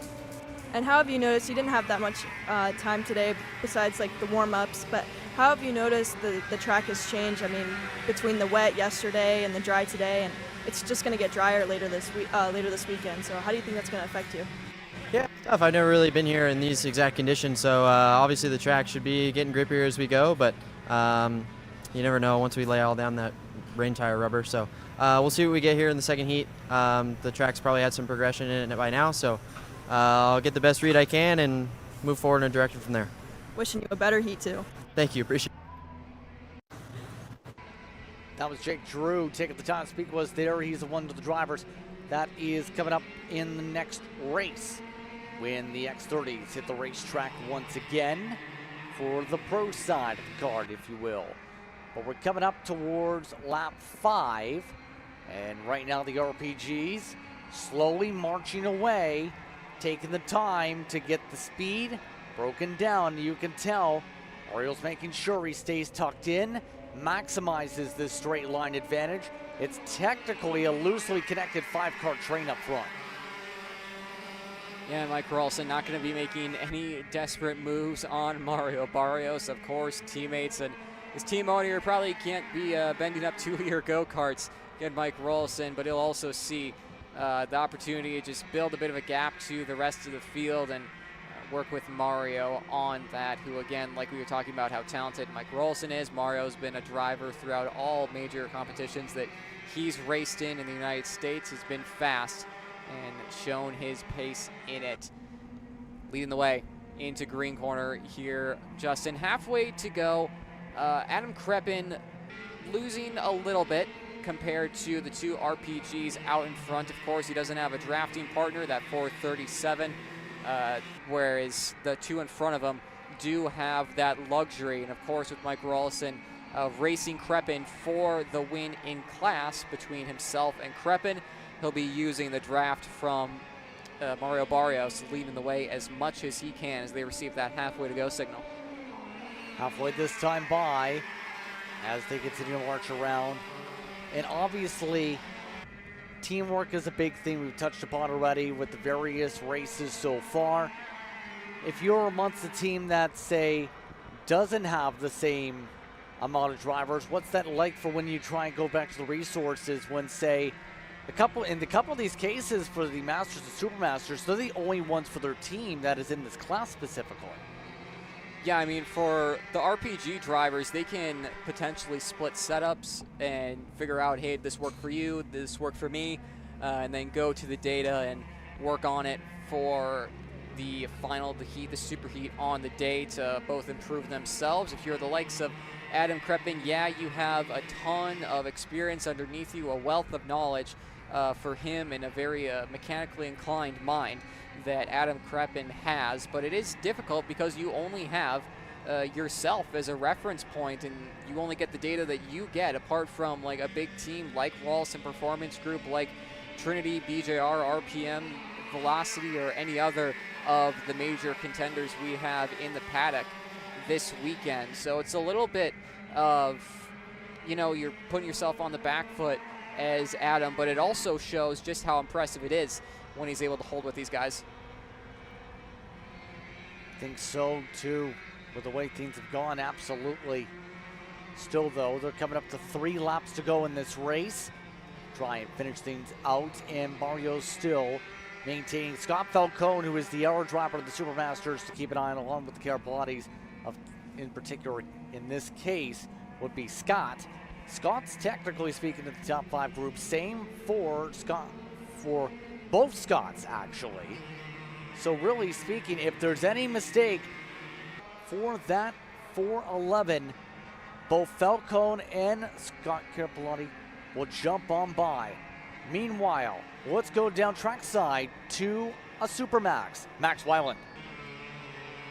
Thanks, Justin. Yeah, here with Max Weiland. And Max, it's been a while since we've seen you out on the grid here with these other guys out here. Can you tell me about how your weekend's been going so far? It's been going all right. I had a decent qualifying in X30. I was able to qualify 3rd. And in the last heat race, I fell to 12th on the start, came back to 5th. I'm going to keep working and try to do the best I can. And you've been racing a lot in Europe recently. How do you think that's helped you coming back here? For me, the competition, there's a lot. Imagine there's 5 fast drivers here, 10. There's 30 of them over there. It's very difficult, and you get that experience. So when you come over here, it makes it a little easier. Well, let's see what we can do today. Good luck. Thank you. Any comment on that point, Nate? I think he's not selling our American drivers as high as they are. We got a ton of very talented drivers that when they go over to Europe have some success, and when the Europeans come over here, honestly, they struggle a little bit. But Max does have a point that European circuit obviously has a ton of resources and talent over there, but don't want to sell us short over here, especially on that Pro X30 grid. We have a ton of impressive drivers ready to go after this KA Master Heat.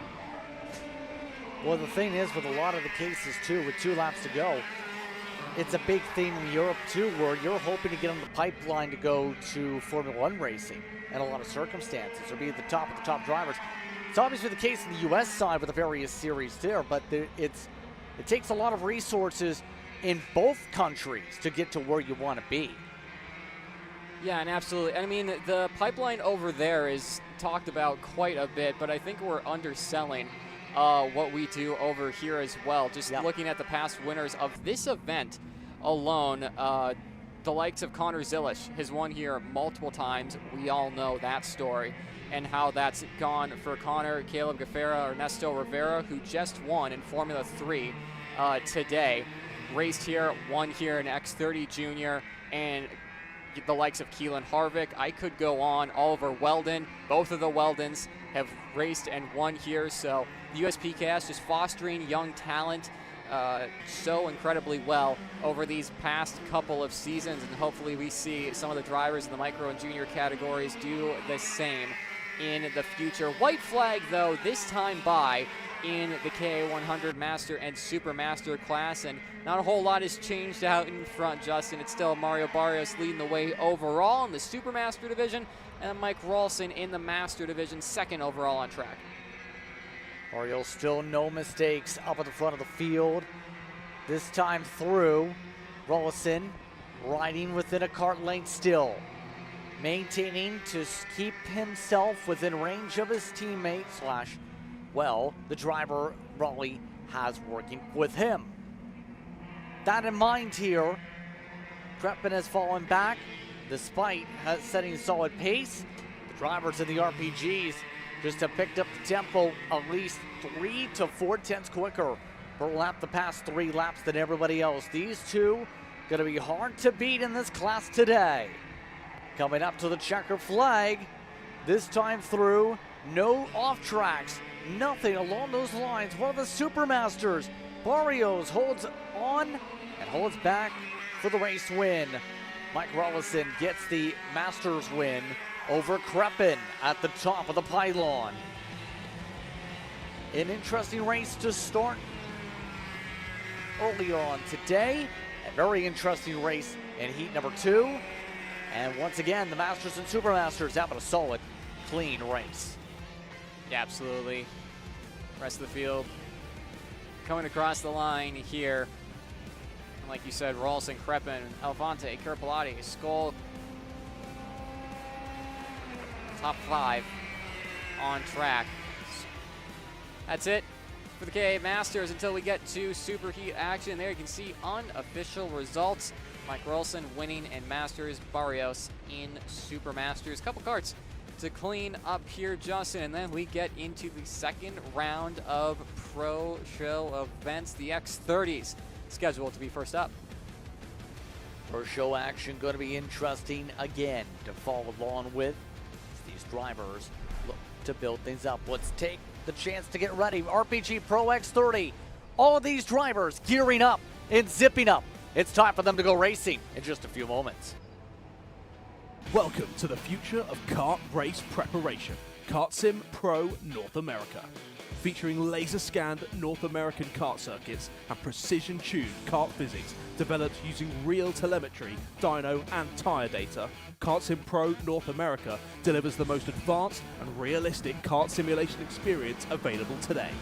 Whether you're training for race day, refining your lines, or shaving tenths off your personal best, Kart Sim Pro gives you pro-level insight without leaving your home. Trusted by world champions, coaches, and karting enthusiasts alike, this is where virtual practice translates into real-world performance. Experience the thrill, the challenge, and the edge. Kart Sim Pro North America. Use code CHASER20 to get 20% off today.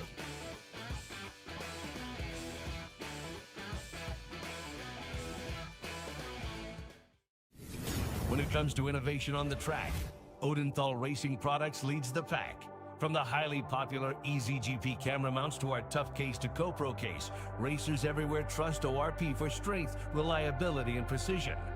We're proud to be the #1 engine mount manufacturer in the USA. And with our new Easy Bumper Retainer System, you won't get caught out with a failed bumper bolt again. Odenthal Racing Products. Lead or get left behind.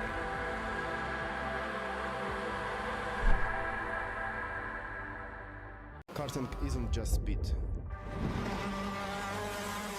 It's control, precision, freedom. At Atlanta Motorsports Park, Kart Freedom isn't just a team, it's where drivers are made.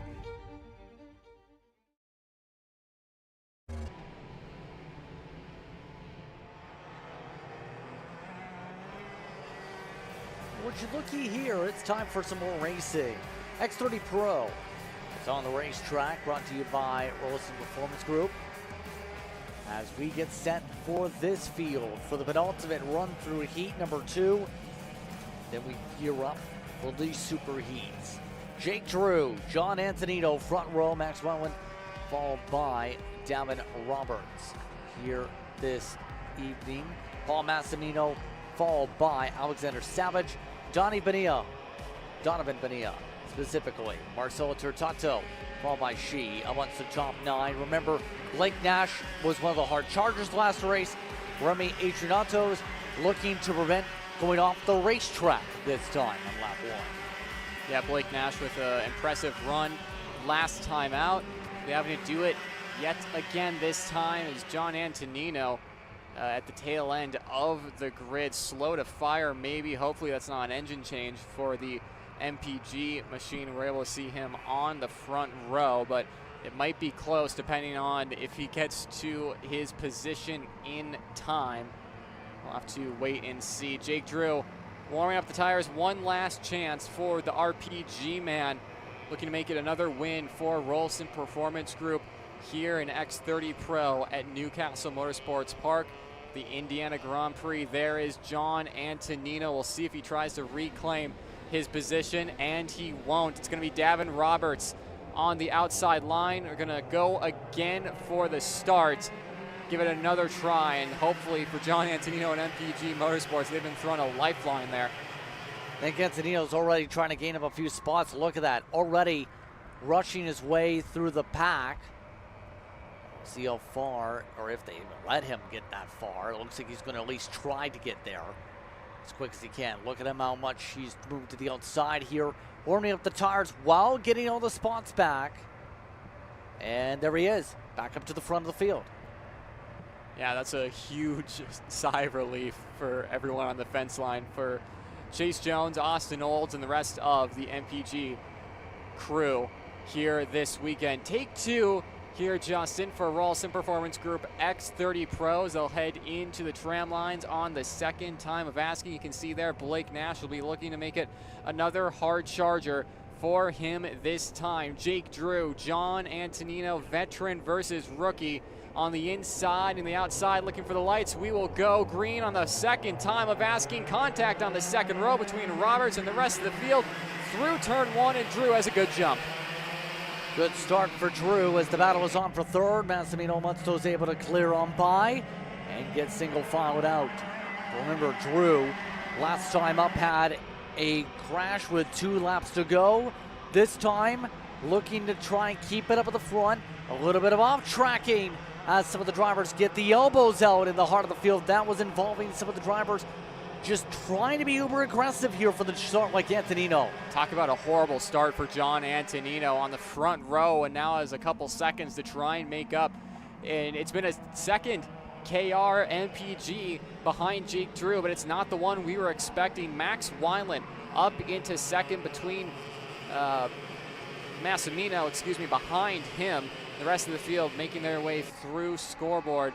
First time in anger, but Wineland starting to close in to Jake Drew right in front of him. We saw Drew have a lot of pace at the start of the Heat 1 earlier on in the day and faded off just a little bit in the mid portion of it, and then having that unfortunate contact that put him out of the race at the top of the hill in this corner. Turn 4, looking to right those wrongs and get some very valuable points going into the SuperHeat. Try to do as much as you can here, if you will, to hold on and fight.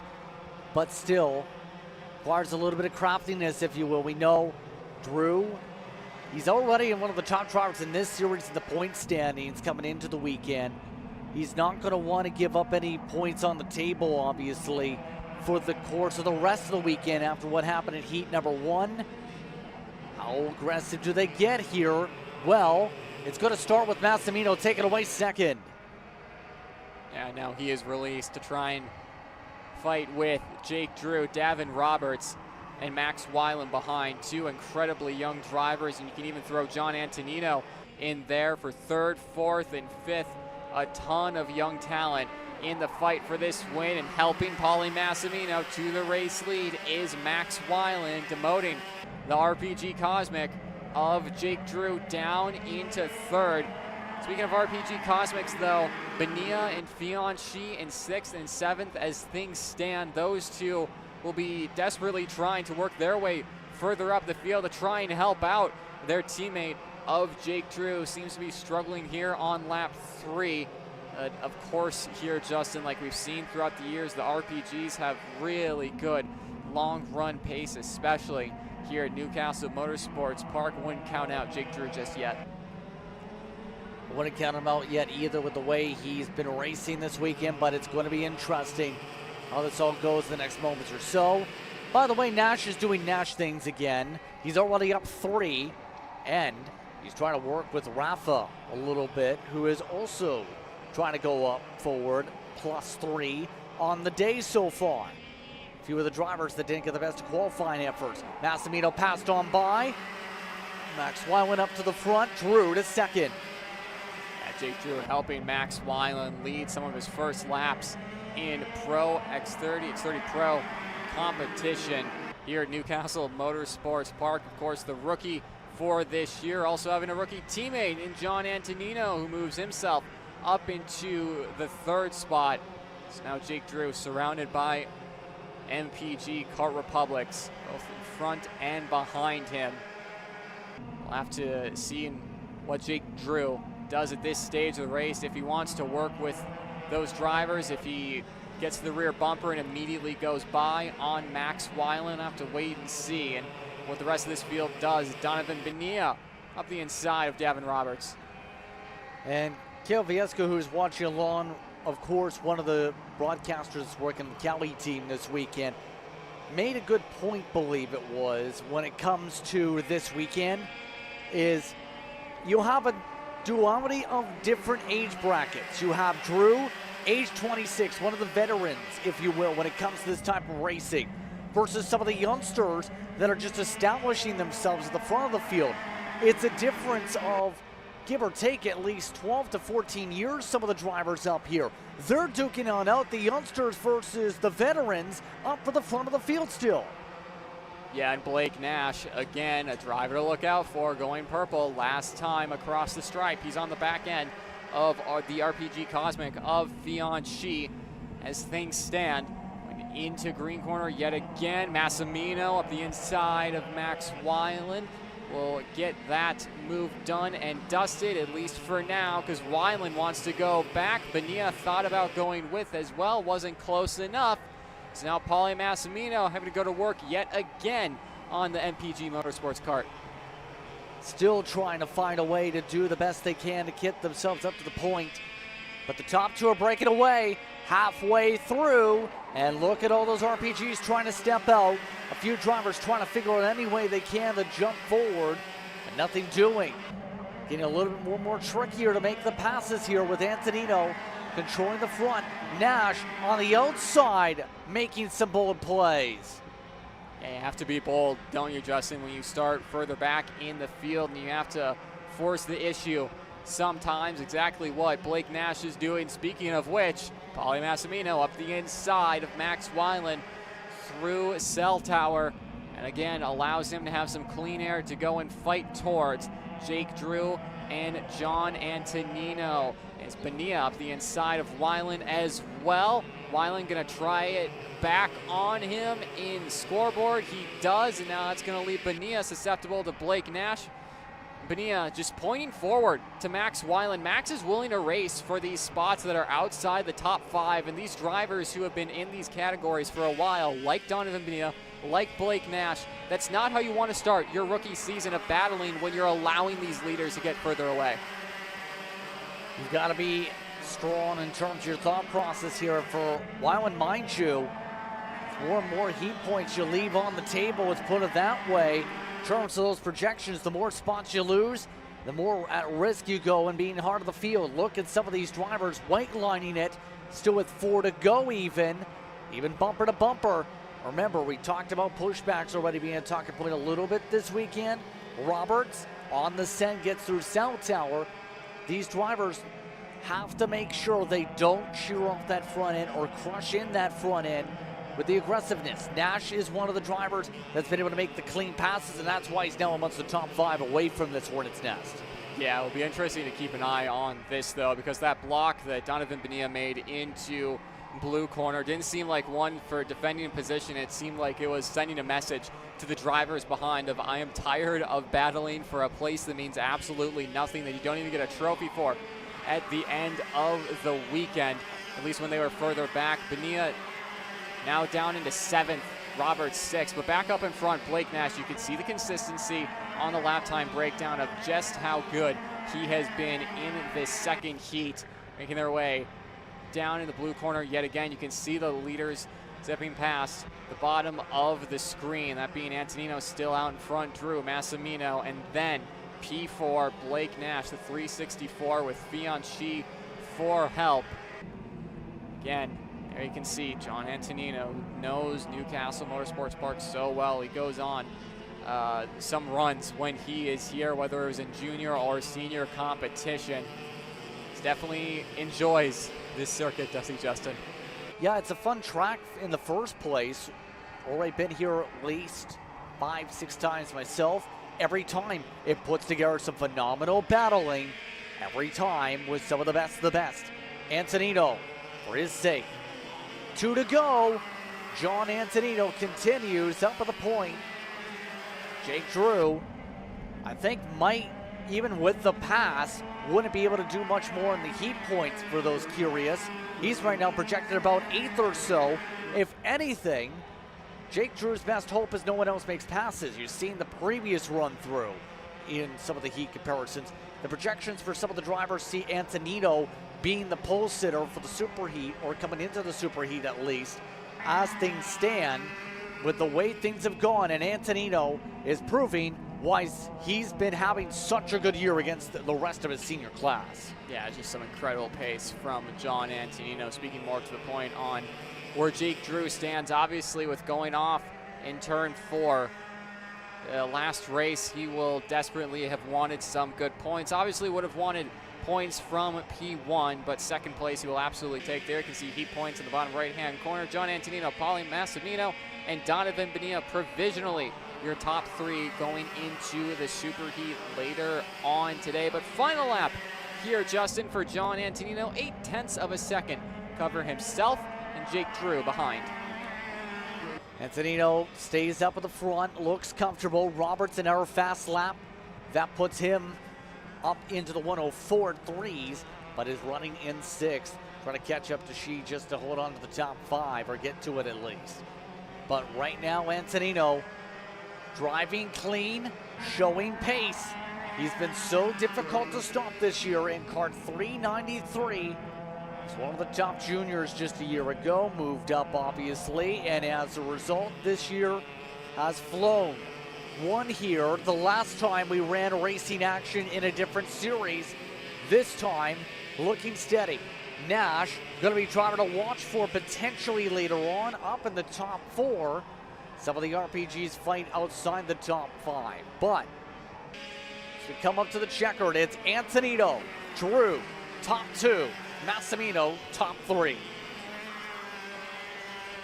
Again, Antonino just putting down the pace this race, though, is just unmatched by the rest of the field, putting everyone else on red alert going into the SuperHeat. John Antonino, a second to the good of Jake Drew, Paulie Massimino behind Blake Nash, Gavin Roberts, Donovan Bonilla, Fianchi, Marcelo Tortado, Finnegan Bailiff, and Max Weiland from leading at 1 point today, down in 10th, 9.2 seconds back. And so that leaves us with just one more group to go before we go off towards the SuperHeats. It's this pack.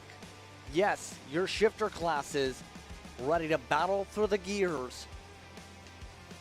And really, for some of them, it's going to be the test of what have they done this time to battle on through. They'll take a very slow roll onto the racetrack. Yeah, getting those engines up to temperature, same too with those tires. This warm-up phase in Pro Shifter competition is just so important, and especially for the drivers at the front to get a whole shot on the field and to get them by. Real quick though, Blake Nash standing by with Grace Overbeck. Yeah, Blake, I mean, we saw that you had pace in that first heat until it ended a little sooner than we had expected to, but it definitely came to fruition here in the second heat. Can you tell me about it? Yeah, package has been fast the whole time, especially in the dry. In the wet, we struggled a bit yesterday, so I'm kind of happy it dried out today. And yeah, we were super fast in the first heat. Made a mistake on my part and tried to go for a pass on Jake and didn't have it. So that wreck I take the blame for in heat 1. So yeah, kept it clean this time and tried to stay out of all the mess. And yeah, package is fast, so hopefully we can have a decent starting spot for the SuperHeat and make my way back up. So. Awesome, thank you. Thank you.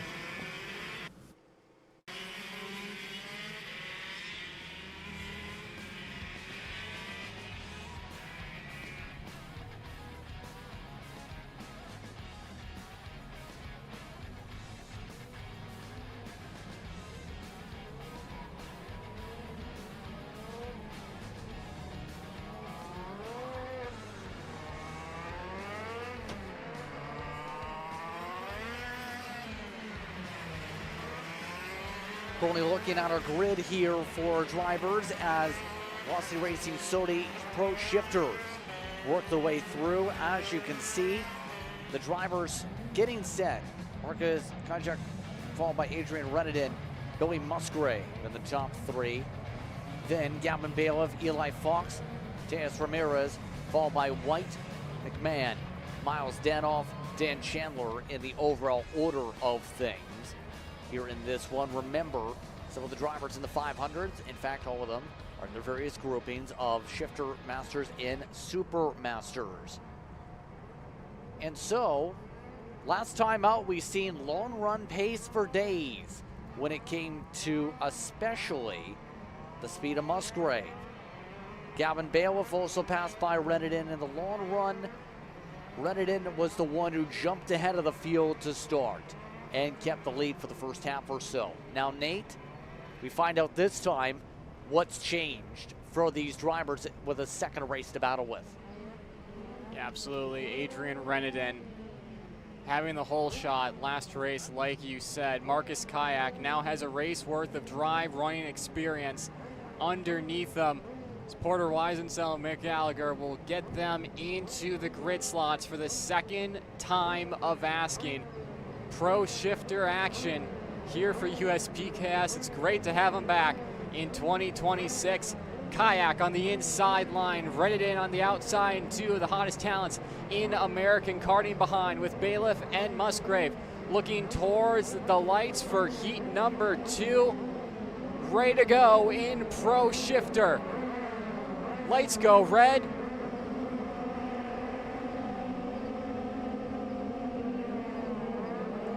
And we'll go again. No start there, Justin.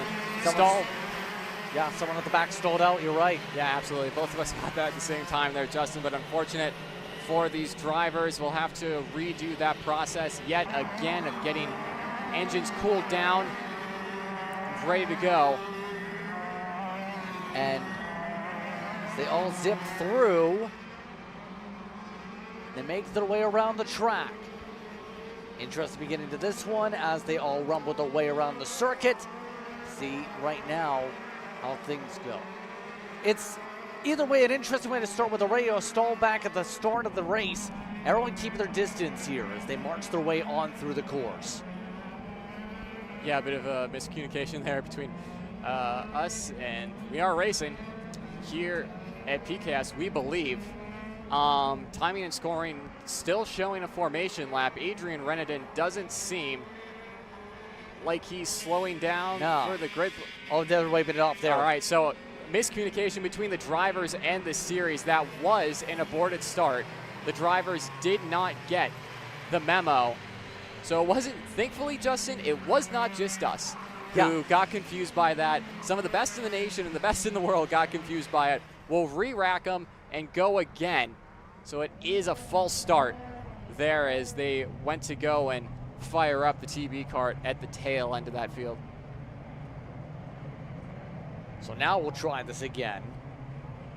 Remember, didn't see the lights go off, and they still ended up going when it went to 2 lights on the board. So they'll try and get a clean start this time. They're getting a little bit more heat in their tires, if you will. But sometimes these things happen, no matter the level. But either way, we'll try this again and see if we get a smooth launch with no stalls this time. Yeah, I mean, interesting because most of the field just went at that phase, and no one really had their hand up and understood that it was a false start, at least towards the front. Reneden, Kayak, Musgrave, and all of them, and went immediately. So we'll have another go at it. Drivers still getting tires and engines into a working window. Again, Kayak on the inside line, Reneden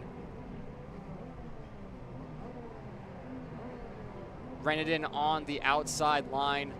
Of course, the old sparring partners of Billy Musgrave, Gavin Bailiff on row 2. And what can Eli Fox, a dark horse this weekend, what can he do this time? We'll go again in Pro Shifter action. Heat 2 presented by Velocity Racing. As they look towards the lights, lights out, and away we go. And it is Kayak getting a good jump, and it is Bailiff getting an even better jump for the driver. Got the whole shot last time. Adrian Reneden driving down to 3rd. So a change compared to the first one. The Carbelo's machine shuffled down to P3. They all make their way through. Off an interesting start here. That includes Musgrave trying to battle with Reneden immediately. Up to P3 as well goes the Carbelo's machine with the factory carts labels. Ramirez also picking up a couple spots from the jump also. But much better hole shot for your pole sitter who marches their way towards Sector 3. Yeah, Marcus Kayak now having that dry weather running that he didn't have when he started from pole in Heat 1, having a much better understanding of what that Formula K needs to execute here in Heat 2. Adrian Reneden would have loved for that first start to count, but unfortunately on that second shot, dropping down into 4th as things stand. Again, some of the best drivers in the nation going at it in that top 4. Justin White not having a very good qualifying session. Justin, yesterday he's down and out of where we would expect him to be. If we think back to USPKS round 1, actually, as these guys start to battle and put a pause on that point, Bailiff looking to the inside of Kayak, unable to get by as Kayak put the cart exactly where it needed to be going into blue corner. A little bit of breathing room now between himself, Bailiff, and now Reneden trying up the inside of Billy Musgrave, unable to power on by out of cell tower again, allowing a little bit of breathing room to second on back for Kayak as Billy Musgrave tries the over-under in green corner. Eli Fox is out with an airbox falling off and potentially the carburetor. Back to the battle for second and 3 wide at the apex of scoreboard. Bailiff holding off and going defensive from Billy Musgrave, who will try it around the outside. Doesn't have it late enough on the brakes and will stay behind the TKG barrel art. They'll all line up now in group 2 of them to the inside defensive. Bailiff doesn't want to give this up. Musgrave going aggressive into 2, sends it up the inside and takes away second spot. Now Reneden looks to join in. Now through 4, couldn't get it to plant to the inside curb. Gets back lined up once again. A few of these drivers getting uber bold in terms of these attempts, and Bailiff getting pushed back to P3 with the dives. Yeah, Bailiff having to re-rack and rethink how he's going to challenge towards Billy Musgrave, and we'll see if Musgrave has the pace that he had in Heat 1 to go towards and fight with Kayak. Further behind, you see Reneden and Justin White, the 2 Carbelo's Racing teammates, going at it. One of them Marinello, the other on a Sodi chassis between those 2. Of course, it's different to see 2 drivers on the same team on 2 different chassis, but of course with Adrian Reneden being a factory Sodi driver, him running on a chassis that he's so used to and contracted with. Running in that 4th spot after, like we've been talking about, Justin, that slow start. Seems like he's slowly bringing it back towards Gavin Bailiff along with Justin White, but we'll have to wait and see what time will tell. Absolutely.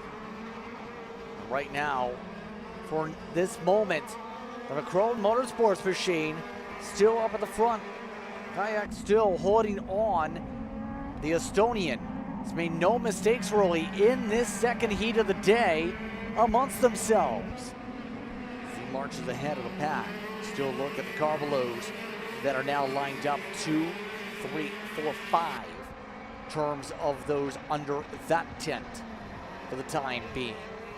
But as we come to start lap 5, give a shout out to the other class leaders in this field. That includes Bradley Danoff leading in his respective class. That involves those in the Supermasters.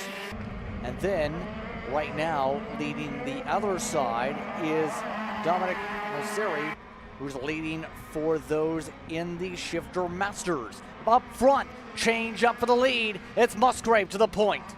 Yeah, Musgrave getting by and going into the grass to get by Marcus Kayak, who's falling under pressure from Gavin Bailiff. So those two will go at it. Musgrave will drive off and away. He's had the pace all throughout the weekend. Kayak getting up and over the curb there before green corner, having to defend, and now Renedin is here as well. Same too with Justin White. Kayak to the low side of scoreboard to defend off the hard-charging Gavin Bailiff, looking over his shoulder yet again and sees two drivers that have gone at it so far this year in 2026. Adrian Renedin now getting by on Gavin Bailiff, and now only 2 cars between Renedin and a race win. That being said, though, Bailiff had the run out of I-70, gets on by the 214 of Adrian Renedin. He's going to have to re-rack and rethink a way by the TKG Barrel Art pilot.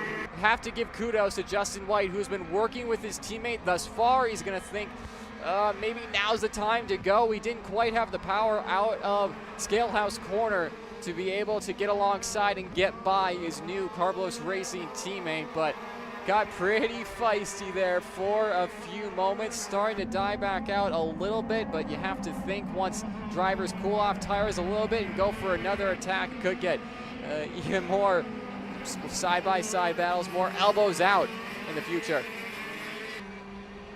I mean, from an entertainment standpoint, absolutely is the hope that you end up seeing more fighting out. But Musgrave is again showing the long run flex of speed. Bailiff trying to pick up his long run speed. 49, you see on the board, something popping up there for the 49. Warning flag for Marcus Kayak. Contact between himself and Bailiff, up and over, almost. Bailiff to the wayside. He's not going to be happy, and he will rejoin on track. Thankfully for him, Renedin now putting Kayak under pressure, gets by, does the 214. That's for second now, with Bailiff dropping to the wayside and losing a ton of positions there. But Kayak receiving a warning from USPKS officials for something on track. We'll have to wait and see post-race what that warning was for, if that does become a penalty for the Formula K pilot. Again, a ton of events unfolding here in Pro Shifter. That being said, though, Billy Musgrave driving off and away. He doesn't want any part in this right now. So we still watch Adrian Renedin, Marcus Kayak, Justin White, all right together on each other. It seems like Kayak is a little bit braver on the brakes, and Adrian Renedin at least in to I-70 gives Renedin a bit of a shove. Thought about a move in a turn 2, wasn't close enough, and Renedin shut the door through Scalehouse Corner and into the blue corner. Once again up and over the crest. Renedin goes defensive. Kayak to the outside. White now to the outside of Marcus Kayak. Still keeping the fight up. Kayak still on the rear end of the 214. Renedin rides on and punches down to the bottom of the racetrack. Now, White showing some improvement over the course of the weekend, now ready to try and see if he can take away a podium position here in heat number 2. This time through, nothing changing yet as they work their way through green corner and scoreboard now.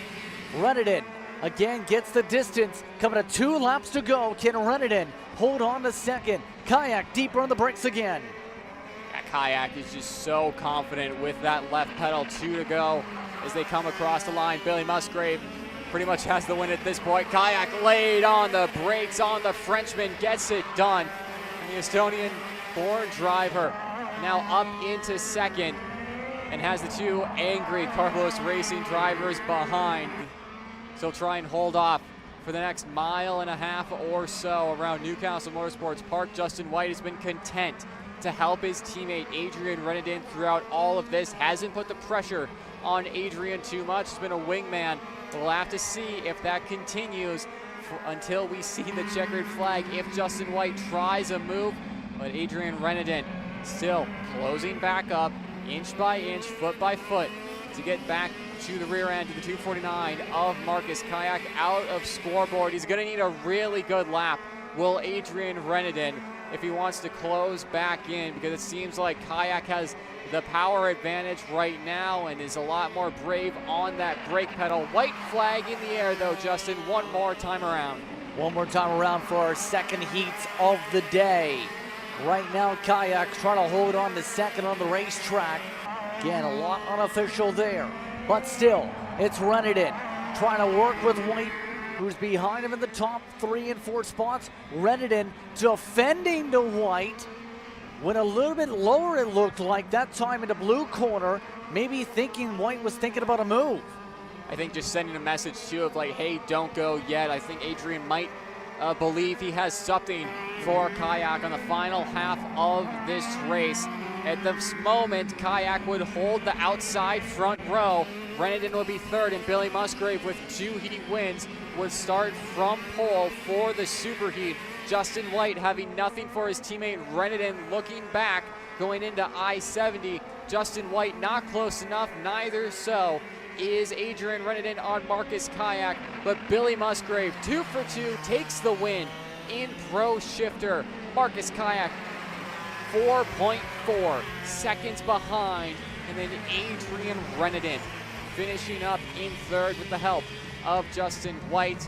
And of course, Gavin Bailiff making his way back up into 5th. What a race again, and Musgrave gets the job done for a consecutive one. Look at this in the battle previously for second, though. This got very wild with this deep dive, but was there a bit of a crowd down maybe? I mean, I assume that's what PCAST officials saw from that initial move. The second one seems like, I mean, it's not a great angle to see how much room Gavin was given going into turn 3. Of course, USPKS and their staff having a ton of cameras all across the track. They'll be able to look at that in finer detail than what we will. But we'll have to see what the drivers think about that. They enter the scale lines here. Indeed they do. Want to get to work for their super heats in a little bit as well. Let's send it down. Grace Overbeck. So Marcus, I'm kind of guessing that this has probably been somewhat of a learning curve for you, coming to this new track and racing with some people you haven't raced with in a while. Can you tell me about how that's been for you for a little bit? Yesterday in the rain was good, but I haven't done any laps in the dry, so for sure it's difficult. Also, I'm a bit sick and I have a fever, so it's not really easy. But yeah, we try to make it work, and we'll see. And talk to me about that warning flag you got out there. Was that a surprise to you at all? To be honest, I don't know why. Maybe they tell me later, maybe not. So yeah, we'll see. All right, I guess we'll see. And how are you feeling going into that super heat later today? It's difficult right now with the chassis, but I'm sure we will find something. Also, I need to rest myself also because it's really physically demanding right now with the fever, but yeah, we'll try. Awesome, thanks. Thank you. Well, bit under the weather, but we'll keep on racing, it sounds like. Hopefully it doesn't get any worse in terms of the fever.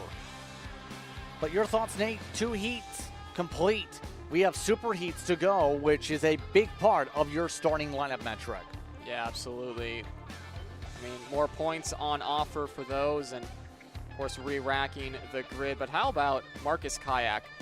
Under the weather, with that fever, not having a lot of experience here racing in the U.S. outside of Vegas.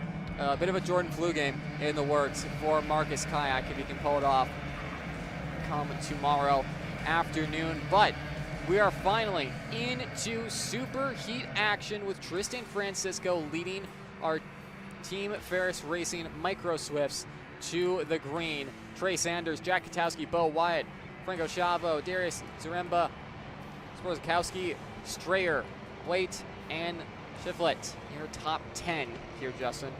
Well, Bryson Barnett down in row 6 alongside James Fox, Grant Heckman, Kip Knaus, and Dalton, and alongside many of the others looking to join in on the festivities. That includes Nascimento down around the 16th spot or so. But the field itself getting busy. The TFR Micro Swifts this time add a few more laps to the board. We're underway with contact and a crash. 3-4 carts involved. Sanders amongst those. Wyatt's off the track. Gianvo amongst those on top of the carts. It's a melee in the one.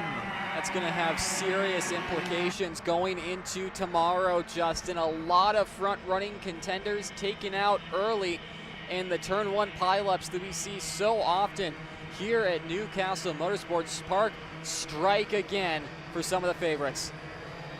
And that changes a lot of things. Dusty Strayer amongst those going aggressive here in this one. All of this is to say, busy beginning of this race. And now the field will have a lot of different drivers. Grayson Wayne amongst those, going to be in an interesting spot. Francisco amongst those, able to pull away from the carnage. Look at the dives going on there. That was Capitiello, who's gone up a ton of spots from the incident. Yeah, and obviously a lot of drivers moving around from that incident. Drivers having to take evasive action, getting caught up in it. One constant, though, Justin, is Francisco and Katowski still leading the way and out in front, unsurprising. But Barnett up into third in the 23 machine. That's impressive for him to get himself up there. Heckman as well. Grant Heckman, the 27 driver, is in on this battle now. Now we can see the Shop AKR replay going into the start zone. Sanders dropping to the outside, and just a lot happening on that second row. Initially thought Sanders might have got into Sanders, but Chavo comes over. Sanders going for the same piece of real estate there. And it looks like Katowski on the very inside, putting Chavo into a potentially uncomfortable situation there, just having two carts either side of him. Not at all putting blame on Katowski on that one. Just three drivers going for the same piece of real estate there, Justin. A little bit of aggressiveness, absolutely. Barnett, by the way, up 8 from the 11th spot, is also in the conversation. We haven't touched upon him too much really all weekend so far. He's one of the drivers from the state of Virginia that's now been able to charge up and get through to the chaos. Ran here about a month ago, got up to the top 5 with post-race reviews. He's also one driver that's been constant over in Charlotte neighborhood. He's had some top 5 runs in other series also. So he's already caught up to the rest of the groups here with some of the shuffling, but you see that blue machine looking for spots back here as your track temp has gone over 100. Yeah, from last time we had that graphic up, it's been about up 10 degrees on the track temperature itself, up 5 for ambient. So, I mean, conditions roughly staying the same here, Justin. Not too much of a swing for these drivers, not having to go back and make massive adjustments to compensate for a track that's really superheating throughout the day. Of course, small adjustments having to be made for amount of rubber that's being put down and other factors as well, but not as huge of a swing as you would sometimes see on these national race weekends. We've seen as high as 110, 120 before this season, as well as 130, depending on if you're at the desert or some of the blistering hot temperatures that happen for the course of May. But it's been a lot more cooler here. It's almost jacket weather. In fact, I'd argue jacket weather, depending on how you feel with the clouds here today. winds haven't been a factor. At the very least, hasn't been raining yet. But still, Dusty Strayer amongst those making passes, by the way. That gets him around 7th in terms of your order. Dusty Strayer's had a bit of an up and down weekend with Speed Concepts. Yeah, for sure there, Justin. I mean, Dusty is obviously an incredibly talented driver. Whenever you move teams, it's going to have some things you have to figure out on a weekend. And, of course, Dusty learning that, but also he's been just as impressive as he's been in 2026. Of course, being a little bit further down in this race isn't indicative of how impressive of a driver he is and the level of talent that he has. I think once we get to main event action tomorrow, he's still going to be in the fight for the race win if he can pick off a couple of spots here during the superheat. Possibly. And right now, the rest of the field shuffles down the line. Train going a fair ways back. Some of these competitors in this group, you're talking about as far back as around 12th or so. By the way, some of the drivers joining in on the conversation of this train, we haven't touched upon much. You have Abel going to be in this group. You have Dalton that's in this group. You have some of the drivers like Kip Knaus even that's been here this week, and we haven't touched upon here. A bit of side-by-side building up coming out of Cell Tower. Some squeezes and a cut through for the 18. Yeah, a lot of battling happening at the front of this mid-pack. Grant Heckman going for a move in the green corner there. A little bit of contact between them.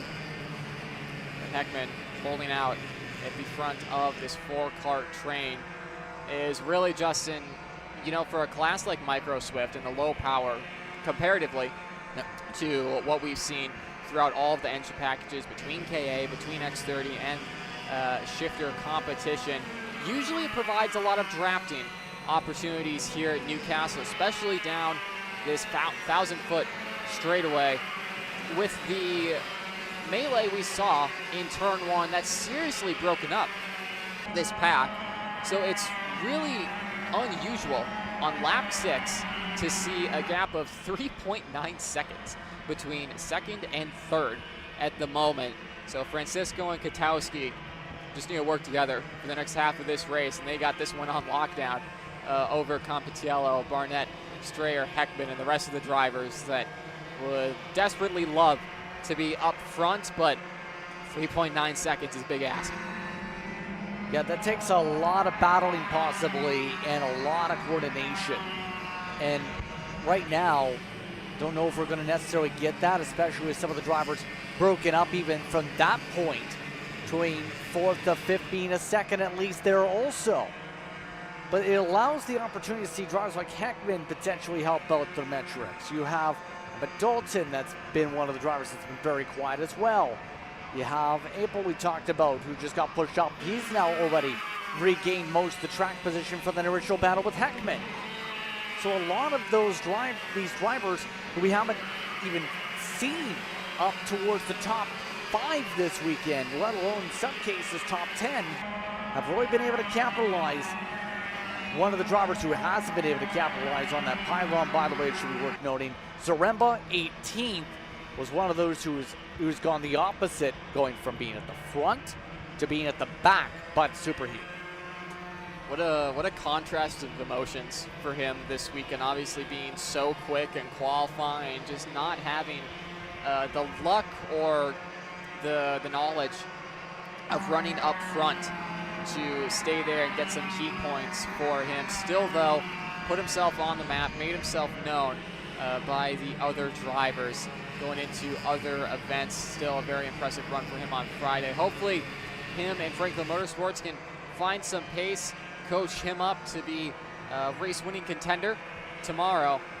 But still, though, this battle for 6th on back here, Justin, continuing with Heckman leading the way. Still nothing doing for Heckman. He's still trying to find a way to go. You see signals. I want to go, and oh, that's got to be careful with that. Trying to get the run and had to back out of it. Heckman going back into line there. After a little bit of movement there, you got to be careful with that. We talked about with the penalties earlier on with some of the adjustments to the rule book. That was a close call with Dalton trying to find a way to get the run initially down the straight.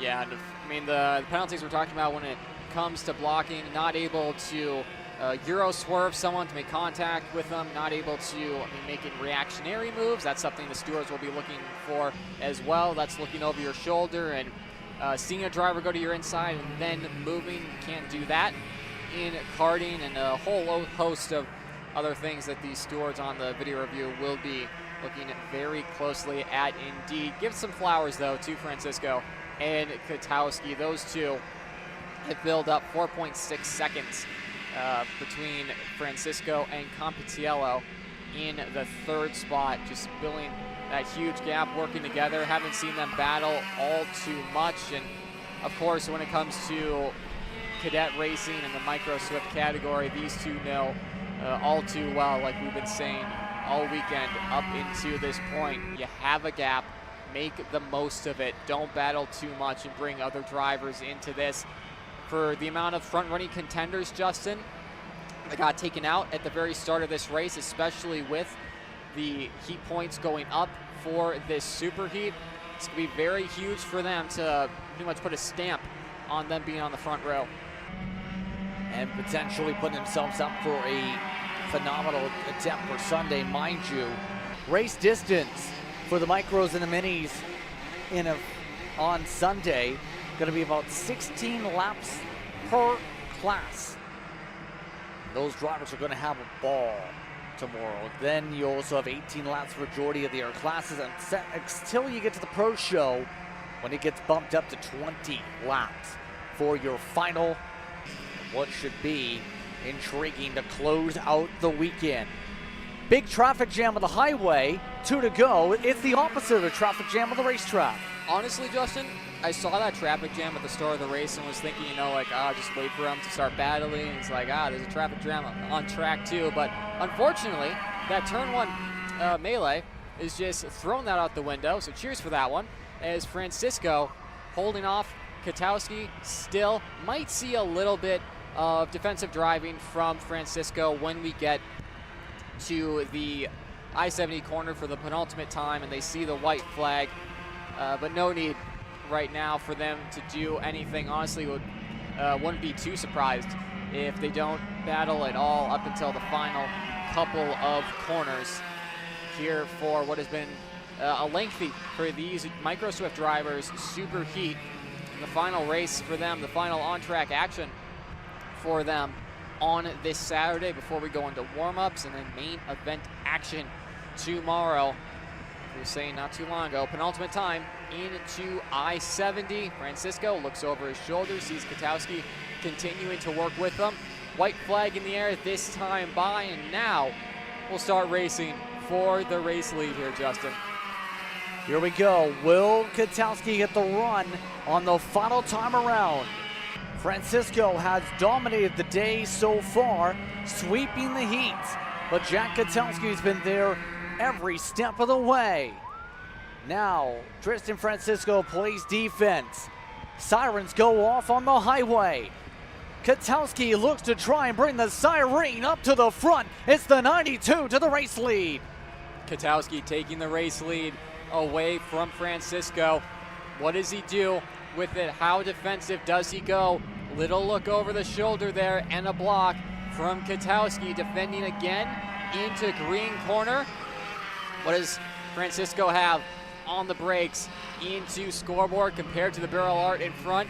Nothing there, only one more shot to go if he wants to do it under braking here, Justin. But right now we've seen the runs to the line. Francisco might want to be in P2. He thinks otherwise. Up the inside for the 20. Back and forth on the crossover. Here comes Kwiatkowski on the inside. Francisco trying to build a momentum. Contact with the right side tires. They're still baiting. It's Kwiatkowski at the line, but how will that stand? Contact coming out to the final corner. And a lot to say about that, Justin. I mean, contact between the two of them. It's not our job to go into it. Again, USPKS staff, a ton of camera angles, even Porter Weisencell having a really good view of that. Head flagman will be radioing to the stewards to get that all squared away. So provisional results for SuperHeat for our Micro Swifts. Jack Katowski takes it at the line. Tristan Francisco, McLean Contiello, Bryson Burnett, Dusty Strayer, Emmett Dalton, Kip Knaus, Shiflet, Apel, and Grant Heckman, your provisional top 10. And with that being said, our next group of drivers getting set to go. More coverage coming up on Kart Chaser. More USPKS racing is up next as our next group is ready to fire.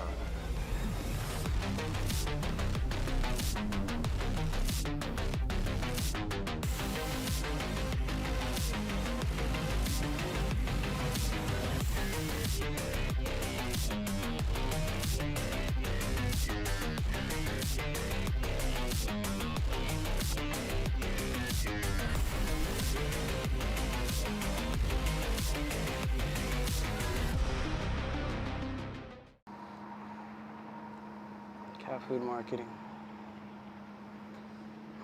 $9.99 a month. Dude, Caleb, wake up. Dude, we're live in 5 minutes. Let's go. Come on. What are you doing? Dude, I'm so sorry. Xander had me in a cat food marketing meeting till like 2 a.m. last night. Come on, man. Do you have anything I can drink? Dude, I got the perfect thing for you. Perico. It's a healthy energy drink alternative. Perico, non-GMO, gluten-free, kosher, magnesium, B12, B6, Yeah, it's good. B5, biotin, and zero sugar? Pericazo! Try Perico, made with natural ingredients, organic caffeine, and supports your metabolism. Try the new official energy drink of Kart Chaser.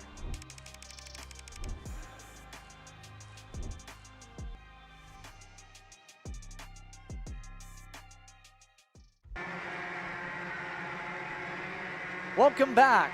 We're having a ball here. Let's put it that way right now behind the scenes. But the K100 Juniors, brought to you by BBS, is on the racetrack. Nico Gutowski and Travis Pettit on the front row, followed by Stegenberg and Height. Then you have Benjamin Fernandez, followed by Calvin Berghofer. Santiago Olio, you haven't mentioned all weekend, by the way, is in 7th. The Oats KP kid in the top 10. Hearing that Palacio had an engine change, though. Yeah, weird to see from Lucas Palacio. We'll see him populate at the tail end of this starting grid. Potentially, there he is, RPG Cosmic. His work cut out for him in this one. A large field of KA juniors for him to try and work his way through. Looking towards the lights, we go green early here in KA Junior. Off and away we rumble, off to the opening corner, 3 wide for a couple moments. But it looks like this time nobody treading through the grass.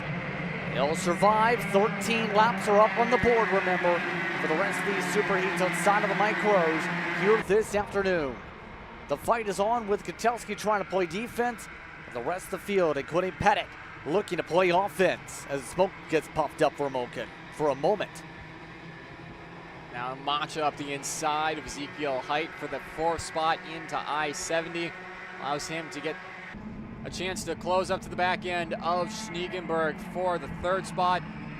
Top 2, though, cooperating with each other for the time being. Katowski and Pettit, these two have been really the face of this KA junior field this weekend. Colton Schneegenberg in both junior classes will help. A driver who's also in both junior classes, Pettit, to the front of the field. Talking more on that point on Schneegenberg, though. Justin, he's had the pace like he's showing now. He'll go to the lead, but for one reason or another, just hasn't been able to have the luck on the long run. This could be a turning point, and what a time it would be with those SuperHeat points available. It'd be huge for himself in the RPM camp. Indeed, and right now, they all try and find their way through swiftly as they can. Throughout the day so far, the K100s have put together some stellar racing. Pettit up the inside, sends it through. Falling on through. A driver who we also haven't touched upon, one of those who has been marred in the pack all day, Maxwell Macha. He goes to the inside. Now he's up to second. Cross back up though. Once again, they go back and forth. Macho looks to cross over again to the inside through scoreboard and does. Yeah, gets by on Pettit, and one was a late move. Those guys were going at it on each other out of green corner. And now Pettit wants by again onto the apex, putting Macha in an uncomfortable position there, Justin. And Macha holding out in third. Now Schniegenberg being given a lifeline out in front. Multiple 10th lead out in front for him, and that turns into over a second, 1.2 now for Schniegenberg. Can he maintain it? It's going to be difficult to do so with the way this package works, as we know. But right now, some of the others are taking some steps to move ahead. Oh, it's a parking lot. Meanwhile, with up the hillside, a few of the drivers stopped there. That included Andreas Salazar and one of the rocket racing machines that was on the hill. Yeah, we've seen that already today, and it happens quite a lot here at Newcastle Motorsports Park. Another driver further back, Callum Berghofer, down in 10th, having to work his way up after a less than ideal heat number 2 for the BJR driver. It's still not a whole lot happening, Justin, in terms of like what we saw in heats 1 and 2 with some fierce battling for some of these drivers. Checking back a little bit further in the field here to see what drivers are making their moves up. A couple with some hard chargers. Lucas Palacio up 8 spots last time across the line, but Fernandez getting by one of the Orsolans. Same too with Golseth and Gaddis getting together. Same with Cameron Johnson. Miscue there through turn 1 for a couple of these drivers and putting them on the back foot. Yeah, and that was not a happy leap up in the air, let's put it that way. Looks like that may have been Taylor as they're off the racetrack and out of the cart. Once again, getting really close on these fights here. You have to be so careful in a pack like this because you make one mistake, you can take everybody else with you. Yeah, absolutely. Tucker Trebe looks like the driver that was out on the Speed Concepts there, the 807, is Macha getting the bumper from Murphy into scoreboard. Samet's going to capitalize on that. Berghofer's there as well. Same too with Orioli. And the calm driving we were talking about a lap ago is completely out the window. These juniors really going at it. Macha dropping a tire there out of I-70. That's going to allow Marco Samet to make that move nice and easy and get by. Yeah, still able to survive on the racetrack though. Some hands waved up with some signals in this pack. Again, this is all outside the main lead group we were just looking at. Some of these drivers are battling like it's for the race lead, or they're battling like it is a Need for Speed game, trying to find as much speed as they possibly can to cut through the pack before time runs out. Was that burnout? Regardless, Samet's up a spot. I mean, a lot of these drivers, Justin, too, wouldn't be wanting to battle for those positions, but once someone goes a little too late on a pass, then someone else does it, and then everyone starts to make late lunges on each other because everyone's mad at the other drivers around them. That's when a lot of these collisions and incidents really start to take off, and when you really start to lose the lead packs that are in front of you. Macha, though, on screen up the inside of Murphy, almost went too wide, but able to cover that off at the apex. Out in front, though, Schniegenberg is being closed down as Macha makes a move on Samet. Will bring Murphy along with him and Callum Berghofer, and 2 with Santiago Orioli. Back up front, though, Justin, Nico Katowski setting in the fastest lap of the race a couple laps ago, and he is noticeably quicker than Colton Schniegenberg, 0.3 faster last time across the stripe in confirmation. Nico Katowski fastest on the track right now. Yep, and that was with the average too, being upwards of 0.3 quicker than the race leader, so it's getting interesting there. Look at Katowski mowing down the time, now has drafting distance. Schniegenberg for much of this race had been on their own, not really much anymore. Now, the tough thing's going to be how do you try and set this up if you're Katowski? You know, the run could come in pretty quickly here with the next lap.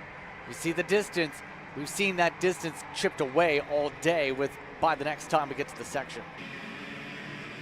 Yeah, I'll have to wait and see what Katowski has planned for this and what Pettit has as well, if he's able to close in. Now Murphy up the inside. Amacha will bring Callum Berghofer with them, so those two up a position. Callum Berghofer, fastest last time across the stripe for the BJR pilot. Back out in front though, bumper to bumper between P1 and P2 on track at the moment. RPM versus TKG, Schniegenberg versus Katowski. Out of Cell Tower they'll go yet again, lap 7 of 13, so pretty much at the midpoint race of this race here, Justin. And we'll have to wait and see if these two start to battle, then Pettit will be brought into it. He's 1.7 seconds off of Schniegenberg as things stand.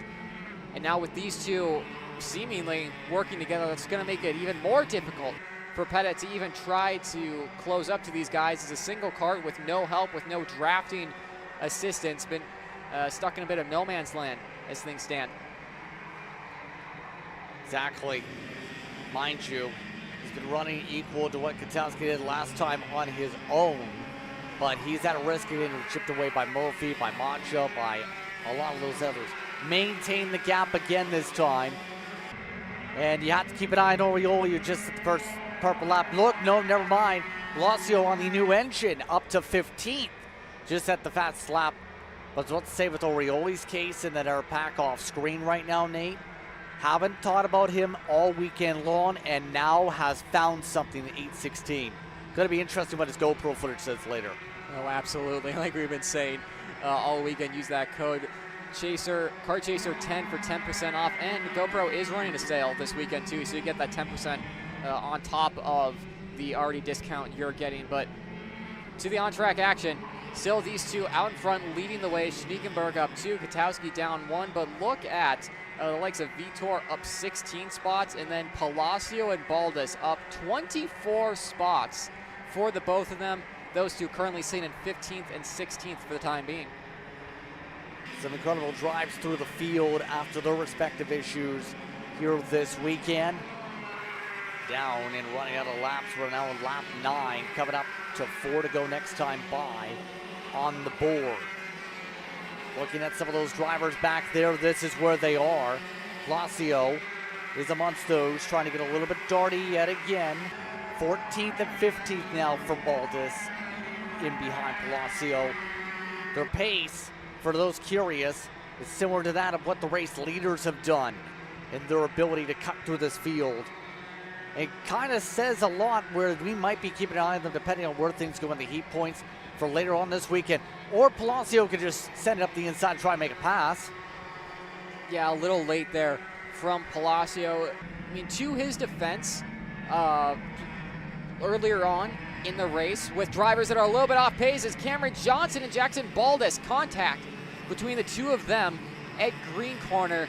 To go back on the point of Palacio, though, for some of the drivers he was picking off earlier in the race, maybe that move would have worked, but once the pace gets higher and drivers start getting to the pace limit that they are at the front of the field, a lot harder to make those late lunges. Orioli now, with the help of Murphy behind, making his way up the field and really putting himself on the map for this weekend. But I mean, Schniegenberg and Katowski, what else can you say about these two, Justin? Will be 3 to go at the line next time by. They've been doing exactly what you need to do in a super heat to make sure you get those points from it, not battle too much, and make sure the likes of Travis Pettit, Orioli, and Berghofer don't come and ruin your party. Absolutely.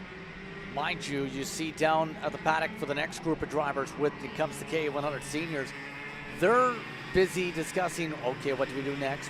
How is this going to go? We're having a little bit of loose conversation, I guess you could say. Amongst those, you know, some people are friends down at the paddock and just trying to make sure they keep up with the sense of humor, I guess you could say. Stay loose. Massimino has an interesting sense of humor if you've spoken to him before. But I have a feeling you know what I'm talking about. But we're got 3 laps to go. I mean, the juniors are busy working like crazy, and then the seniors are ready to do the same business in a bit. Yeah, the two groups of senior ready to go later on. There's Travis Pettit. Haven't looked at him too much, mainly for the fact that if you look in front of him and behind him, not a lot of go-karts very near him, stuck in that no man's land where you don't have the help to be able to move forward, but you're also fast enough on your own pace without any help that Orioli, Murphy, and Macha can't catch you. Of course, third place is going to be nice for the points for Travis Pettit, but not going to be the funnest of races for him. It's not going to go down as an all-timer, but still it's crucial to get him further up on the starting grid for the main event tomorrow. Going to check in and see how things go. Absolutely, mind you, as things look, going to be interesting where things go for the heat points is what I'm trying to say. We're at 2 laps to go.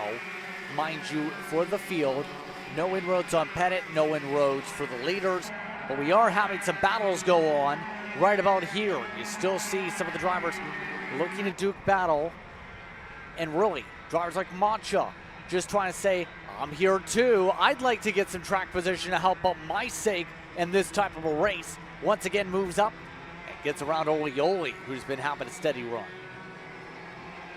Yeah, Macha and Orioli didn't really talk about them too much in the opening couple of heats, but you know, the SuperHeat format allowing drivers who had consistent runs to make their way further up the field and get themselves into contention out in front and be talked about a little bit more. Macha up the inside of scoreboard.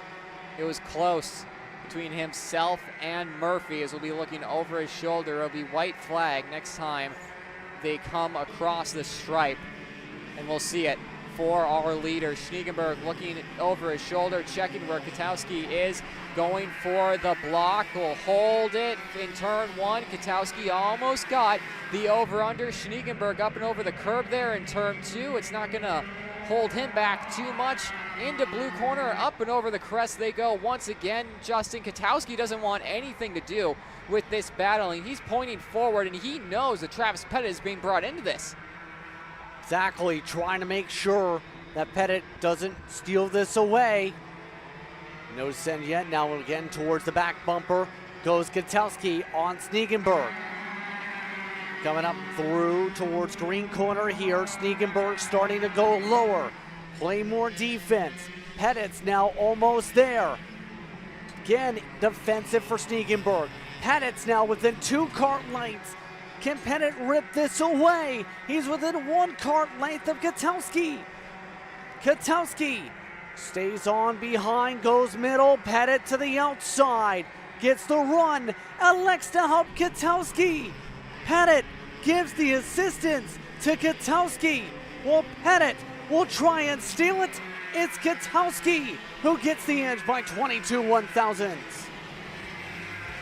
Mega run from Travis Pettit to keep his head down and get himself into a position where he could have fought for the race when he did fight for it. He came 200th short, but still impressive nonetheless. Nico Katowski, your unofficial race winner from the SuperHeat and KA100 Junior. That's them done until tomorrow. Again, Katowski, Pettit, Schniegenberg, your top 3. Orioli, Murphy, Macha, Berghofer, Height, Samet, Fernandez, your top 10. Then William Vitor, Nathan Golseth, Varela, Johnson, and Palacio. The 5 drivers that are outside the top 10 and looking in after that one. A lot of people going to be going to the workshop. Jackson Baldus, after his contact, fell down to 21st of note. You have Mason Berry that was down there in 19th. Isaac Bang down at 23rd, another notable driver we talked about a few times. Derek Kidd didn't get too many places, stayed down in 28th. It's a lot of names that look to try and find some extra ground tomorrow. But as you can see, BJR KA100 seniors, they are ready in the next few moments for their super heats. Now here's how the pairings are going to look. It's going to be B versus D and A versus C when we get to racing here in the next moments or so. And with these various pairings, we'll find out who's got the stuff, if you will, to show it off in victory lane. Yeah, Caleb Gaffera obviously confident there, and more drivers like Eli Warren, who had that engine change, won't be starting from the rear and will be able to start in that mid-pack and work his way forward yet again. Right behind him, Caden McQueen. Those two will be interesting to look out for. Two incredibly fast pilots, and Caden McQueen running 100cc competition this weekend, taking a break from the 125, again, at least 4 this weekend after an incredible performance from him back at Trackhouse Motorplex in X30 Pro. Tortado alongside them as well on the Orsalon Racing OTK. Driver you don't want to count out as well.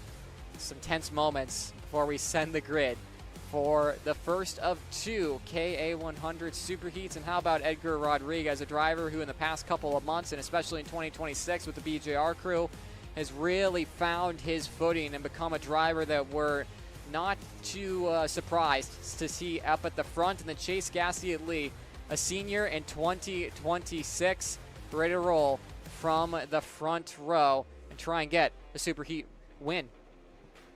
I think he's still driving with one of Elefante's driving suits, too. Eventually, they'll have one of the Gassiet-Lee on the pant leg. You see it right there. I mean, driver suits are hard to come by sometimes. They're not cheap. But in all seriousness, the engines sound like they're starting to rev up here for our group of drivers. Do you have a pick as the cleanup and the pickup is just about finished? It's so hard with the KA senior class. It's Mateo Rubio Luengo, calm as ever for him.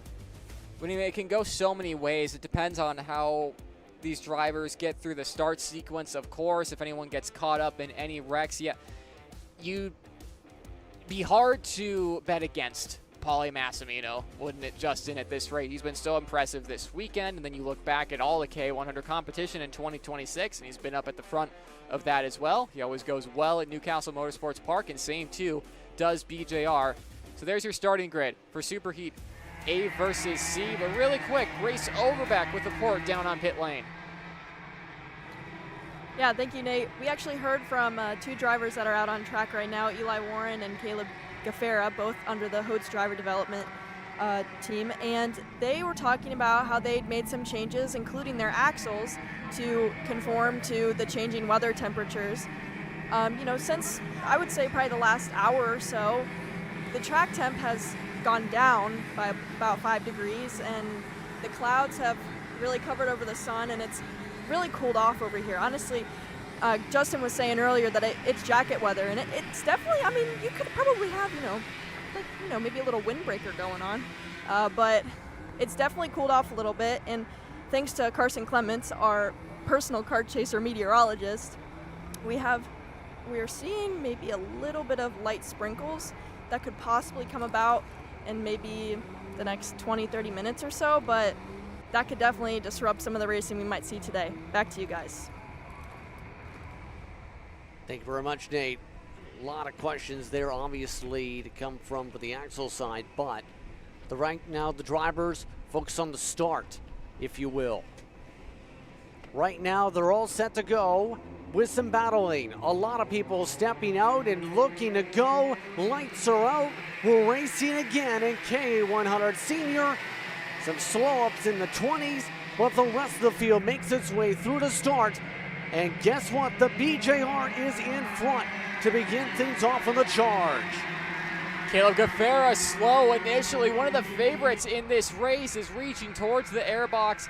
Engine issues potentially for Caleb Gaffera at the start of this race, which means Paulie Massimino will lead the way. Behind him, Garzone and Rodriguez. Chase Gassiet-Lee did not have a good start at the opening phase of this race. Start of the race where saw him dropping a few tires on the exit of turn 2. Down to 4th for him, and Cade McQueen already working his way up the field. Queen up to a good start, say the very least, as now to the inside goes Rodriguez with the send. Poke back for Garzone, gets back in line yet again on that attempt. Still though, Munso's looking to go back. Gassiet-Lee just drives around. Bit of a squeeze down the straight. Look at that send going on to the inside. A few of these drivers really getting the elbows out. Like we've just seen down in the middle of the field. Yeah, 9-12, Charlie Roque for host driver development, getting the elbows out there, getting the move done in the midfield. Back up front, though, Edgar Rodriguez, Chase Gassi-Ali right there on each other, trying to work forward to Paulie Massimino. Gassi-Ali up the inside, both of them pointing forward. They're already on the same page and trying to fight towards the 943. So critical to do so right now, but here's the thing. Everyone keeps taking that second or third page in the pack and saying, you know what, I don't like that page being there. I'm going to rearrange my binder right now. Here's an error change. You see that with Rodriguez again, back to the third spot.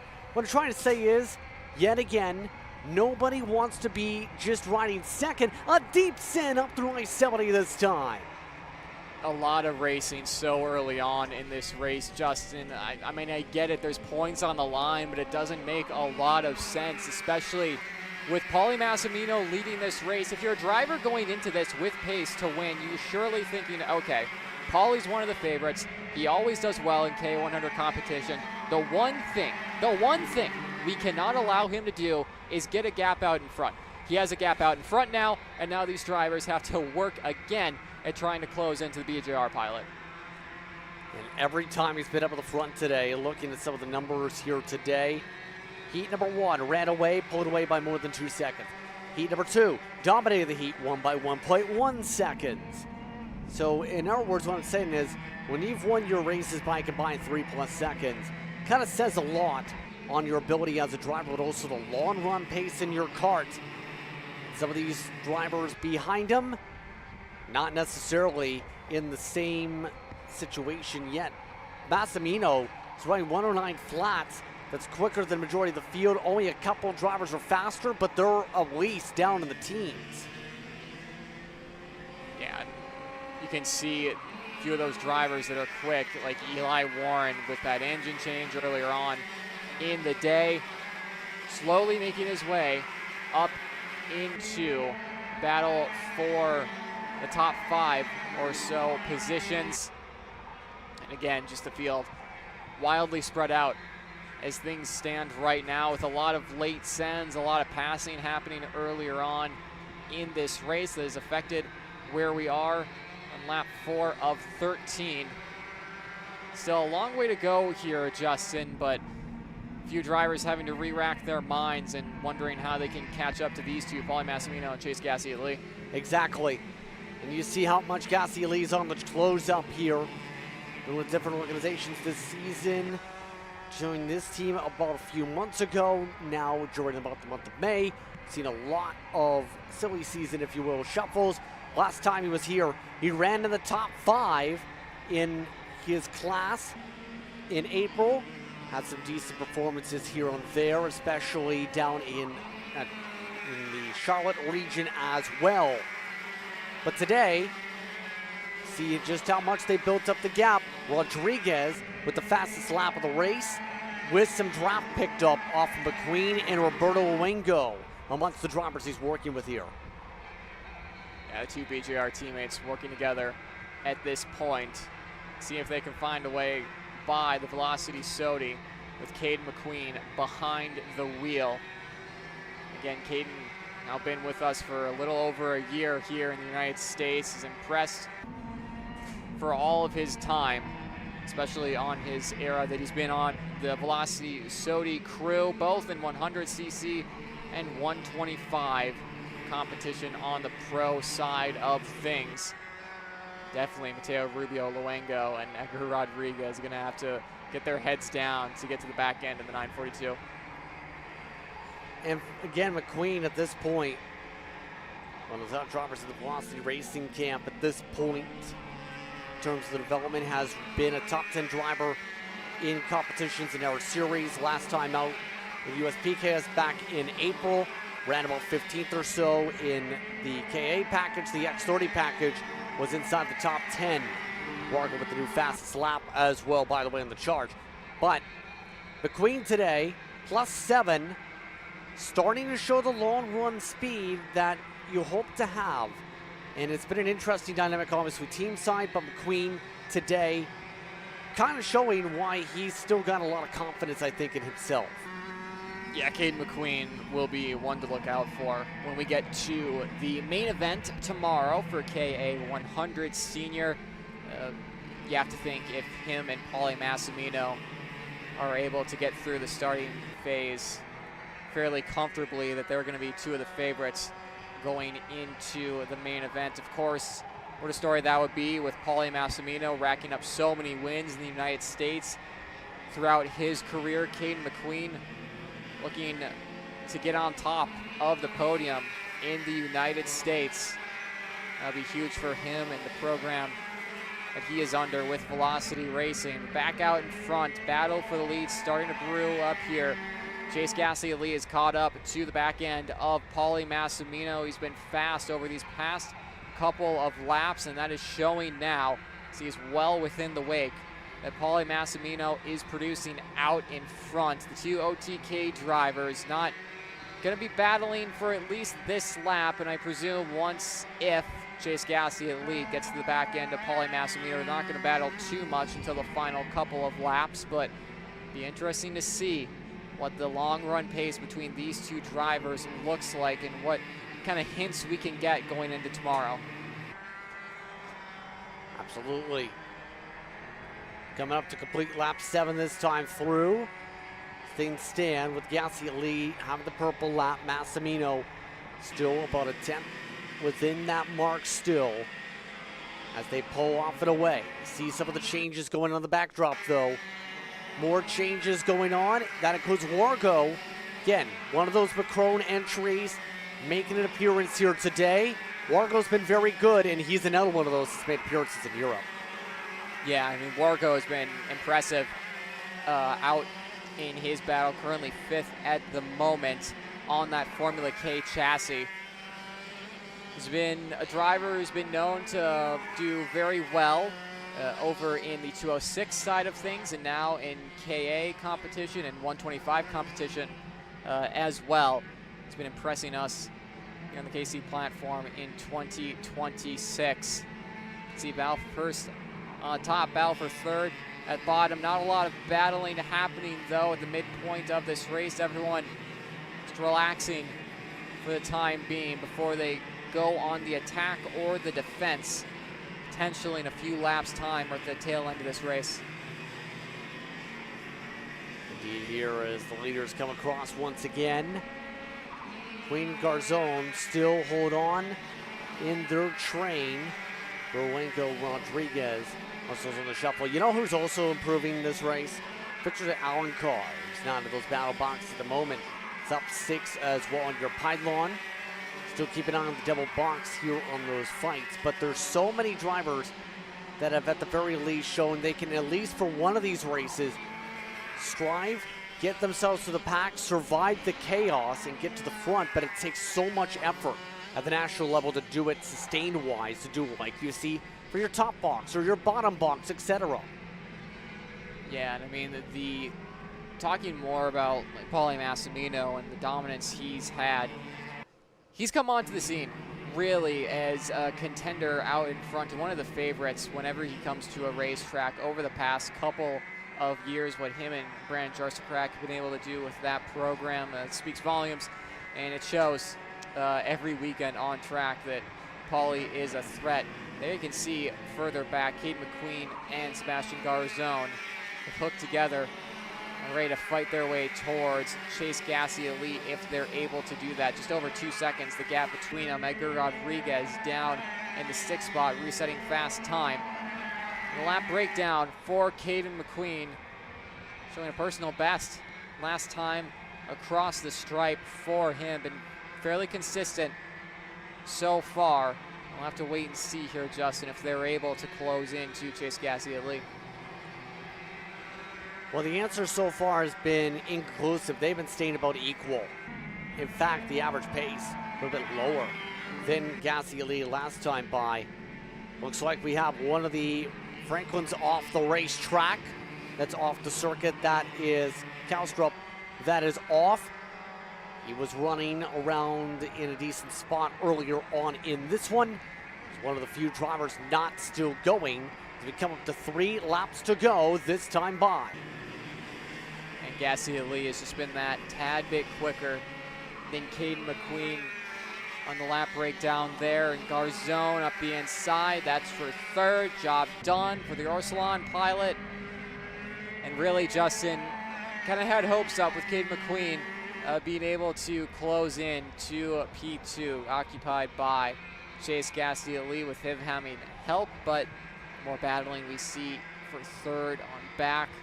Less likely that is to happen, of course, with 2 to go. Coming not too shortly from now. It's looking like an even taller order for anyone to close in to these front two, let alone for Gasly Lee to find time. 7/10 almost between himself and Massimino.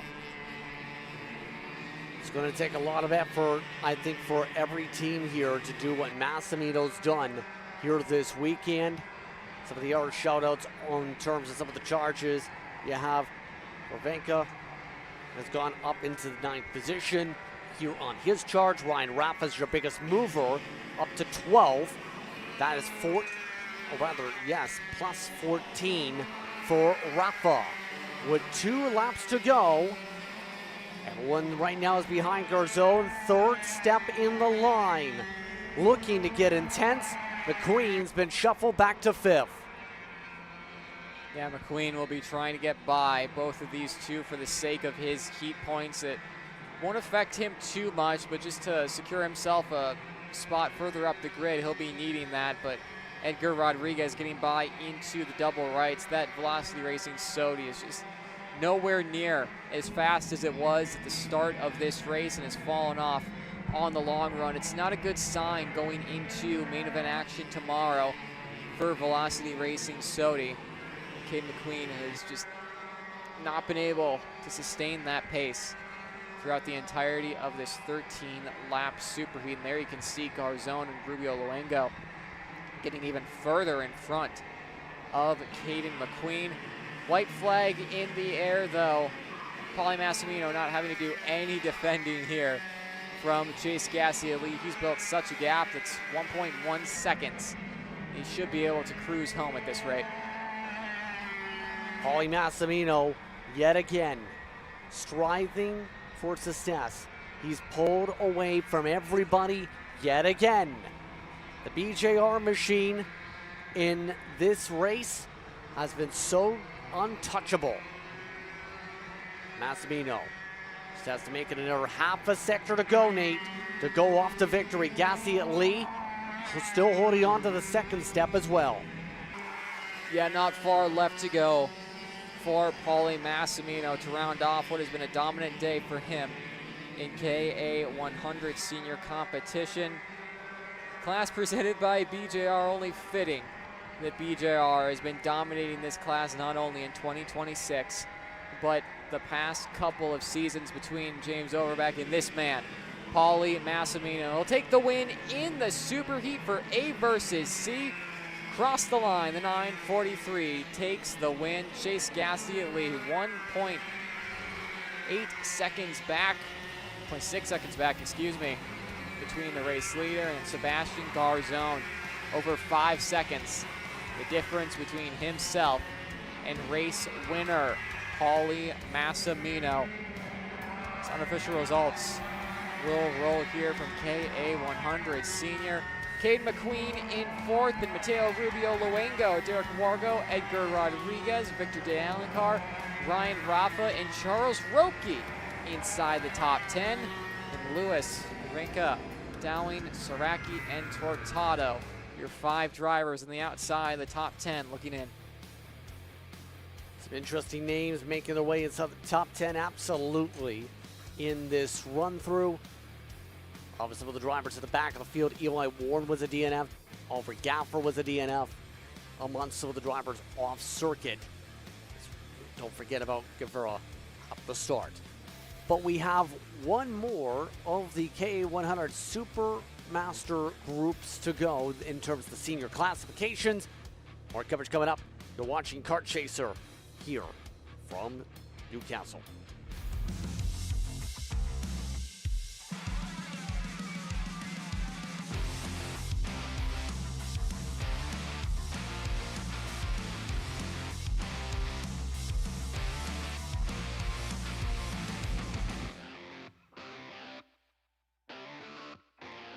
guys, another Kart Chaser driver fitness episode with me, Chris G. Today, I'm gonna show you how to protect those ribs in the seat. We're doing core. Exercise number 1 is the bench leg raise. Controlled all the way down, full range of motion. Make sure you pick up that tailbone off the pad. Coming down, controlling. Great for the lower abdomen area and obliques. Floor slider mountain climbers, exercise number 2.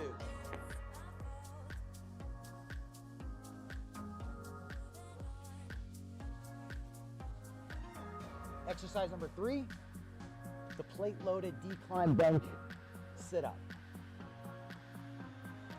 I'll see you guys on the next episode of Chris G Coaching, race ready training that carries into real life. That's what we do here. Are you stuck with your kart racing? Not sure the ideal kart setup?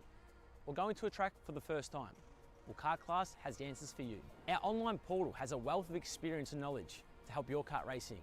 From kart setup advice to track guides that are targeted specifically to your circuit, or the driver coaching aspect with mindset, racecraft and driving techniques. If you want to take your karting to the next level, visit us at kartclass.com.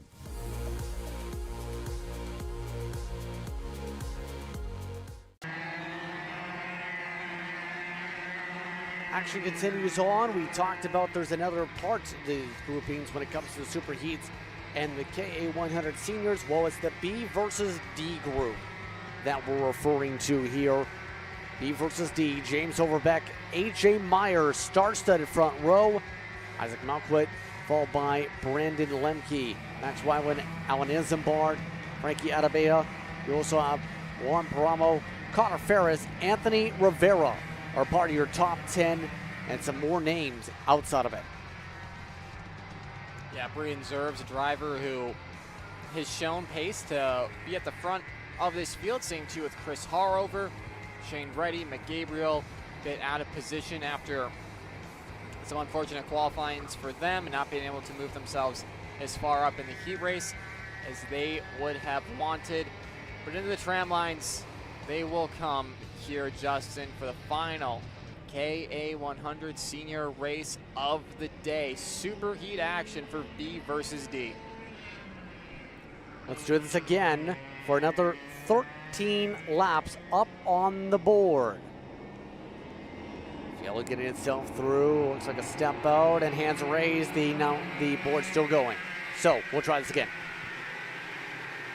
I think we're waiting on another cart. We are. Yes. One of the top carts there, when we were going into the tram line, you could hear one cart still going at full bore, and USPKS and Porter Weisensell. And that would be Ward. Remember, he had issues getting off the grid earlier, Nate. May have happened again. Yeah, potentially for the top cart pilot, but James Overbeck will lead him to the green again. And Overbeck, so far today, hold off the pack. He, remember, was able to use a crossover with Lemke to get the win in a back and forth affair. A little bit towards the very end in the battles, but is able to control things.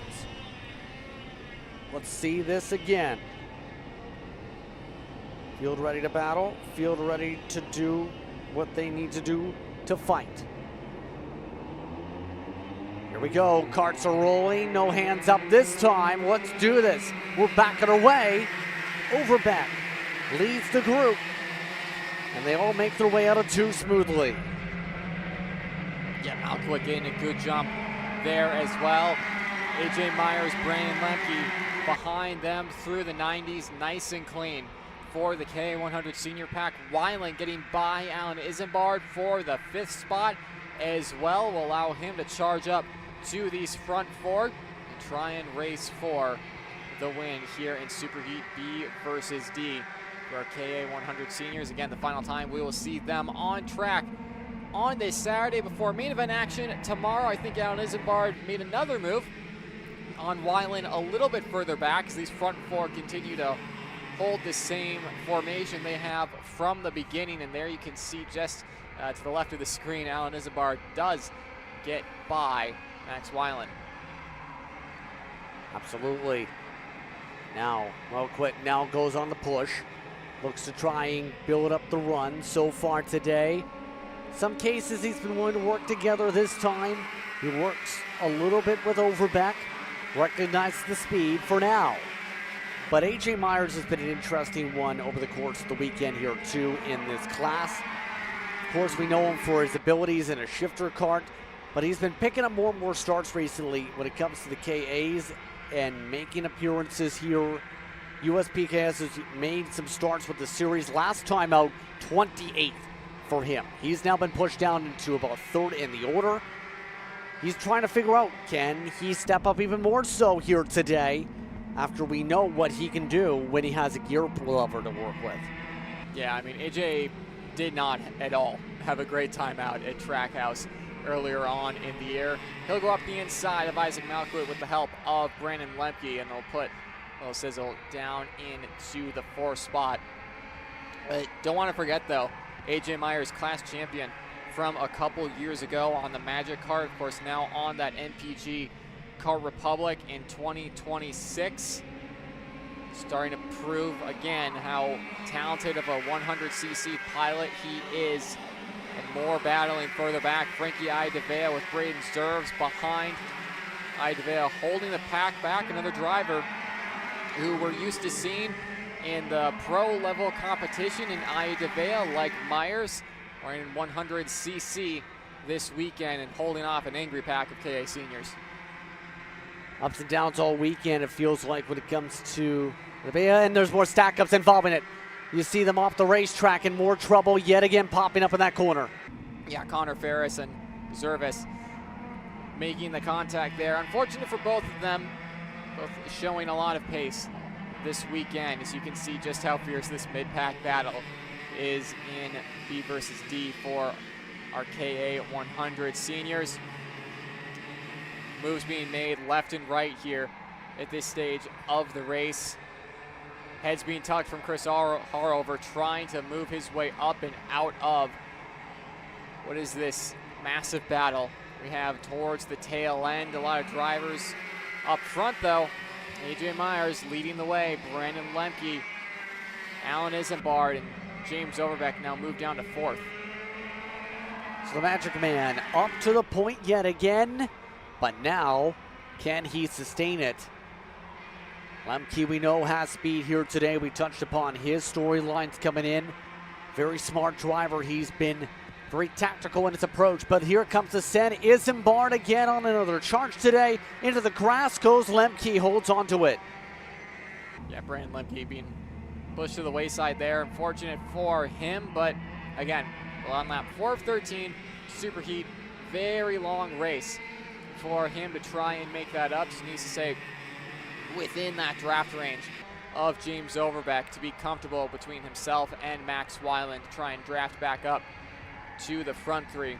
Currently being led by AJ Myers, with Alan Isambard, James Overbeck, 3 incredibly talented drivers in 100cc competition that we've seen over the past few years. Isambard to the inside, gets by with the help of James Overbeck, so move Rocket Racing Company into the race lead. Again, up to the race lead indeed for them, for their outfit here. But still, as time ticks away, and as these drivers sort themselves out, thinking about some of the errors coming up through this field. Gabriel's up to 7th of note. Landers, we talked about in those fights, is up to 10th. And was hearing for the Prodigy camp as well, was checking back on some of the logs had blown motor in qualifying yesterday. At least 2 of them they've blown in 3 weeks at this facility alone. Some teams have definitely had to find that little edge of speed, and that's why we see so much diversity, I think, team-wise, where there's only 2 or 3 matching teams inside your top 9 to start this one. Yeah, I mean, just showing the level of parity in the KA power plant as well, how close the racing it provides.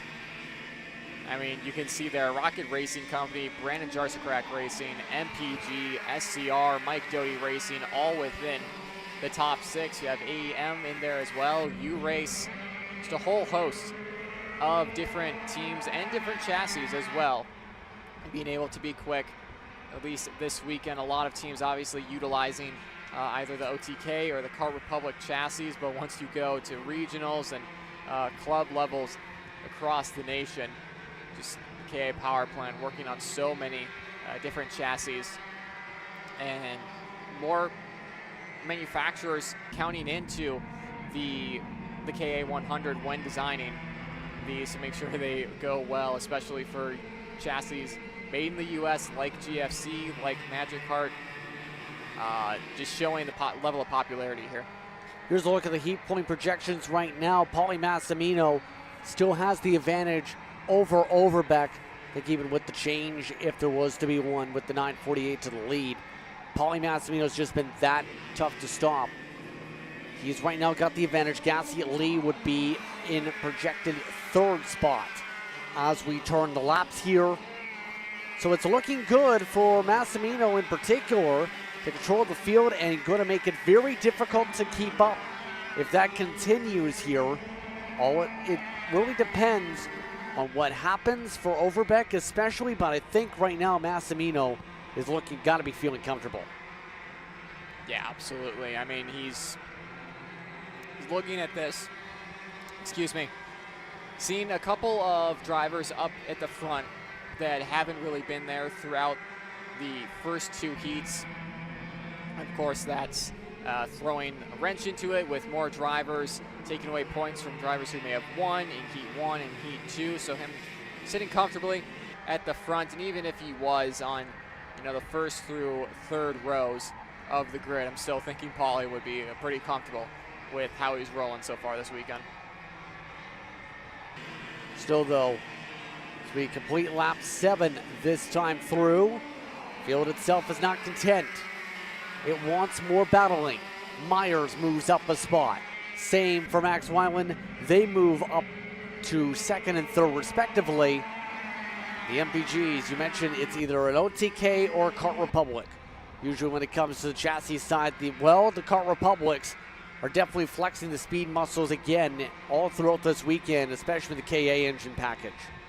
Yeah, and MPG Motorsports have taken this program with the factory support they now get from Kart Republic, that happening at the start of 2026, and they've been flying ever since then, obviously showing good in the KA 100 competition, also developing their cadet programs with the Mini and Micro Swift categories, and especially in Pro 125, picking up multiple wins in 2026 already, and hoping to do so yet again tomorrow here at a track they've already won in 2026 in Pro competition. But to the here and now, MPG to the lead.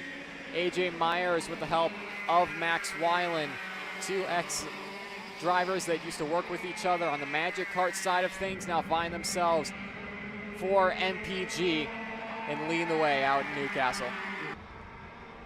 And still, now look to try and figure out the best way forward to prevent any more attack points. Overbeck pushed back down to fourth in the midst of all this still. Here we go again. Teammates broken up, and it's Isambard yet again for second spot on the cut. Isambard all weekend has been very feisty, it feels like, on his charges. You see Overbeck taking advantage of him now to make the pass right on back for a driver that has been, in the case of Isambard, quick here this year, and it's coming off some strong success in multiple different class types. It's going to be interesting if Isambard is able to find himself speed for the end of this one, although he did have a rough time at Trackhouse the last time.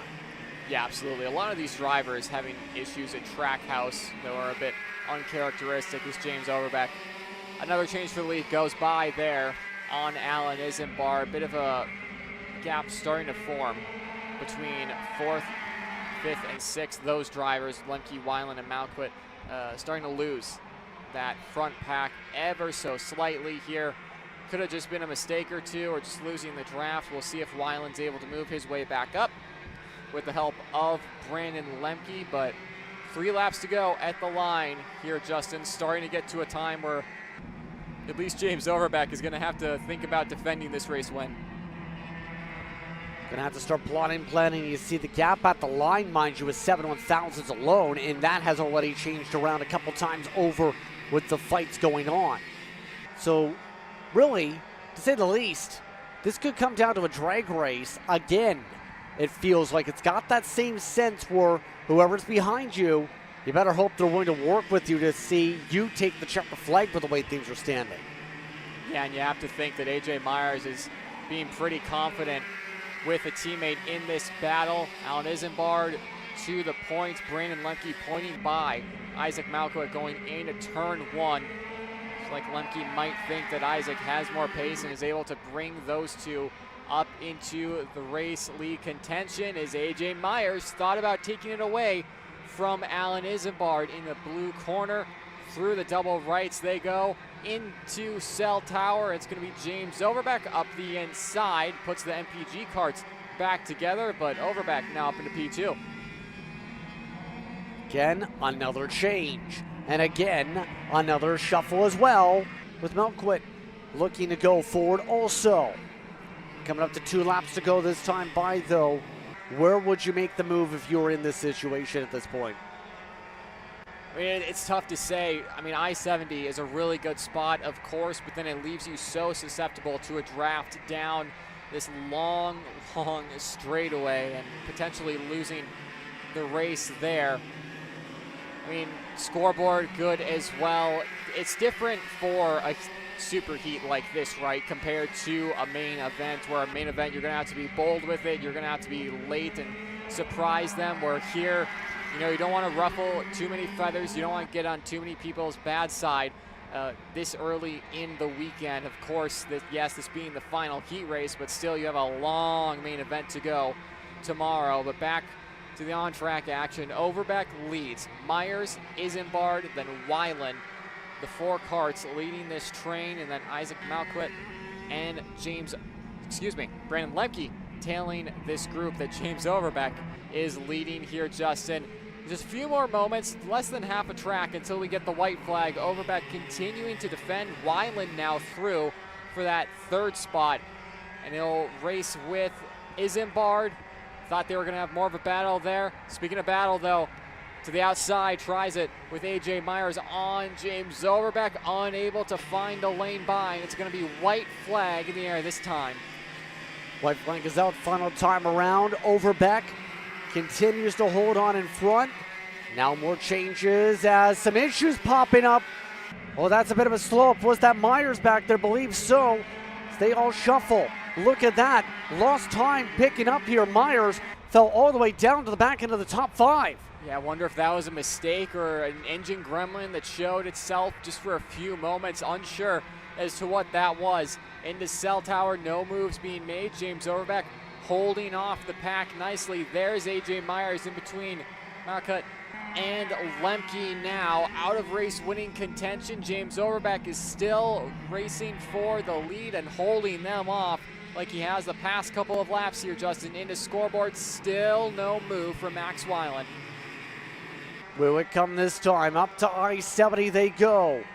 Overbeck looking over to the right side. May have to think about the left because that's where the runs are coming. Isambard tries the outside. That doesn't work.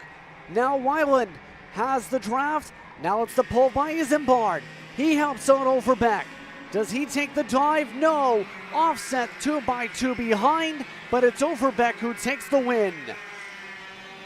Interesting to see there, Alan Isambard having a choice. Do you want to push James Overbeck or do you want to push Max Weiland? He chose to push James Overbeck, and obviously it helped him get up into second. That'll do it for KA 100 Senior, presented by Brandon Jarsa Crack Racing, Group B versus D. That is it for Super Heats, and James Overbeck takes the win. Alan Isambard, Max Weiland in 3rd, then A.J. Myers, Isaac Malquit, Brandon Lemke, Mick Gabriel, Frankie Idevea, Shane Reddy, Juan Paramo, your top 10.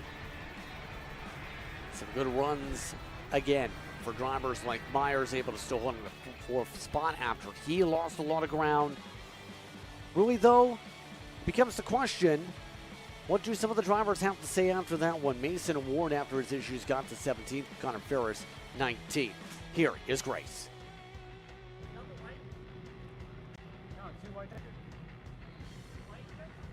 Two to go, white checkered. Well, Alan, can you tell me about what that was down there? Where? what AJ was talking about, just to fill in the viewers? I don't know. I think he saw 2 whites instead of 2 to go.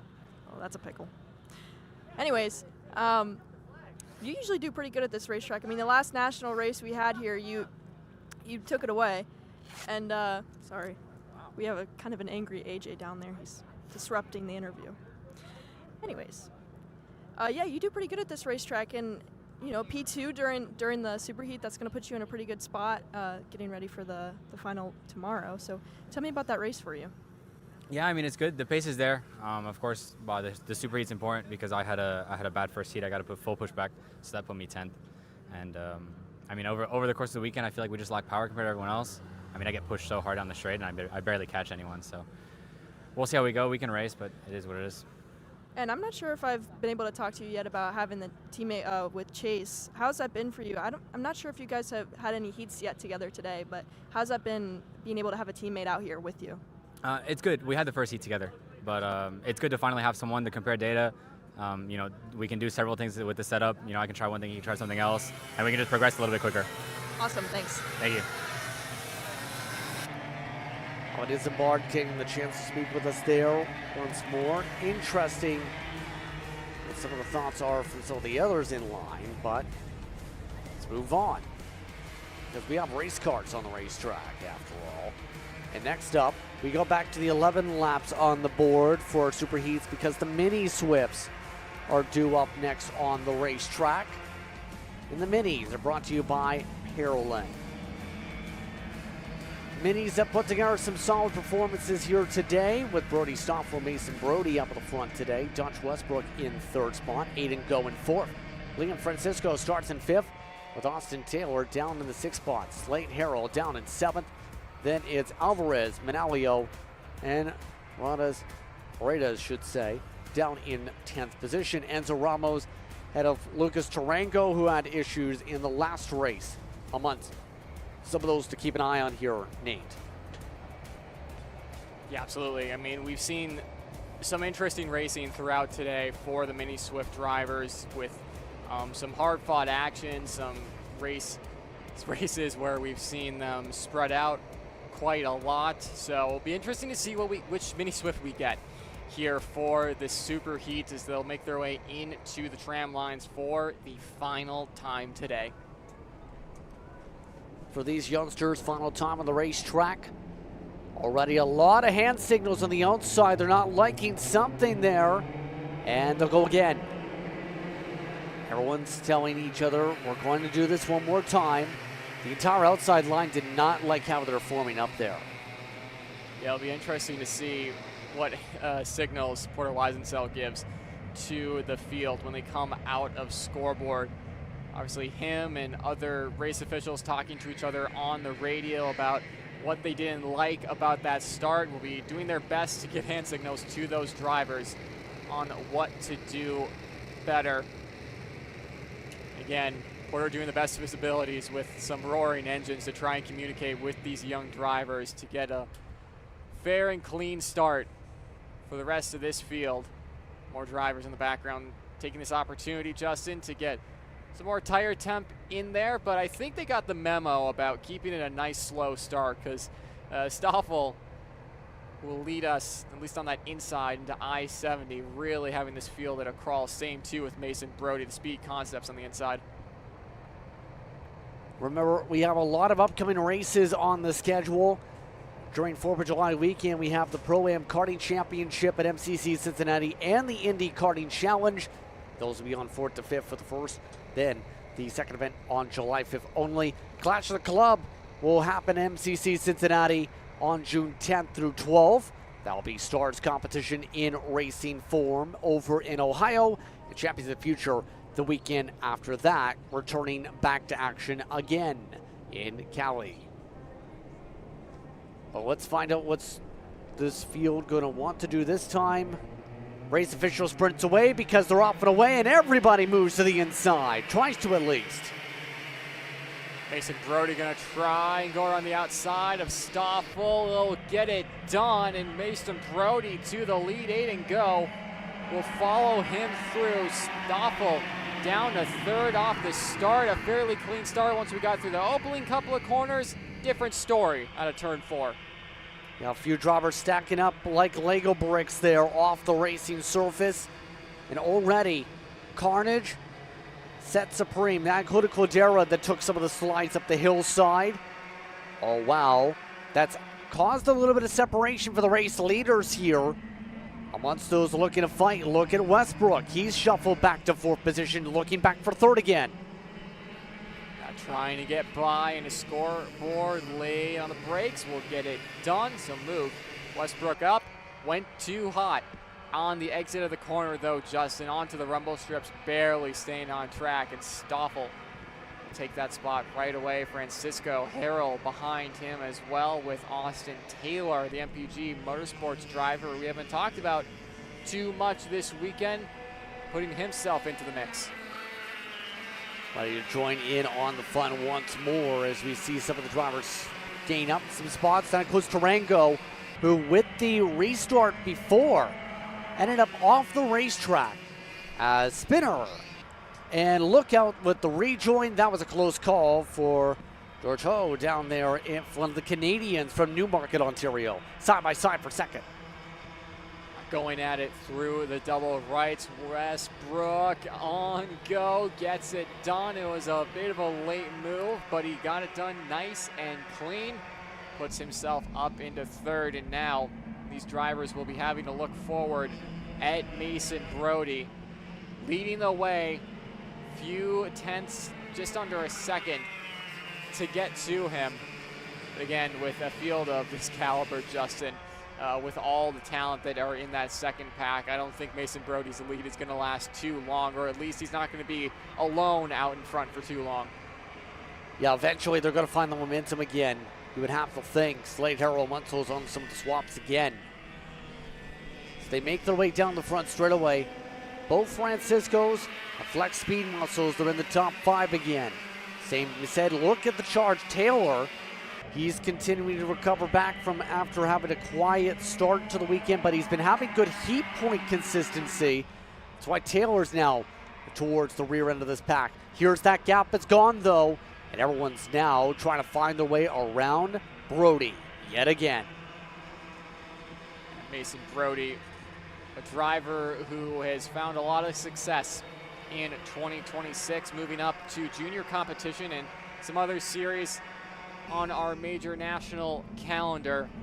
Of course, moving over to Speed Concepts this weekend with all the help he's been getting from Frankie Mossman, a driver who is so quick in 2026, and not surprised to see him up there. Agree with you on that one. They all zip their way ahead. Coming up to start lap 4. This time through.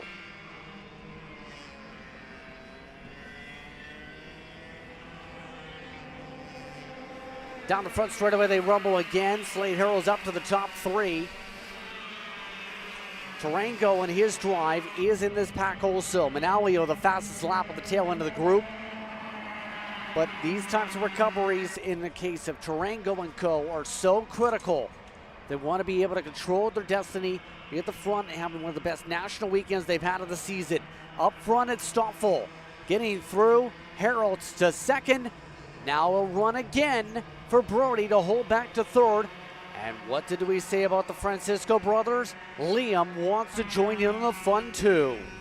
Yeah, the swarm of Swift drivers still going at it here, Justin. We were wondering what kind of Swift race we would get, if they were going to, be thoughtful and not race too much, if they were going to go at it. It's lap 4, and it seems like it's the final couple of laps of the race. We have 11 to decide it. Again, only 4 in, and battling this hard. Francisco up the inside of Mason Brody. Bit of a hip check there at the apex. Sees Francisco get through.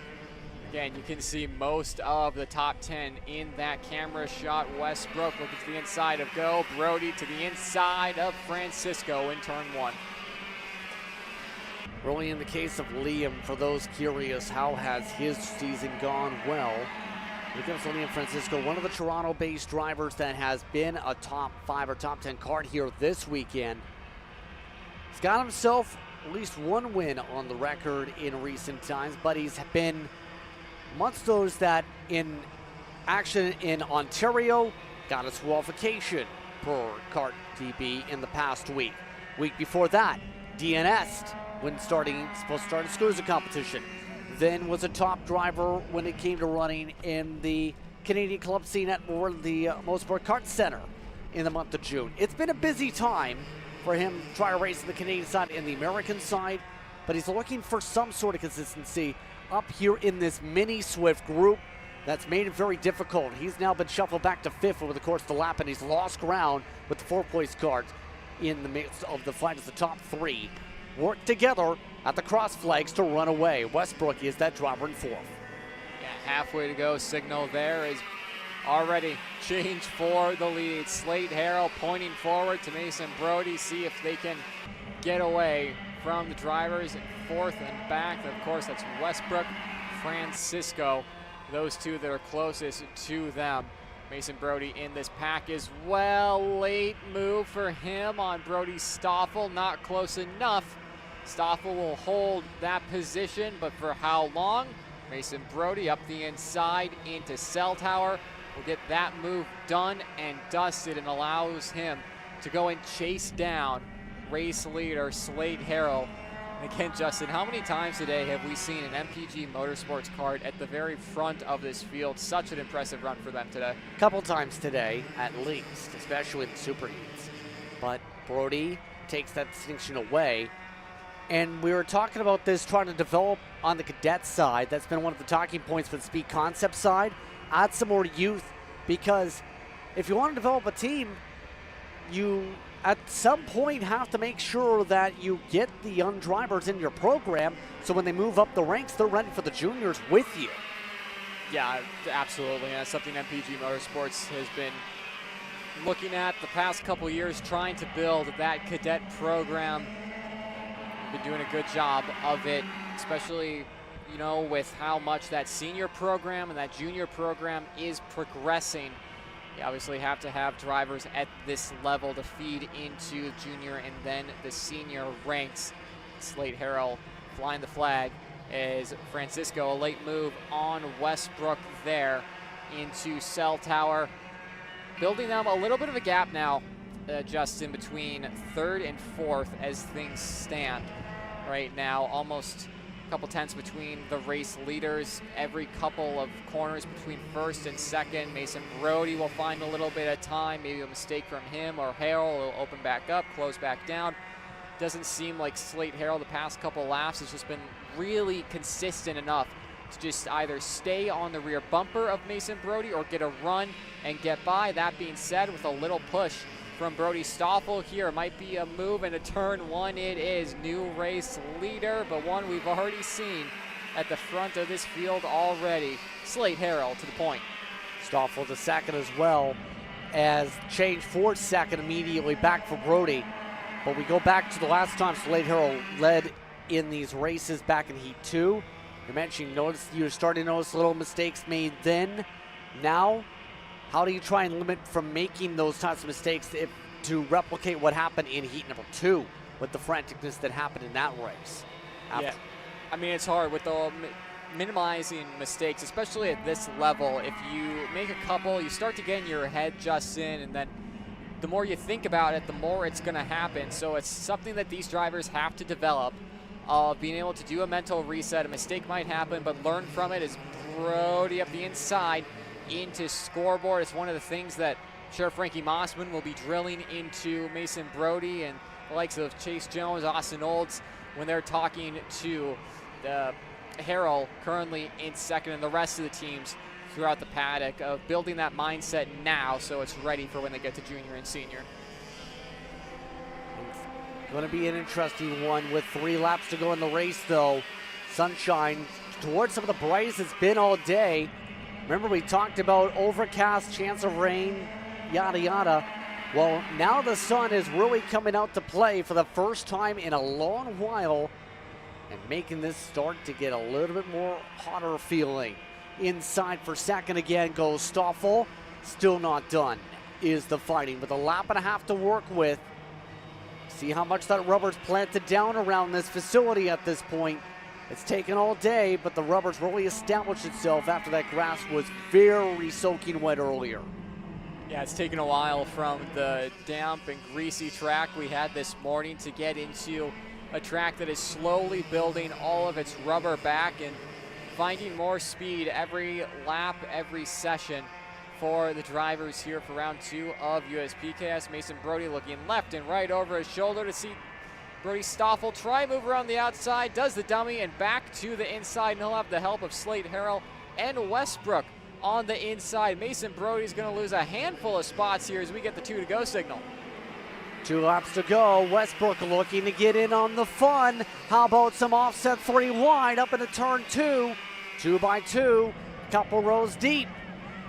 These drivers getting aggressive, the fans getting up on their feet.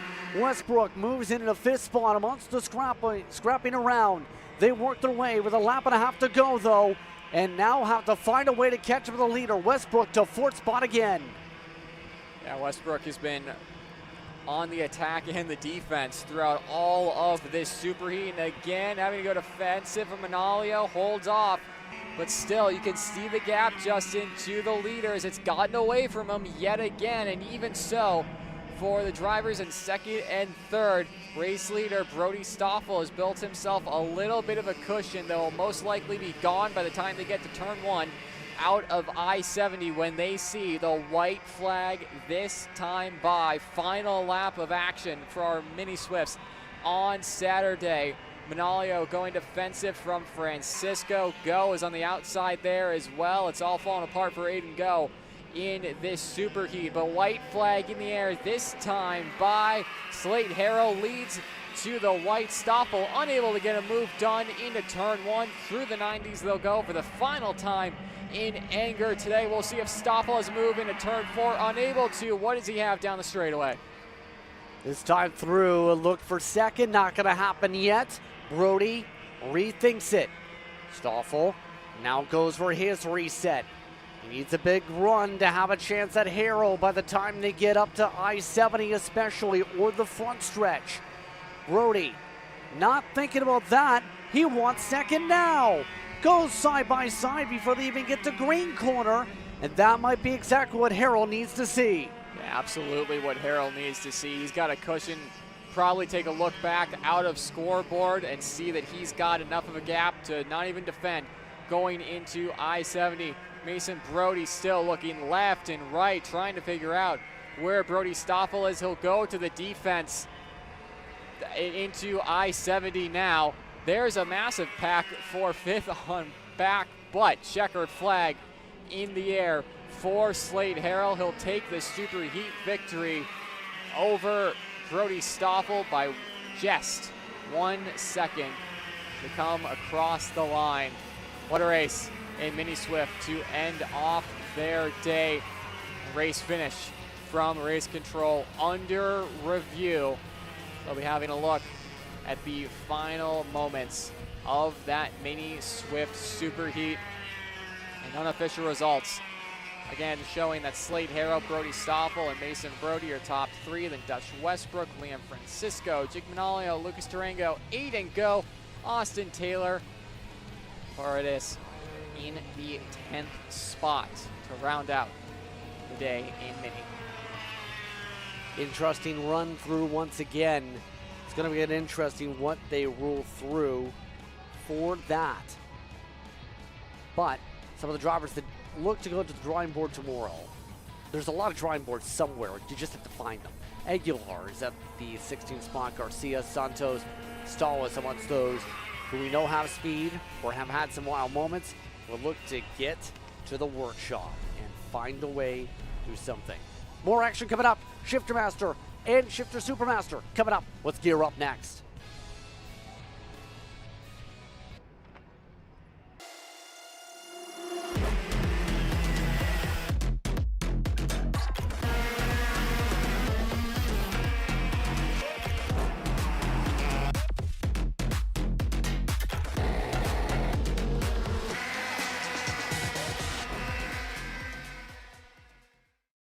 Macron Motorsports builds champions every day, drivers who won on the world stage. The Tillotson T4 Series is pure spec racing. Same engine, same chassis, When you win, it's because you were the best that day. Your edge is not the kart. It's the setup, the strategy, and the race team. With our Arrive and Drive program, you simply bring your gear, we provide the equipment and the championship-winning support to every event. Stop wrenching, start racing. Your path to the T4 Nations Cup in Spain starts with us. For more information, contact us at macromotorsports.net. Champions aren't just born on the kart track. At SimShop, we deliver professional-grade simulators with the best performance-to-price ratio in the industry. Founded by racers who understand what you need, our SimMagic and Moza equipment is powerful enough for the pros, yet affordable for everyone. With unmatched customer support and a thriving community, we're your racing partner. Visit simshop.com today.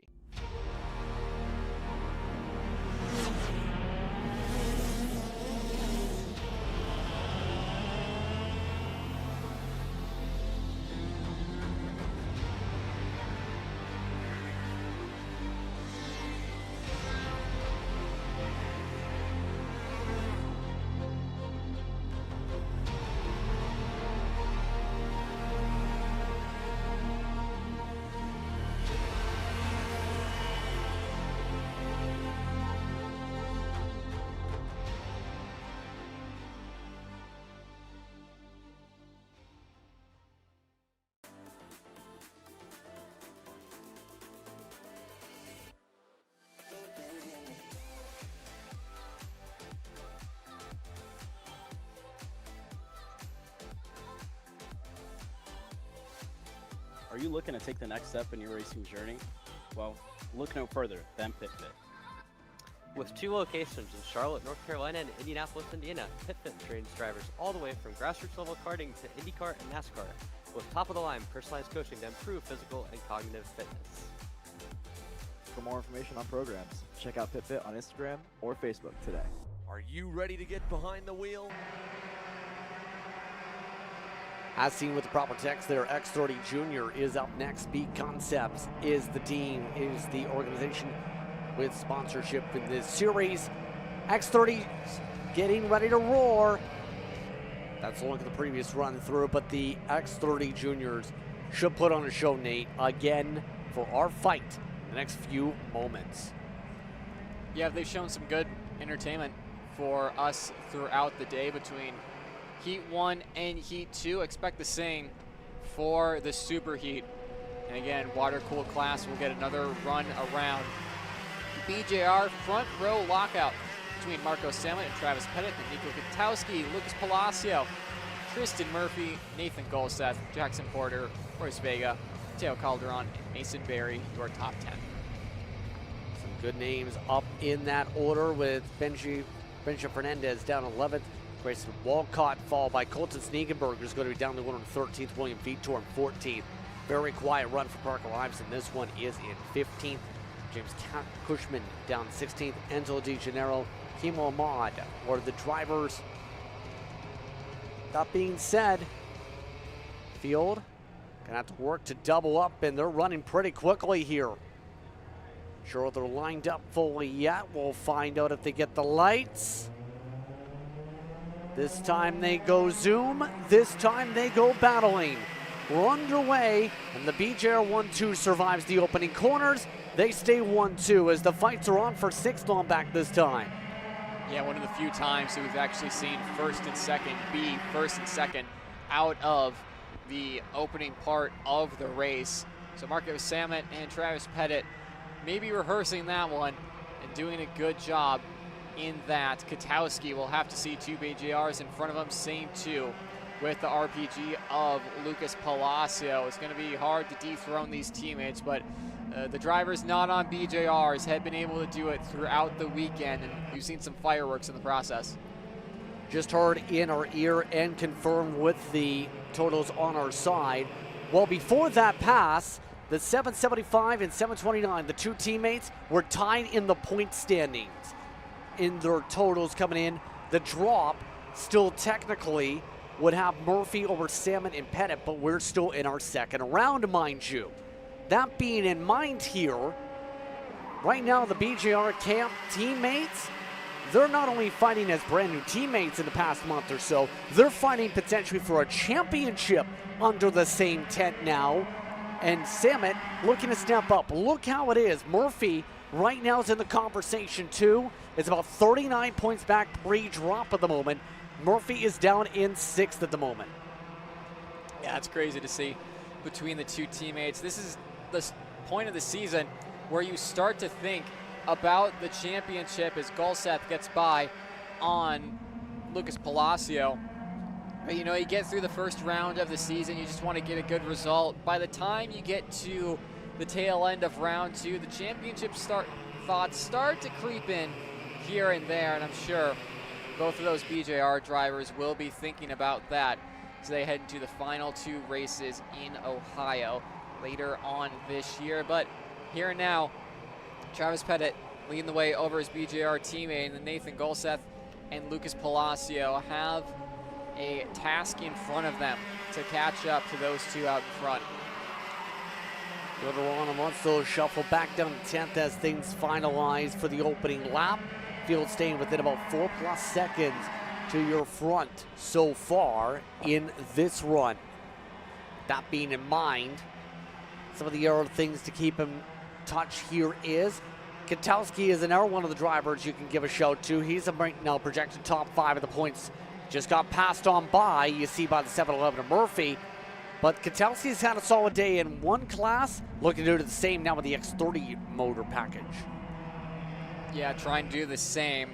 Caught on the back foot on the start for Katowski, who's been strong throughout the day thus far. Gonna need a little bit more in this superheat as about 10 laps to go next time they cross the line. We'll say though, Golseth and Palacio have closed in to the BJR duo. It's about 6/10, about half a second, excuse me, last time they came across the stripe. This time, just 0.2 of a second and a purple time for Nathan Golseth. Nathan Golseth flew 0.4 quicker than the leaders to close up that deficit. That's why him and his fellow helper and Palacio are there, and now they break up the BGR camp. Samet moved back to 3rd. Golseth with the purple lap in 2nd. Now looks for a chance, and Samet says, not so fast. No takey. And instead, is Palacio looking to take for 3rd? No, doesn't happen. Yeah, Palacio could have forced the issue a lot more through those last couple of corners, but decided to back out of it, probably knowing that that would have had him and Golseth out of the race, especially with how much points pay in this superheat. Not at all what you are looking to do. So top 6 as things stand. No movement for these young drivers as they still just try to find their way around, try to find their way towards the BJR duo. That is Travis Pettit and Marco Samet leading the way. 3rd and 4th, very close as, not Voice Vega, excuse me, Lucas Palacio getting by into 3rd. Nathan Golseth having a bit of a moment there out of turns 2 and 3. Nothing really staying all the more stable, if you will, here today, it feels like, regards to the positioning, but it's been an interesting day for all these drivers to settle on down as the weather's gone on. Snegenberg is your biggest mover, well, tied for that with DeGennaro, +5 for the both of them so far, but both of them need to pick up a lot more speed through this pack if they want to get there. Snegenberg is in amongst this cluster at the moment, or just about behind it.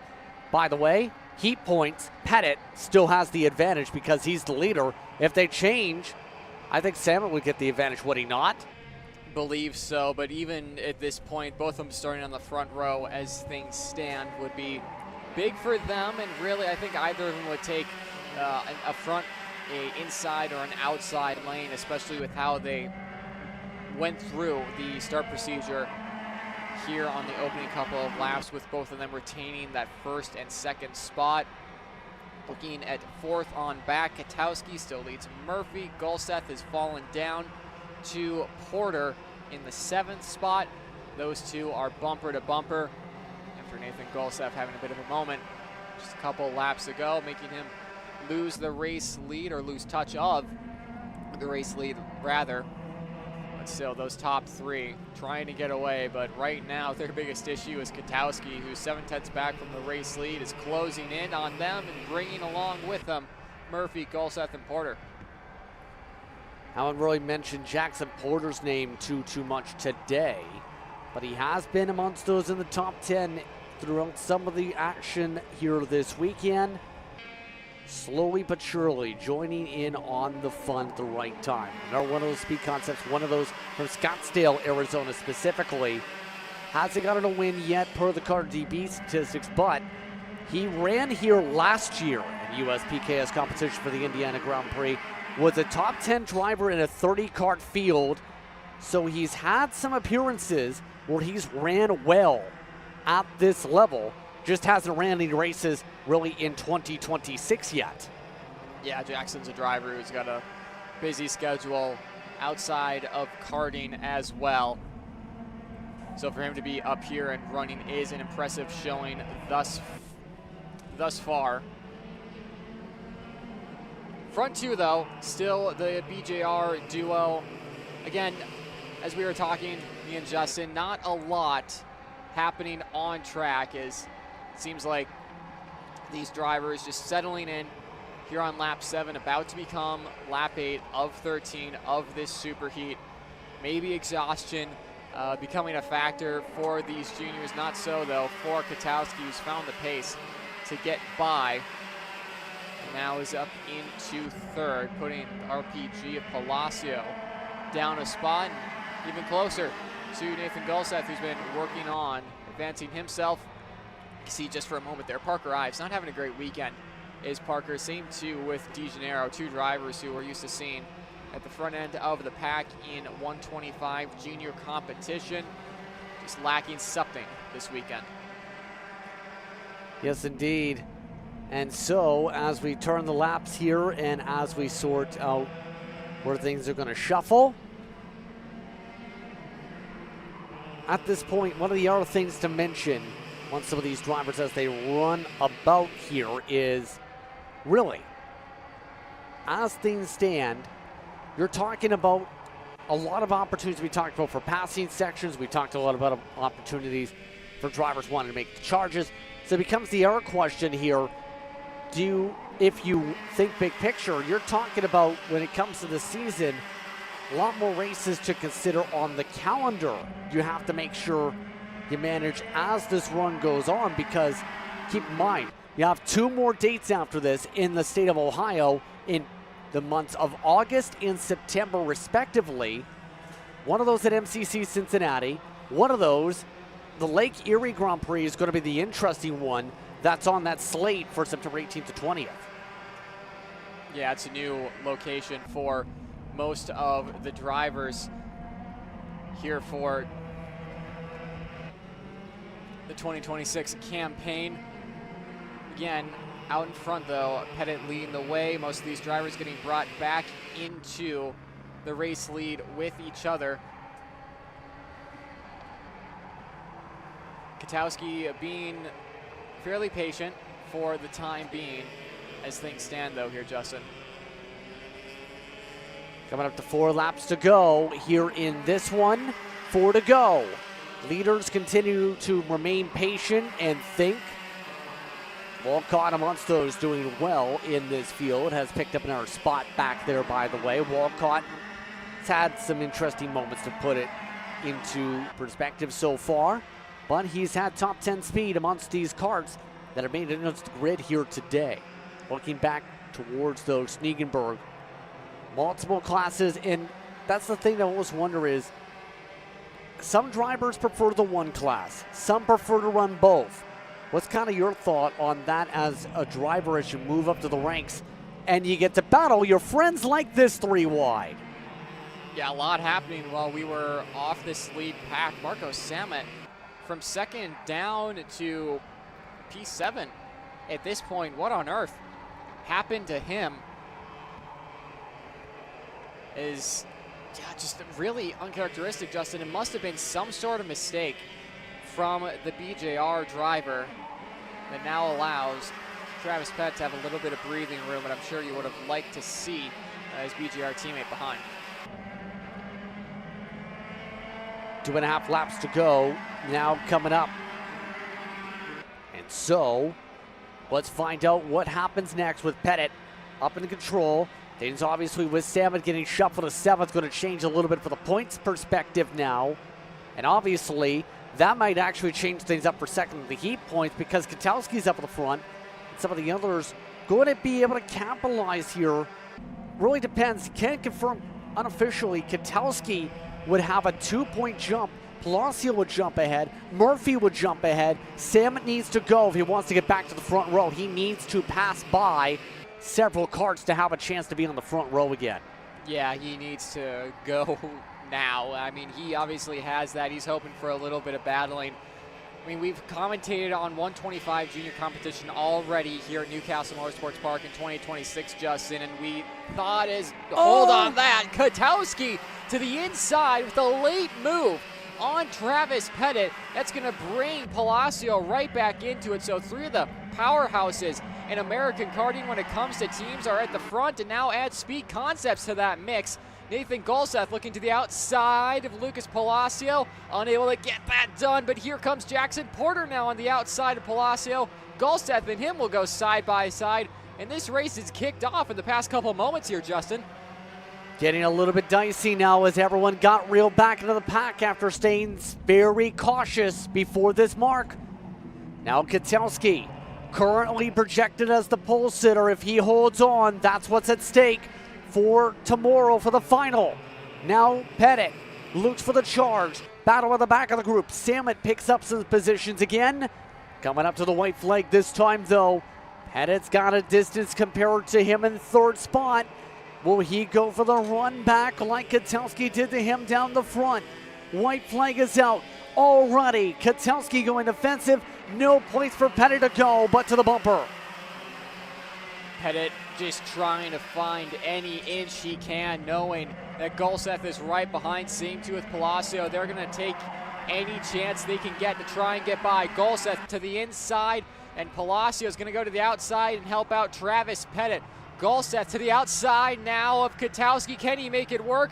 Around the outside becomes the inside for Cell Tower, off into the grass. Going to have to brake a little bit early with all the dust on the tires. Now an ex-teammate for him of Travis Pettit on SCR has him right behind. Nathan Golseth now to the lead. Still not done yet. Up through green corner, Pettit slips on through. Able to take the lead. Back to second goes Salmon. Salmon back to the race lead. He started this lap in about 7th, 8th position. Now Salmon up in the front of the crowd. Palacio all with a rear end coming up to I-70. Bumper to bumper as they roll their way to the front straightaway. Salmon doesn't turn to the left, gets the drag race to his inside. It's Palacio who drives around him. Contact after the stripe as Kwiatkowski spins. Lucas Palacio stealing the win, and how about it though from Marco Salmon, who probably thought he was out of it just a couple laps ago, and brings himself back into a top 3 finish. The top 3 covered by less than a 1/10 of a second. And again, that is Lucas Palacio, Jackson Porter, Marco Salmon, your top 3. Nico Kwiatkowski, followed by Tristan Murphy, Travis Pettit, Mateo Calderon, Colton Schniegenberg, Nathan Golseth down to 9th after taking the race lead. Grayson Walcott, your top 10, leaving Parker Ives, Royce Vega, Enzo Di Janeiro, Benja Fernandez, Mason Berry. 5 drivers on the outside of the top 10 looking in. Kimo Ahmad, Cushman, and Vitor, 16th, 17th, and 18th. Well, that got very wild, very busily. Grace, I believe you're standing by trackside. Yeah, Lucas, I mean, what a photo finish that was for you. Talk to me about that final lap. It was very chaotic, you know. Coming out of the skill house corner, I tried to go around the outside because I had momentum. It didn't really work, and then everybody got into each other in the back hairpin, and then Marco sent it on Travis in the scoreboard hairpin. And then going up to the line, I got pushed and I passed Marco. So yeah, it was a good race. You've been pretty consistent, and this win in the SuperHeat is going to put you in a really good spot for the main event. But how do you plan to translate this into KA Junior? I just have to be smart, you know, just let the chaos happen in front of me, and hopefully I can win again. All right, congrats. Thank you. By the way, very rough projections at the moment show the top 5 for that previous race are within 1.02 points for the heat points. So, well, that is a razor-thin margin. It's going to get interesting how things go officially. Yeah, absolutely. It's been one of the closest classes we've seen this weekend here for round 2 of USPKS unofficial. Of course, LK Masters and Super Masters ready to go. Yes, indeed. Mike Rollison, Adam Kreppen out the front of the field, ready to charge up and lead us through. TKG and Nash Motorsports support this series, and the field is green with Kreppen going off to the wayside down to 4th immediately. Yeah, Kreppen now falling under pressure from Falcone through turn 4. Looks like Kreppen will get the best of that one, but unsurprisingly, RPG duo Mike Rollison, Mario Barrios leading both of their respective classes in Masters and Super Masters out in front on the opening stage of this race, up and over the crest at the back half of the circuit. They go. You got to expect there's not going to be a lot of battling between these two throughout the race, at least no moves that will be late on the brakes or using their side pods to get by each other with, of course, team owner and teammates between the two of them. And has picked up championship in this class, mind you, when it comes to Raleigh. So would be nice to add another one, because he's picked up a lot of championships and a lot of wins over his years. He did so especially in the 90s and the early 2000s in various series across the nation. Picked up a Screaming Eagle at one point back in 2000. Now today, backing it up, working with Barrios, who is considered one of his strong drivers that he's coached and helped work with over the ranks as well for the past few years. And especially has helped driven him to a few national championships as well in his own right, in that he's talked about in the past notes. Mike Rollison will tell you if you ask him. But that being said, these two, between Rollison and Kreppen for the class, 1.1 seconds already. Kreppen going to have to find something, anything, to keep up with these two that are showing very consistent marks. Yeah, not looking too good for Adam Kreppen, and we're only on lap 2 here for him to try and take the win in class. Currently down in 3rd overall, of course, but Mario Barrios first in his own class of the Super Masters, and he's been the class of the field so far this weekend from round 2 here is PKS Newcastle Motorsports Park, a track we're going to be at a lot, and we have been at a lot, Justin, throughout many races, both regional and national events between 2-cycle and 4-cycle packages. As we love coming for the racing, and of course this weekend providing even more of that wheel-to-wheel action. Yeah, it's good friendships you can build up here in the karting scene, you can argue as well.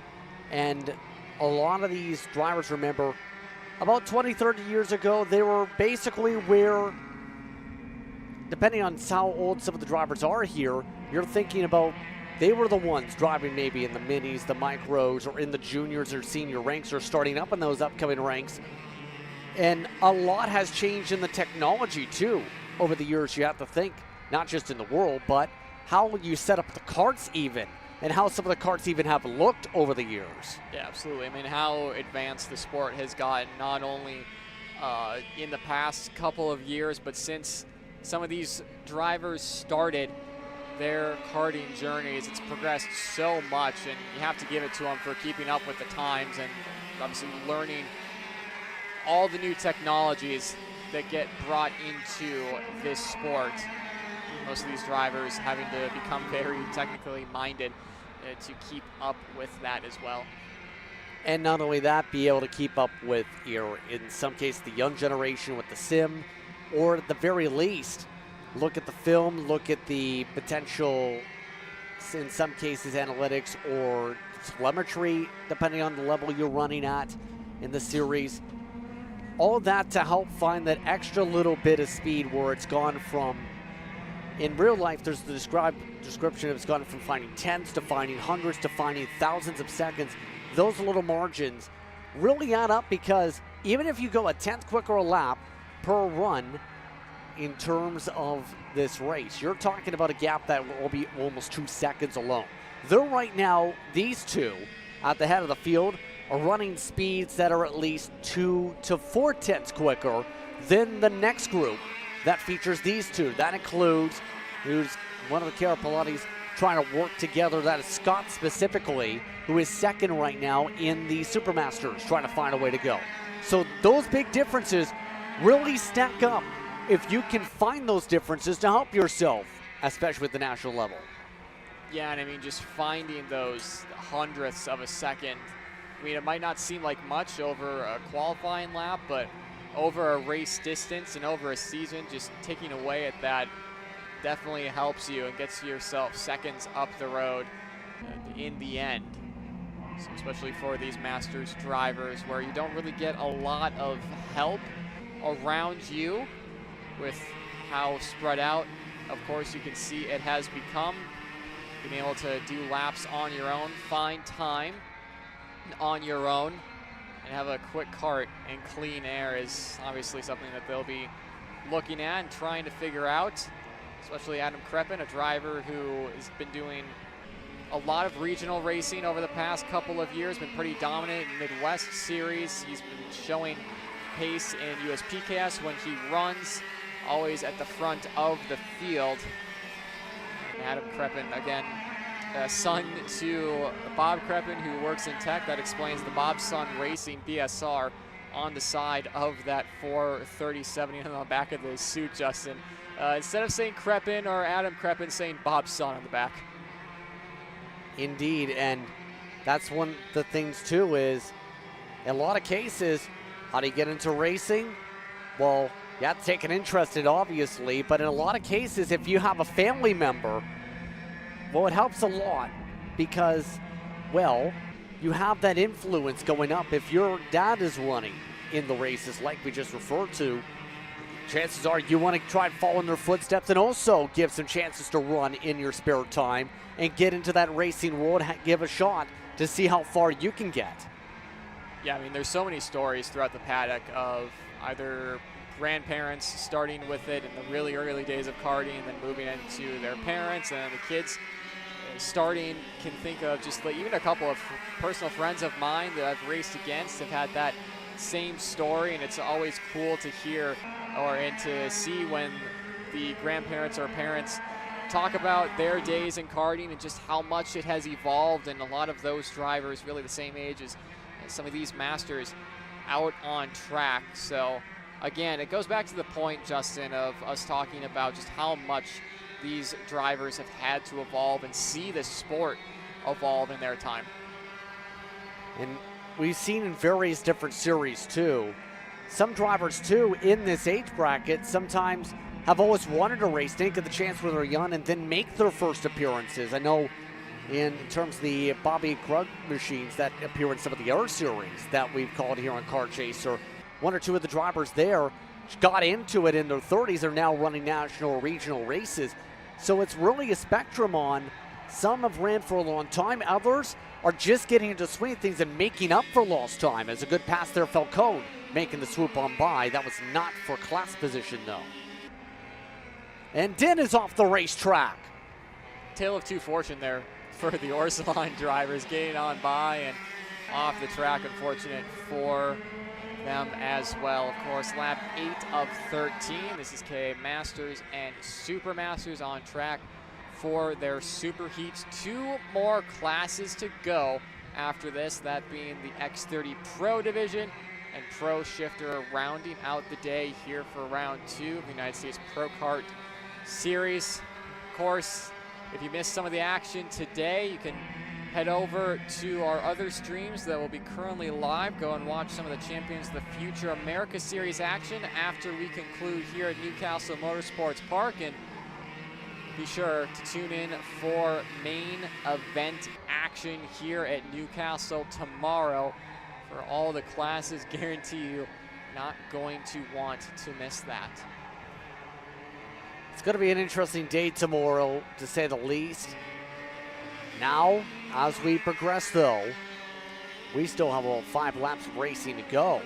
Look at that. One of the Carapelletti's making the move. Scott Carapelletti is one of the bigger movers of this race, now in front of Kreppen.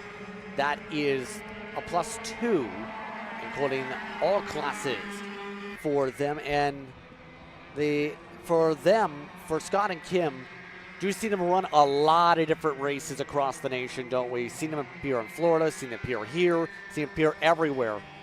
Amongst the families that say, let's go racing together. Yeah, I mean, with all the Masters racing that happens in the country, it's almost a shock to not see them on the entry list. They are such a constant in this Masters division, and of course, supporting different series in the Masters to keep that series alive. The class in those series alive is important. Same too with Scott Falcone. He's been very vocal on the importance of Masters racing and has helped build some of these grids throughout the United States Pro Kart Series and a few others as well. As the laps tick on by 10 of 13 with 4 laps to go. And there you can see the X30 Pro grid set and ready to go. Finnegan Bailiff talking his father, Sean Bailiff, Jake Drew, getting into his grid spot, getting set and ready to go. All these drivers having their debriefs with their coaches, mechanics, potentially parents as well, and also having a little bit of fun to take the pressure off. Now, you can see the different connections and discussions between those not even on the same team here, and some of the National Motorsports in some of those with the TKG camp converse. But really, in amongst some of those teams too, it's important to get the right message to your driver to make sure you're not 100% tense, if you will, once you go on the racetrack. Because if you're thinking, oh my goodness, I'm going to get hit by a meteor somehow, it's not going to work out on speed.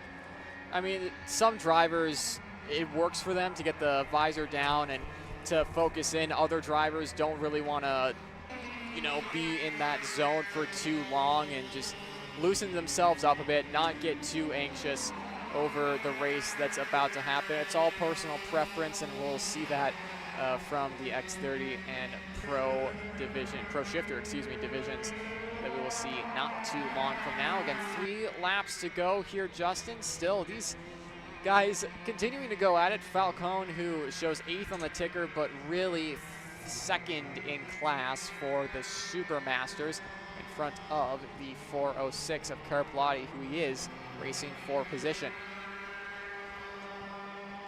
Opportunity to pop up there for 2nd when it comes to Super Masters, absolutely.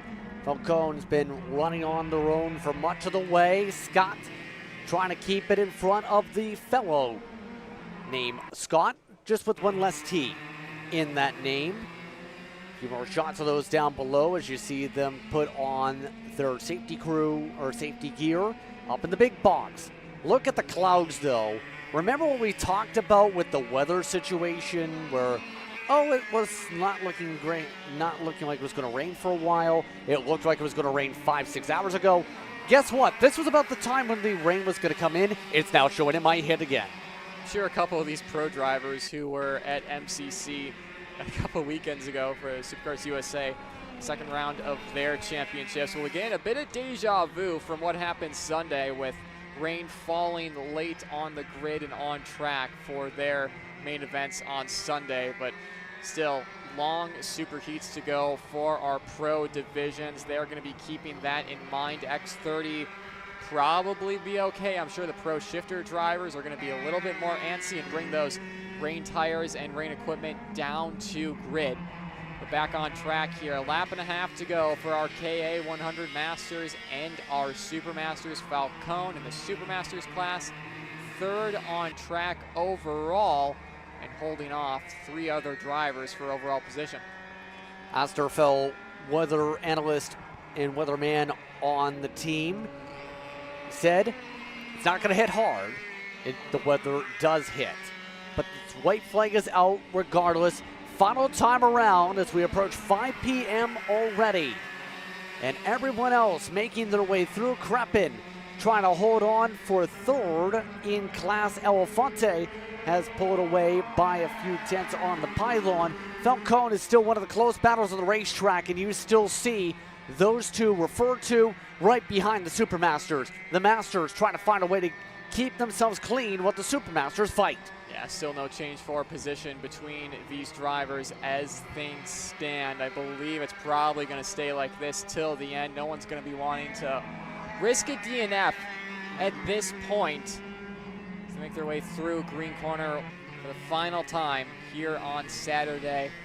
Here, Justin, as I said, no moves being made. Everyone taking the safe option as these four continue to hold out in the third overall and back positions. Out in front, Mike Rolson, dominant win over his fellow teammate Mario Barrios in the overall standings, who gets a dominant win in the Supermasters division.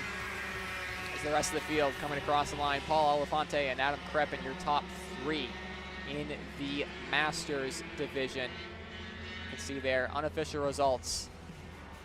It's Mario Barrios, your winner in Supermasters, Falcone and Carapolati second and third, and Mike Rolson, your winner in Masters. Elefante and Kreppen, the top three there. Indeed, of course, we had a couple DNFs, including, remember, Randy Colmack not making the start in this one. Din went off the racetrack, ended up out also. And now the focus for some of those drivers is helping those in the next group, because the Pro Show drivers are due up next in the order. You see everybody in the tech lane ready to check in with officials, just making sure their carts don't have any problems when they roll through that line. But still though, 2 more races to go. Busy afternoon of racing, Nate. Few of these drivers having some good words with each other and about to put together the good battling in the next moments or so. Again, today's coverage continues on here on Kart Chaser. Clouds are rolling over. Will the field be ready to battle?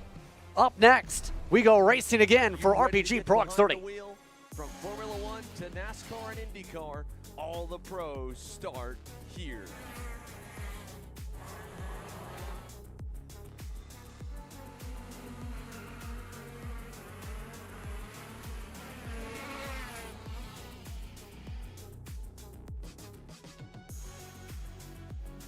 For more information, check us out online at mcckarting.com or call us and go racing today.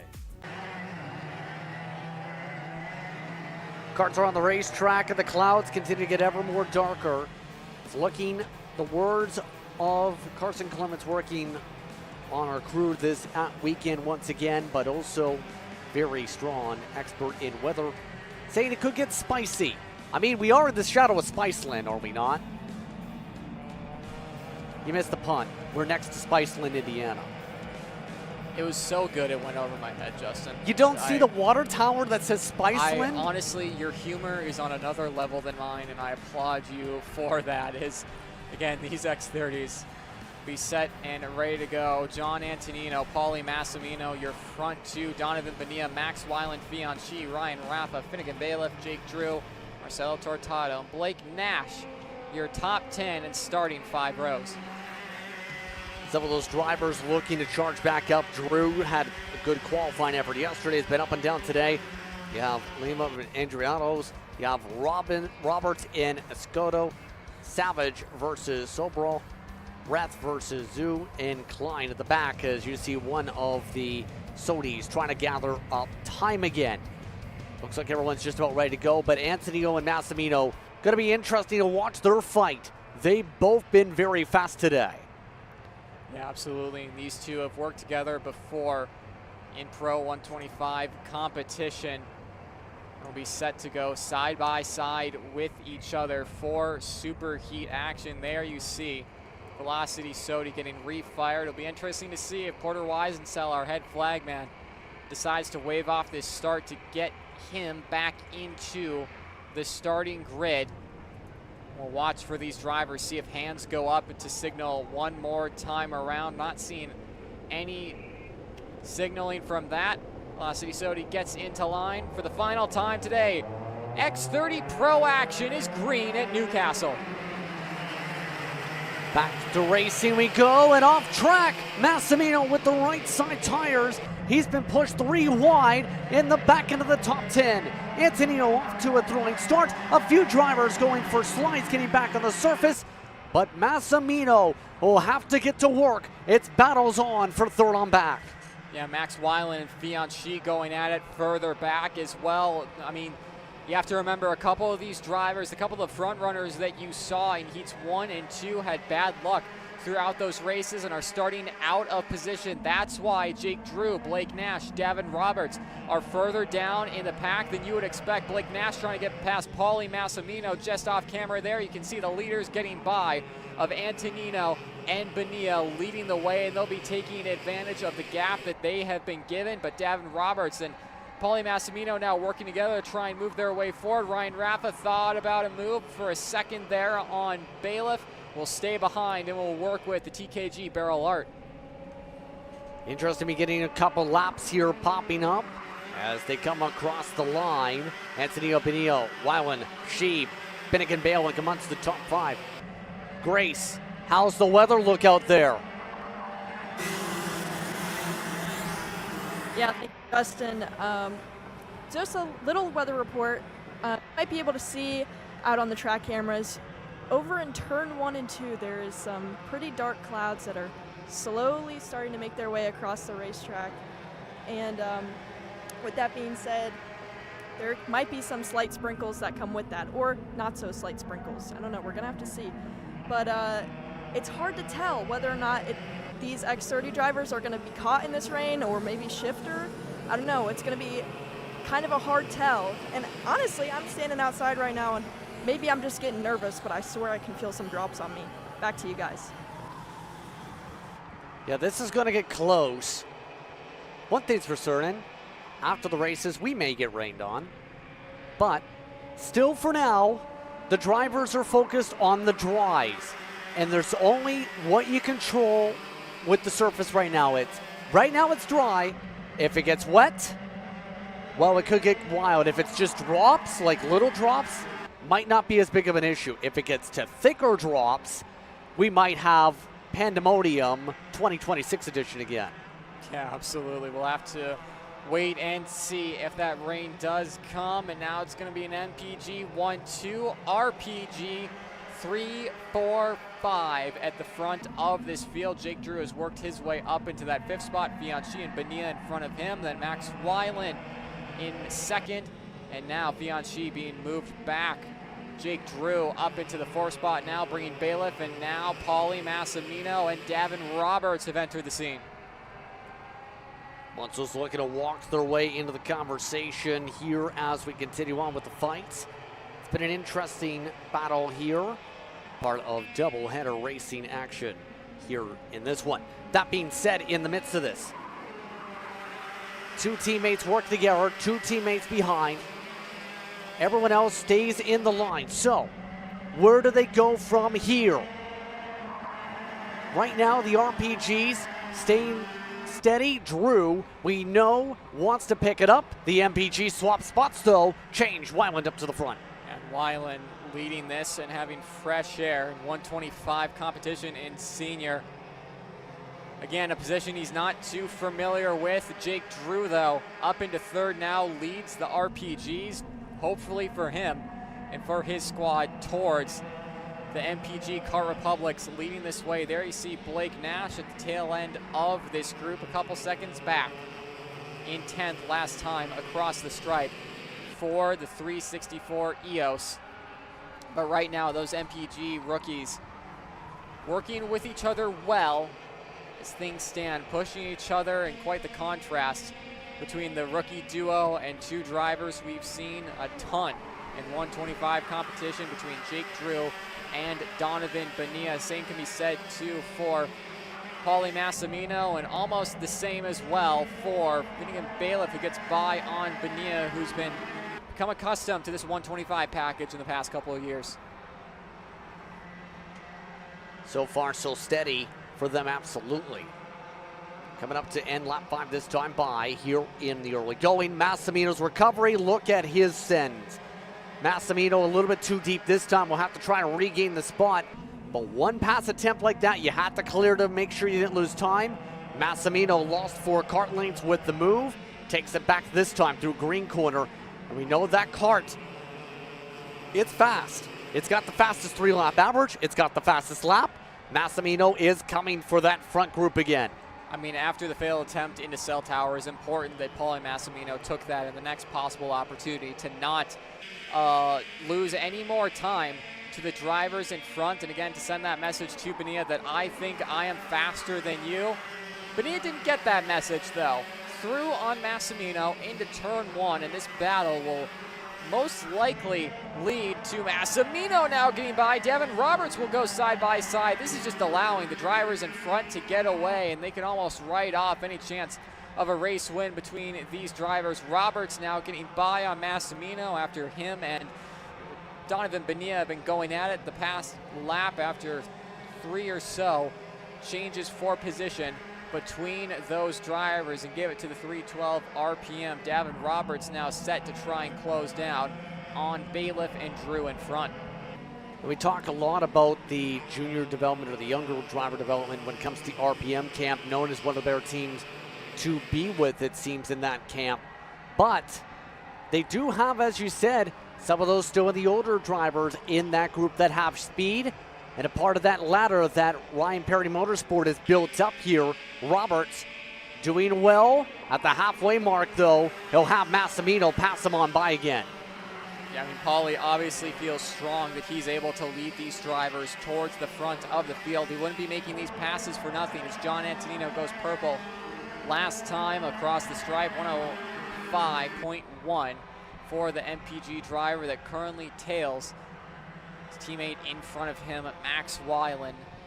Be interesting to see what Jake Drew and Finnegan Bailiff can do over the next couple of laps to see if they can close in on 2 rookies leading the way here in X30 Pro for the penultimate race of the day before we get going for Pro Shifter action to end this Saturday here at Newcastle Motorsports Park. The gap between Drew and the leader Weiland was 9/10 of a second last time by. We'll have to wait and see what it is when they come across the stripe this time. Let's find out. They're working well together with some purple laps this time through. This time actually setting her purple. Antonino continues to push. They are within 3 1,000ths of each other for the first 2 spots up there. See the gap between second and third. Jake Drew, though, he's coming back with a vengeance. Slipped back to 7th to start off the SuperHeat with the way the Heat races win, including 1 crash. He's got to prove himself here. Took a big step with RPG for this weekend. Needs to get up there and have a chance to fight it. It's going to require a little bit more speed with about 5 to go at the stripe. Yeah, it's still been an impressive run from Jake Drew this race. Obviously having to start further back in the pack than he would have wanted or expected after that wreck in Heat 1. So for him to only be a second or so off the race lead, not bad at all for the RPG debutant. Especially with the driver that looks to try and gather momentum. Radar check. Well, that green bubble's just about on top of us, just nearby, isn't it? It's going to get interesting. A lot of the rain is more so towards the north on those radars, and a lot more around Terre Haute, where it's really stormy with the red dots. It'd be just to the yellow at the very most if it does sprinkle for those curious as we go. Now, though, interesting things to measure with the times. 10th off are these 2 to the leaders. What else can they do to find that extra 10th, if not pick up a couple tenths, because they need to get to some of the fast laps that they've been setting to at least the 105 flats consistently to have a chance at the leaders at the end here. I mean, just be consistent. Don't go looking for time right now. Just settle in to your rhythm. Know that these front 2, there's a good chance that they're going to battle for the race lead. Grace Overbeck down on pit lane. Yeah, thank you, Nate. Yeah, I'm down here on the grid, and I will say it. Yeah, it's definitely raining, but it seems like these shifters just don't have any sense of urgency to get any rain tires on these karts. Even though as I'm talking, it's rain's coming down a little bit quicker and quicker, but we'll see how this plays out. Back to you guys. They don't have too much time to think about that, do they, though?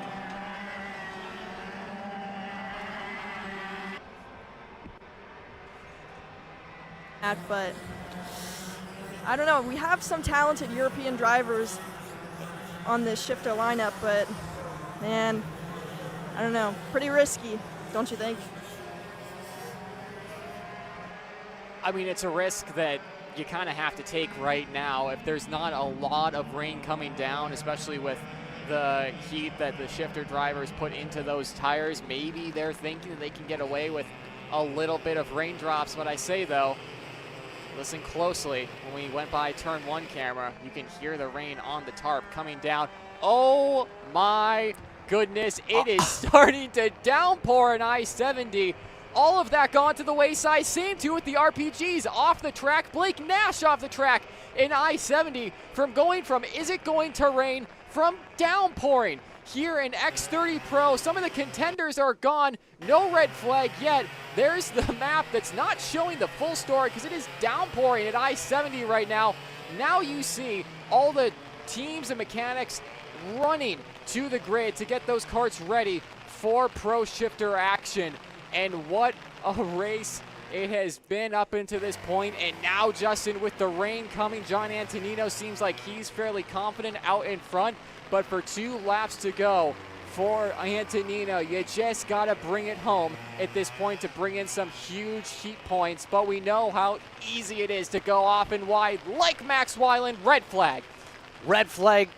That was going to be obvious. Red flag situation here in USPKS. Drivers being told still on that, and this will bring us to a stop as the rain pours at Newcastle.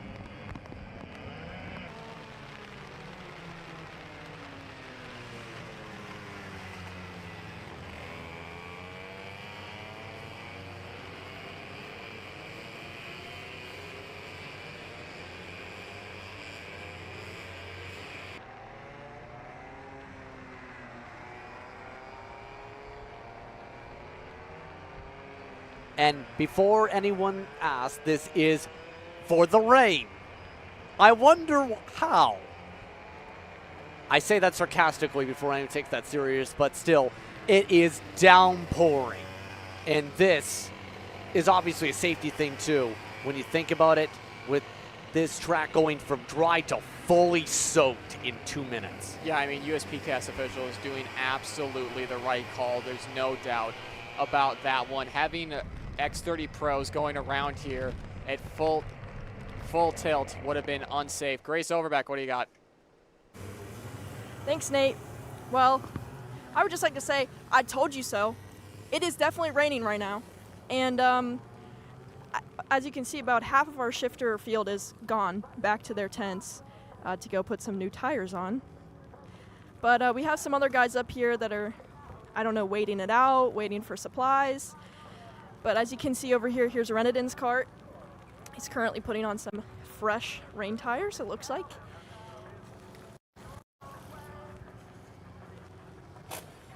And we have another Carbolos Engines cart here, I believe, looks like Justin White's. We're still waiting on some tires for that one. And we can see some of our X30 guys slowly making their way around the racetrack. Yeah, this is kind of unfortunate timing for them. I'd be kind of upset if my SuperHeat ended this way. Here comes Marcus Kyjak's cart. It seems like nobody really knows what they want to do here.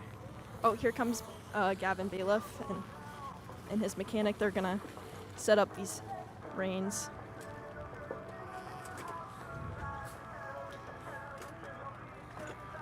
Looks like they might even be putting new wheels on. I'm not sure. I don't know. We'll see.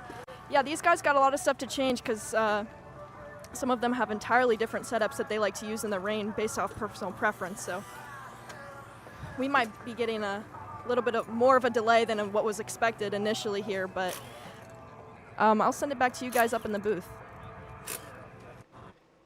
Well, talked about there was the possibility of rain around this time a few hours ago. It could have been upwards of 4 hours. Instead, we get all of that coming into the spurt of a span of maybe in 15, 20 minutes plus. And it's caused an absolute flurry. None of these teams, I think, were thinking was going to downpour that much based on the weather radar. And as you can see, some are absolutely making some aggressive changes here with their karts to make sure they are in the right situation for when they go racing for the final time today, Nate. Yeah, a lot of changes going to be made to these Pro shifters to get them ready to go. Typical procedure, front axle as far out as it can go, rear axle as far in as it can go. I will say that the USPKS tech officials will definitely be teching the minimum rear width rule for when these Pro shifters come off. So that's something these teams have to make sure they're within the compliance of the rules when making these range setup adjustments. Billy Musgrave and his camp must have run all the way back to the Carbolos camp because there is no one attending that 201 machine at the moment. You can see Gavin Bailiff going to work on the rear width. He has the measurement tool out, so they know they're not slamming the rear in all the way and would be illegal per the USPKS rulebook. More work happening on Adrian Redden's kart to both the front and the rear end of that chassis. And it's just pandemonium on the grid to try and make sure you get everything to where you want it, and of course to Justin. Now, here comes a question. Is this the right gamble to make? Because if it stops raining, and is there a chance the track is dry enough? This is an error question, because if it gets dried enough on the track, you burn up your tires because they can melt.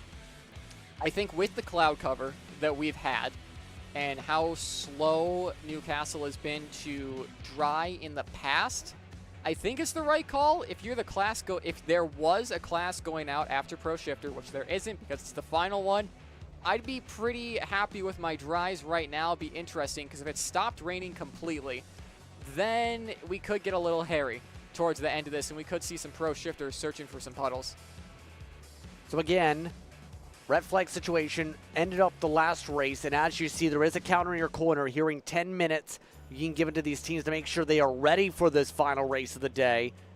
Right now, weather projections going to get interesting for the start of this one, but let's check in with what's going on there, Grace. The chaos continues.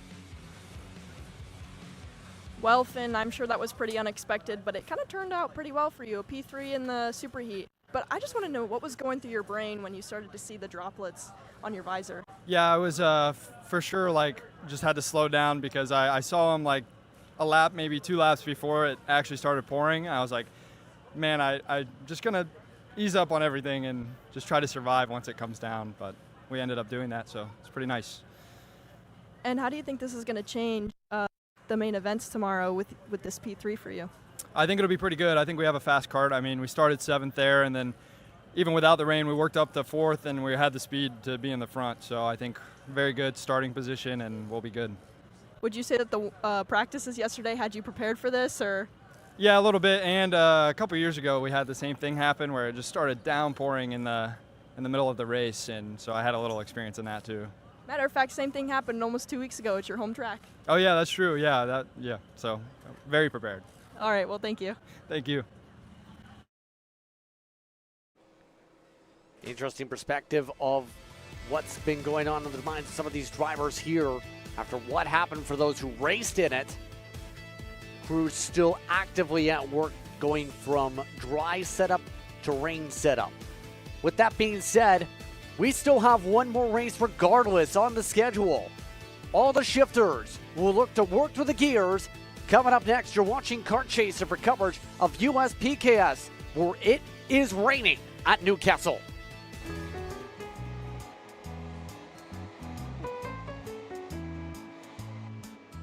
Gee, looks like we're missing the engine. What the hell am I supposed to tap? What do you mean? It's my Greyhound. It's all I need. Where's the rest of it? It doesn't matter. It's a Greyhound. You gotta make way. Okay, you're good. I'm sitting by here with Kyle, our race winner. Tell me how you did it. You were blazing fast out there, and I mean, You don't even have a go-kart, man. Tell me about it. Yeah, you know, Norberg Schmorberg, the Greyhound-powered Greyhound was great today. You know, it makes the difference. And the team's been working really hard back at the shop, and, you know, just shout out Greyhound. Thank you, Kyle.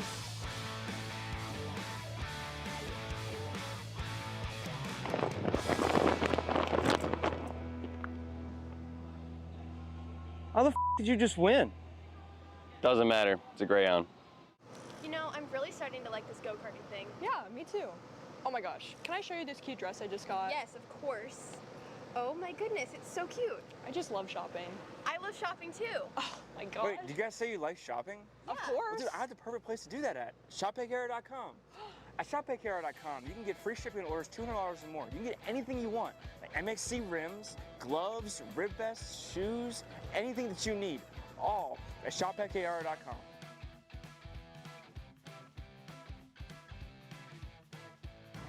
Who is he talking to?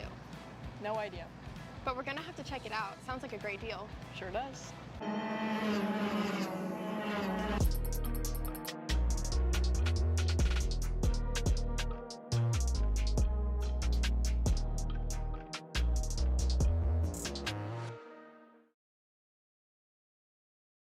Paulie Massimino wins the Wisconsin Grand Prix. James Overbeck on start number 2 gets win number 1 in OKN Stars.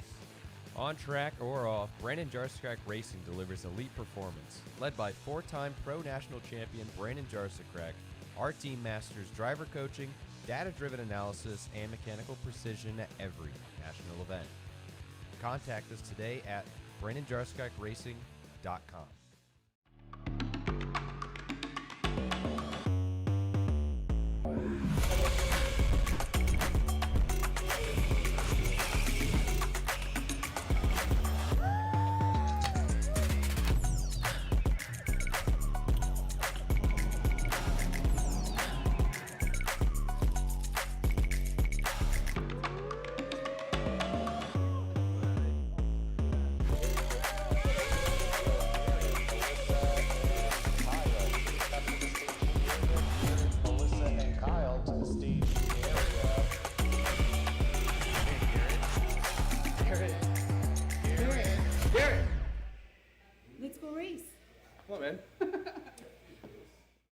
Hey guys, another Kart Chaser driver fitness episode with me, Chris G. And today we're doing some upper back movements. Here we go. Exercise number 1 today we're doing is the reverse grip lat pull down. This exercise movement is one of my favorites because it works your grip strength, your biceps, and most importantly, works that lat area that also protects those ribs in the seat. Exercise number 2 today, the dumbbell chest supported row.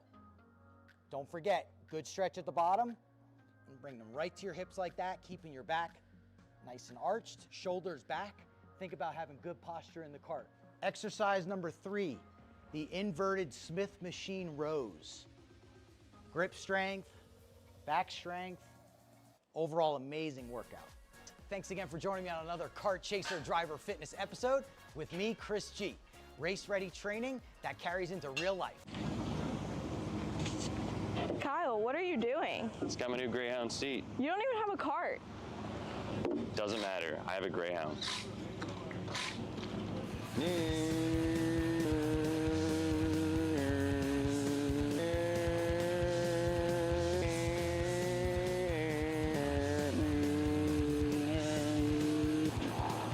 the f is Kyle Cuthbertson? Doesn't even have a go-kart. Doesn't matter.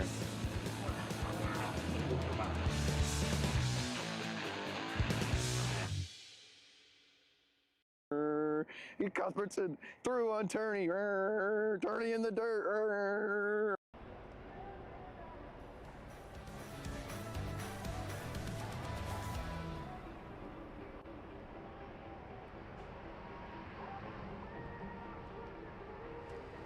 Take a look at the racetrack. We're about 2 minutes out from the estimated start. The geese think the racing is done, so they're trying to walk onto the racetrack, and the rain appears to have stopped. In other words, Nate, this is going to be unpredictable because there's puddles around parts of the track. There's wetness in some areas, but not in all areas, it appears, as thick as some of the other spots. In other words, This can go in a lot of different ways for the shifter racing here to end off the day. Is it not going to be wild or not? Let's send it out to Grace, who has more information for us. Thanks, Justin. And well, I can take this rain jacket off because it's not really raining anymore. But as you can see, there's quite a bit of standing water here on the grid, and these guys, they're ready for rain now. Matter of fact, Marcus was saying that he was excited for it, and it maybe would cool his fever down a little bit. But we've got a lot of different, they're about to start getting ready to go started in about 30 seconds, but we've got a bunch of different options here, a lot of different setups happening, you know, based off what the drivers thought might be best for this, this track condition, but we'll see what really works out. Back to you guys. And we were talking about this before. If anyone thought about a different play here, it might be a big brain play, but a risky one at that with the slicker track. Don't blame some of the drivers for saying, I wish it was raining, because your front row are drivers that thrive in the rain. And it looks like they're telling the drivers to gather up and discuss things with the officials before we actually get going here.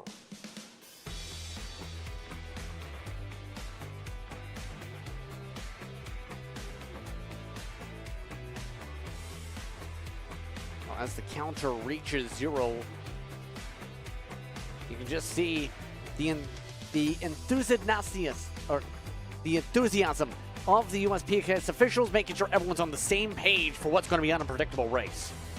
Yeah, I was hoping to listen in to what Porter Weisensell had to say there, but Pro Shifter drivers will be set and ready to go in a few moments' time. There you can see some of the cracks that have formed here in Newcastle in the water that they are holding. There's race director Blake Hunt inspecting the track, checking out what he can see on the track, and still more puddles forming here, Justin.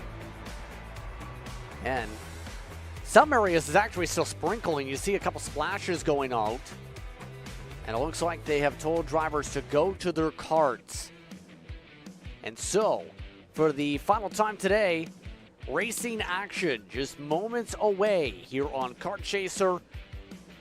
What's been a lengthy Saturday, where we get to a expect to be wild Sunday now with some of the unpredictableness seen pop up from the weather forecasting. Still though, it's going to be fun.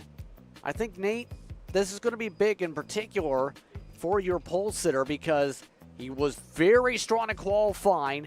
He was 0.2 quicker than the pack in the rain yesterday in qualifying. That was including over Reneden. So we'll find out if the wetter track means he'll be in a prime position. You can see them try and search around already. Some of them in the wet, some of them looking for the dry line, in a precarious situation for the tires, obviously. All of this to say, it's going to be anyone's guess how this is going to go. How would you like to guess how it's going to go? I mean, we talked about it earlier. Marcus Kayak and Adrian Reneden are two of the best drivers in the rain that at least I've seen, and for Adrian Reneden's sake, one of the best drivers in the rain in a KZ category, period.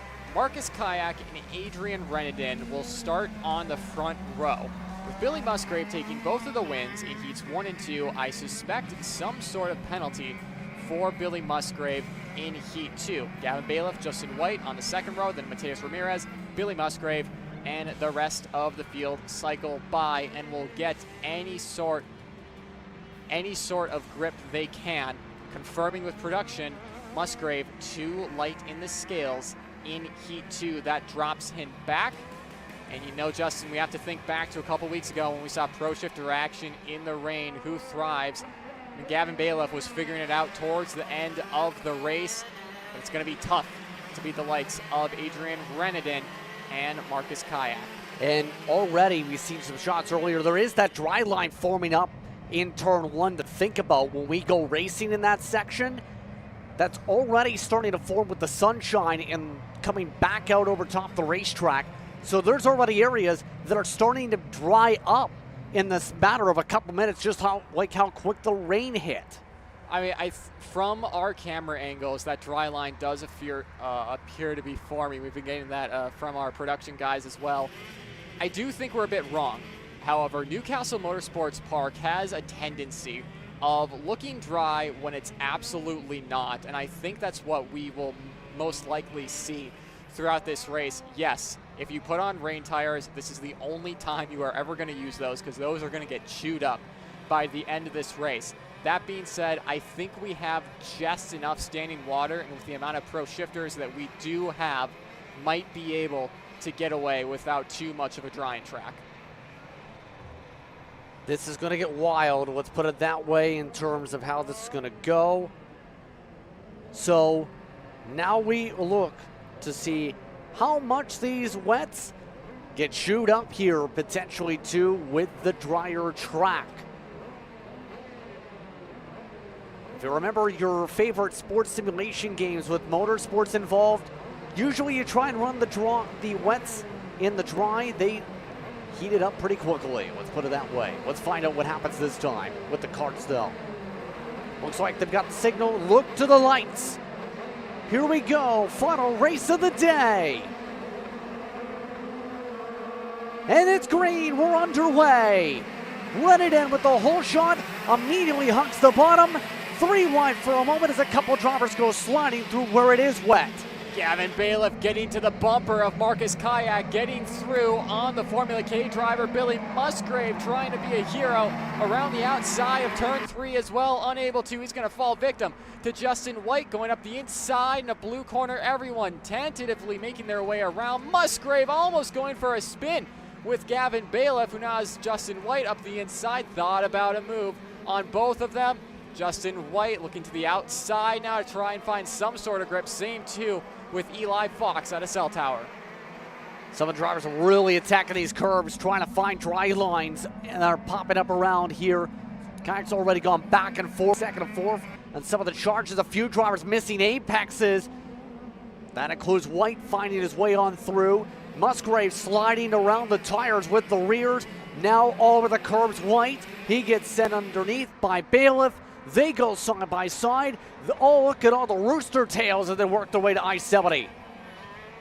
Gavin Bailiff defending from Justin White. Both of them just trying to get their cars to turn in to I-70 down the straightaway. Justin White holding on for dear life out of the final corner and holds on to it just barely. Somehow Justin White didn't end up in the pond there.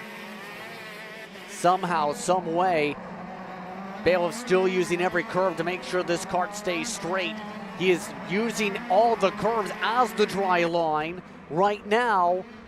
And how does that help out with the drivers compared to, I know usually when it's been pouring, we've seen a lot of people avoid puddles by using the top.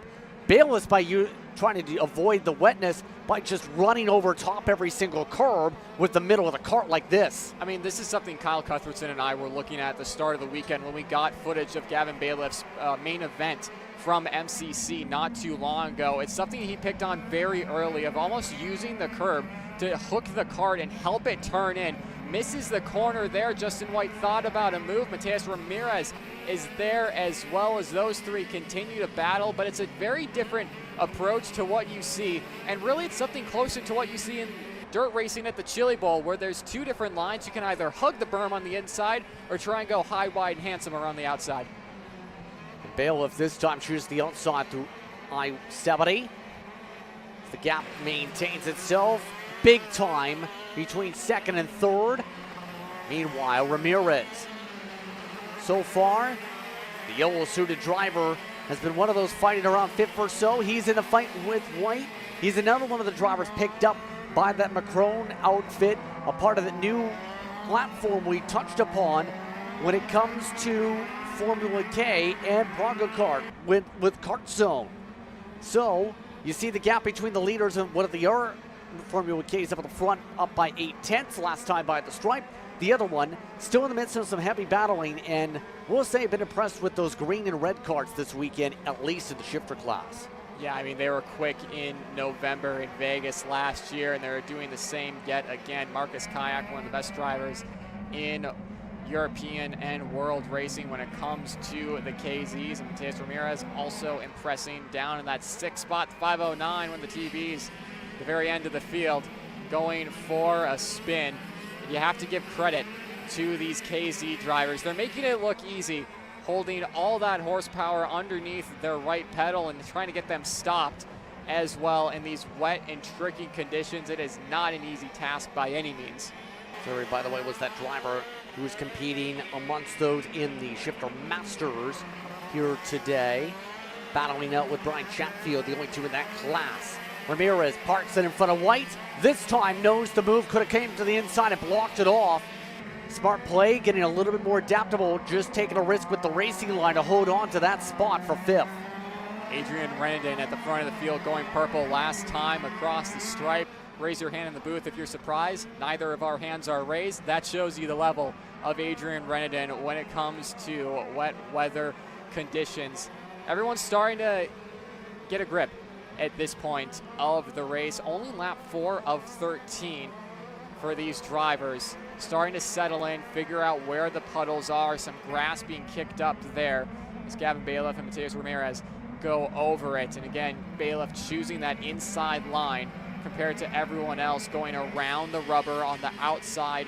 The whole reason for the alternate line is, yes, in the dry, as Ramirez goes way wide there, under on Justin White, showing how good the high line is for that Formula K. But I mean, reason being that all these drivers are avoiding the natural line. Yes, in the dry, all that rubber is incredibly grippy and you want to be under the rubber and using it. The second rain comes and it gets wet, it is incredibly slippery and there's absolutely no traction on it. Reason for the alternate lines for the low and the high side. And so far we're seeing a mixture about 50-50 on what line they prefer to run at this point. You see White is amongst those who prefers the higher ground. Grace standing by. Thank you, Justin. Yeah, so when I was down on grid, we kind of noticed that most of these drivers are going to be on some kind of scuff or used rain tire, but I think what the factor might be here is how used those scuffs are. Such as Renenden, I mean, when I looked at his tires, they looked somewhat fresh, like maybe 2 or 3 sessions old, whereas Marcus's looked a little bit more used. So there's a possibility there that as the track dries up, some of these drivers that are on more used scuffs may get more speed. Back to you guys. That's another interesting point we talked about with the way this can go here. The Rooster Tail still coming up a little bit, but not as much as earlier. And 2.6 seconds the gap, still amongst those drivers up at the front with the tires to think about. Yeah, I mean, for a lot of these drivers, the full wet with it not sustaining the rain probably wouldn't be the way to go. And of course, we only have a full wet and no other tire for it, just like IndyCar. Don't have an intermediate. Some of these drivers will be looking for a used set of tires, like Grace said, that will potentially deal with a drying track towards the latter half of this race a lot better than would, say, a new tire. And that is Gavin Bailiff off to the wayside, who was running 4th and was looking good for a potential top 3 this weekend. Bailiff out of the SuperHeat. Started over the year, by the way, 15, 16 seconds, give or take, is the estimated difference between the dries and the wets right now. Transition period, it's more so about 12 seconds in terms of what you see on the lap counts right now. 118 flats for Renenden last time by. He's ran as quick as the 117s on the track. See where he goes this time as we are halfway this time by the stripe. 118 flat again for him at the front. 118.9 for your second place Kart. And I mean, right now, Renenden truly showcasing why he's one of the best in wet conditions. And Adrian doing something a little different than what everyone else is doing compared to the high line or the low line. Just taking the normal line in a couple of these corners, and he seems to be making it work. Gavin Bailiff out of this race. He is with Grace Overbeck. Thank you, Nate. Yeah, here with Gavin Bailiff, who just pulled off track. Can you tell me about how this race has been for you? I mean, not the way anyone wants to finish their SuperHeat. No, yeah, I just knocked the spark plug boot off. I figured it would happen. I kind of nudged it when I was in the cell tower corner, and it just popped off later in the lap. Sucks. This has happened to me before. It just kind of heartbreaking. The weekend's been good though. I mean, we've been fast. We've been on a new engine package, and it's been really strong for us. We've had a bit of a target on our back all weekend, but yeah, just super unfortunate. The tires were coming in, pace was good, and something stupid like that to happen just sucks. And this does kind of change how you're going to be starting tomorrow during the main events, but are you going to let that change the way that you're motivated? No, not at all. I think we've got the fastest kart on track. We've been fast all weekend. These long events are what I'm made for, so I think we're going to come through in the end and hopefully come away with a win. But yeah, never give up. Awesome, thank you. Thank you. And obviously you don't want to make that type of mistake during the race, but very small bright side, at least it wasn't the final. Yeah, absolutely. I mean, it's going to be devastated for them, especially having to clean off a wet go-kart that didn't even finish the race is a demoralizing feat that I've been in, unfortunately, far too many times. There you see heat points. Adrian Reneden, Marcus Kayak, Justin White, your top three, and you can just see the difference between first and second, how close Reneden and Kayak have been, with Reneden having the edge throughout this weekend, a track that he has won at before at other major nationals that we cover here. Adrian Reneden looking to put another SoDi kart on the wall of winners for 2026 and a win for Carlos Racing Engines. There's their lap breakdown of Marcus Kayak. He's been starting to fall off, to be expected with these wet weather tires, not in a condition that they really thrive in anymore. If those were in fact a brand new set of MG wet weather tires on board the 249 of Marcus Kayak. Again, the track starting to dry, still very wet on track. Anyone who would have gone out on dry tires would have been regretting it at this stage, Justin. So the big brain move would have instead been I don't know if I should say the opposite of that, but I will say it would have been the smartest play. That was the discussion, hoping that it would dry out instantly. But we're coming up to 4 to go. Looked like one driver slowed up on the left side of the racetrack there for a moment. That Kayak just passed on by as they zipped their way through. Assuming it was one of the slower drivers, yes. The 537, I believe a master there. Chandler. Yep, absolutely. Got it before I did there, Justin. But just laying him by, knowing Marcus Kayak is a lot faster and doing the right thing there, laying him by, not putting up too much of an issue. But this is interesting now because Marcus Kayak obviously went fastest in qualifying during wet conditions. And now we've seen Adrian Reneden pull the biggest margin we've seen all day at 5.9 seconds between first and second, becomes 7.2. If it rains tomorrow, Justin, like a lot of people are saying, this field's in trouble. Well, that's the thing. Tomorrow could be, with the way things have gone on the weather forecast, be very unpredictable, I think you can say. Like, we've seen the weather already in. Sunday projections, we're keeping an eye on that one. Maybe something overnight for an hour. It's looking like maybe cloudy. But at this point, a lot can change over the course of the evening. Just a cloud moves over a couple hundred miles, and boom, you're in a rain cycle. Musgrave, by the way, has already zipped his way to third on his drive, and right now, about 18, 19 seconds back of the race leader. He's been holding on in front of Ramirez still. So far, Musgrave doing steady, and it's going to have an interesting position for tomorrow. The current projections would be fourth if things run. If he got another spot, or he gets this spot back, it's going to help because Ramirez just got it back as lap traffic moves to the inside. Musgrave to the inside for his own sake will look to regain the spot, able to force Ramirez back in line. Yeah, Ramirez have been catching Billy Musgrave for the past couple of laps, and obviously now we see where this stands. Mateus Ramirez have to find another way around Billy Musgrave, whether that's going low, going high. They'll have to wait and see. They're already going to the inside of the track to try and cool off these wet weather tires that are surely overheating at this stage of the race. Dry line starting to form on the exit of turn 1, but not a whole other lot of spots. You can see the short chute in between 3 and 4. Still a very wet track. Over the crest into blue corner. Still not a lot of dry lines being formed, Justin. You can see it's starting to come in as Mateus Ramirez goes to the inside of Billy Musgrave, unable to get the job done there. But still, even though we're seeing a couple dry patches here, Justin, a lot of water still having to be moved if we wanted a dry racetrack. Exactly here, and right now Musgrave, in his case for the top 3 for the SuperHeat, is looking to defend as much as he can with Ramirez. Finding pressure again, another run coming out of the green corner yet again to the left side of Musgrave. Keeping to the right side of him still is that red machine. Near contact, Ramirez tried to punch the gas. Nearly punched the back bumper instead with 2 laps to go this time.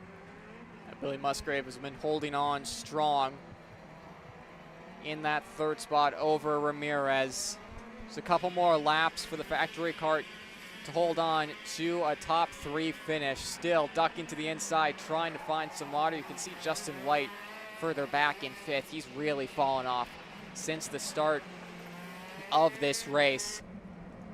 I mean, with the pace he was showing at this start, I don't think that would have been talent. It's probably just a miscue on setup, maybe tire pressure, or not going a full range setup, going a bit too intermediate on it. Who's to say? We'll have to maybe speak to him after the race and figure out from all of these drivers what it was like out there. And one of the best drivers in the wet has clean track ahead in a dominant performance, more than 8 seconds up over Kayak at the moment. 3rd, battling its way through that final sector now. Musgrave has the gap to hold on to. We talked to Adrian Reneden yesterday, Justin. He didn't give off the impression that he'd be this dominant in the wet. We all knew it would happen, but said he was confident if it rains, then he knew that he would have a shot. Didn't really give off the impression that it would be over 8 seconds, the difference just in the SuperHeat. We'll have to wait and see for the main event if it does become a wet race, what Adrian Reneden will be able to do and what Marcus Kayak and Formula K Macron Motorsports are able to bring to the table. Indeed. Still, though, that bottom box still intense with Ramirez taking a poke underneath Musgrave. Nothing going there. So the battle's finishing out here today with Adrian Reneden in the SuperHeat. Having to adapt, contact Musgrave and Ramirez trading paint, but Reneden takes the win by a large margin. Konchak behind him, at least 8-9 seconds back. 3rd is still wide open. Musgrave on the outside, Ramirez inside, cut back to the inside Musgrave. They trade side by side. Musgrave drives his way through and holds off Ramirez for 3rd. Ramirez almost had it on Billy Musgrave. A slide job at I-70, couldn't get the move done. Reneden, Kayak, Musgrave. Some of the biggest names in pro shifter karting in the United States and in the world. Your top 3 for this SuperHeat, and we still have, at least tomorrow, main event action to come to crown the winner of the Indiana Grand Prix at the USPKS 2nd round here. That'll do it for us, at least on track action. They'll head into the scale lines debrief. Adrian Reneden, Marcus Kayak, Billy Musgrave, Matthias Ramirez, Justin White, your top 5 in pro shifter, and then Bradley Danoff taking it for the 2 Masters classes. Grace Overbeck down on pit lane with our race winner. Well, Adrian, I gotta know, what were you feeling, what were you thinking when you started feeling the rain while you were waiting out on grid? I feel a bit worried because, we have to make everything in the last minute, but the team make a good job and they give me I think the best package at this moment, so everything good, and I'm happy for this. And you had a super strong day so far, both in the wet and in the dry. How's it have you feeling going into tomorrow? I think on the dry we still miss a bit of pace, but we were working on it, and I think for tomorrow we will be ready. If it's raining, I think we still have more chance, but we have to be competitive in both conditions, so we see tomorrow. Well, thank you. Thank you. So that's Adrian Reneden taking the time to speak with us. Once again, thank you everyone for taking the time to speak with us during us coverage today. But on that note, Nate, just about all set to go here for Saturday action. Your final thoughts before we go run in those cornfields. Yeah, what a weekend it's been thus far. Still have Sunday to go. It's easy for us to say what a weekend because we've been in an air-conditioned room all weekend. Have to give a shout-out to the USPKS and Kart Chaser crew that have been on the ground and in the rain all weekend long. Kudos to them for braving the elements. But for the on-track action, Justin, cannot wait for main event action tomorrow. Indeed, it's going to be a fun rest of the weekend.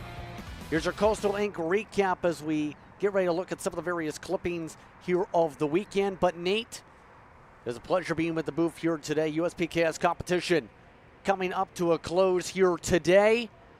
In the end, plenty of competitors fighting for wins, some weather to deal with off and on today.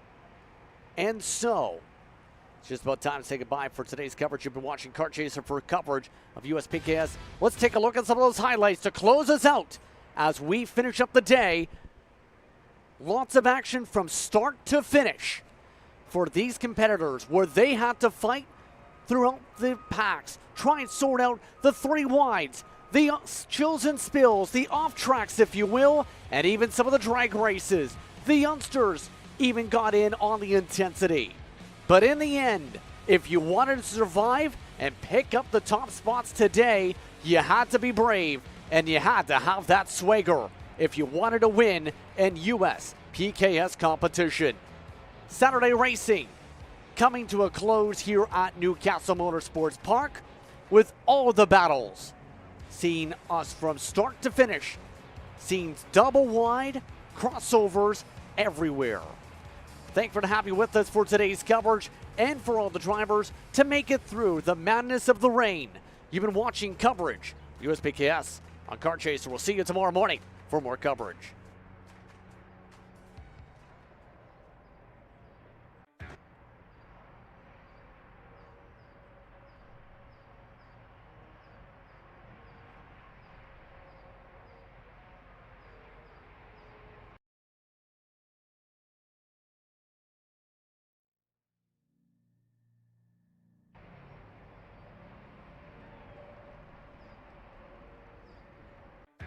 This broadcast is the sole property of Kart Chaser Group, LLC. Any rebroadcast, reproduction, or other use of the images, audio, or accounts of this event, in whole or in part, without the expressed written consent of Kart Chaser Group, LLC is strictly prohibited. Thanks for watching.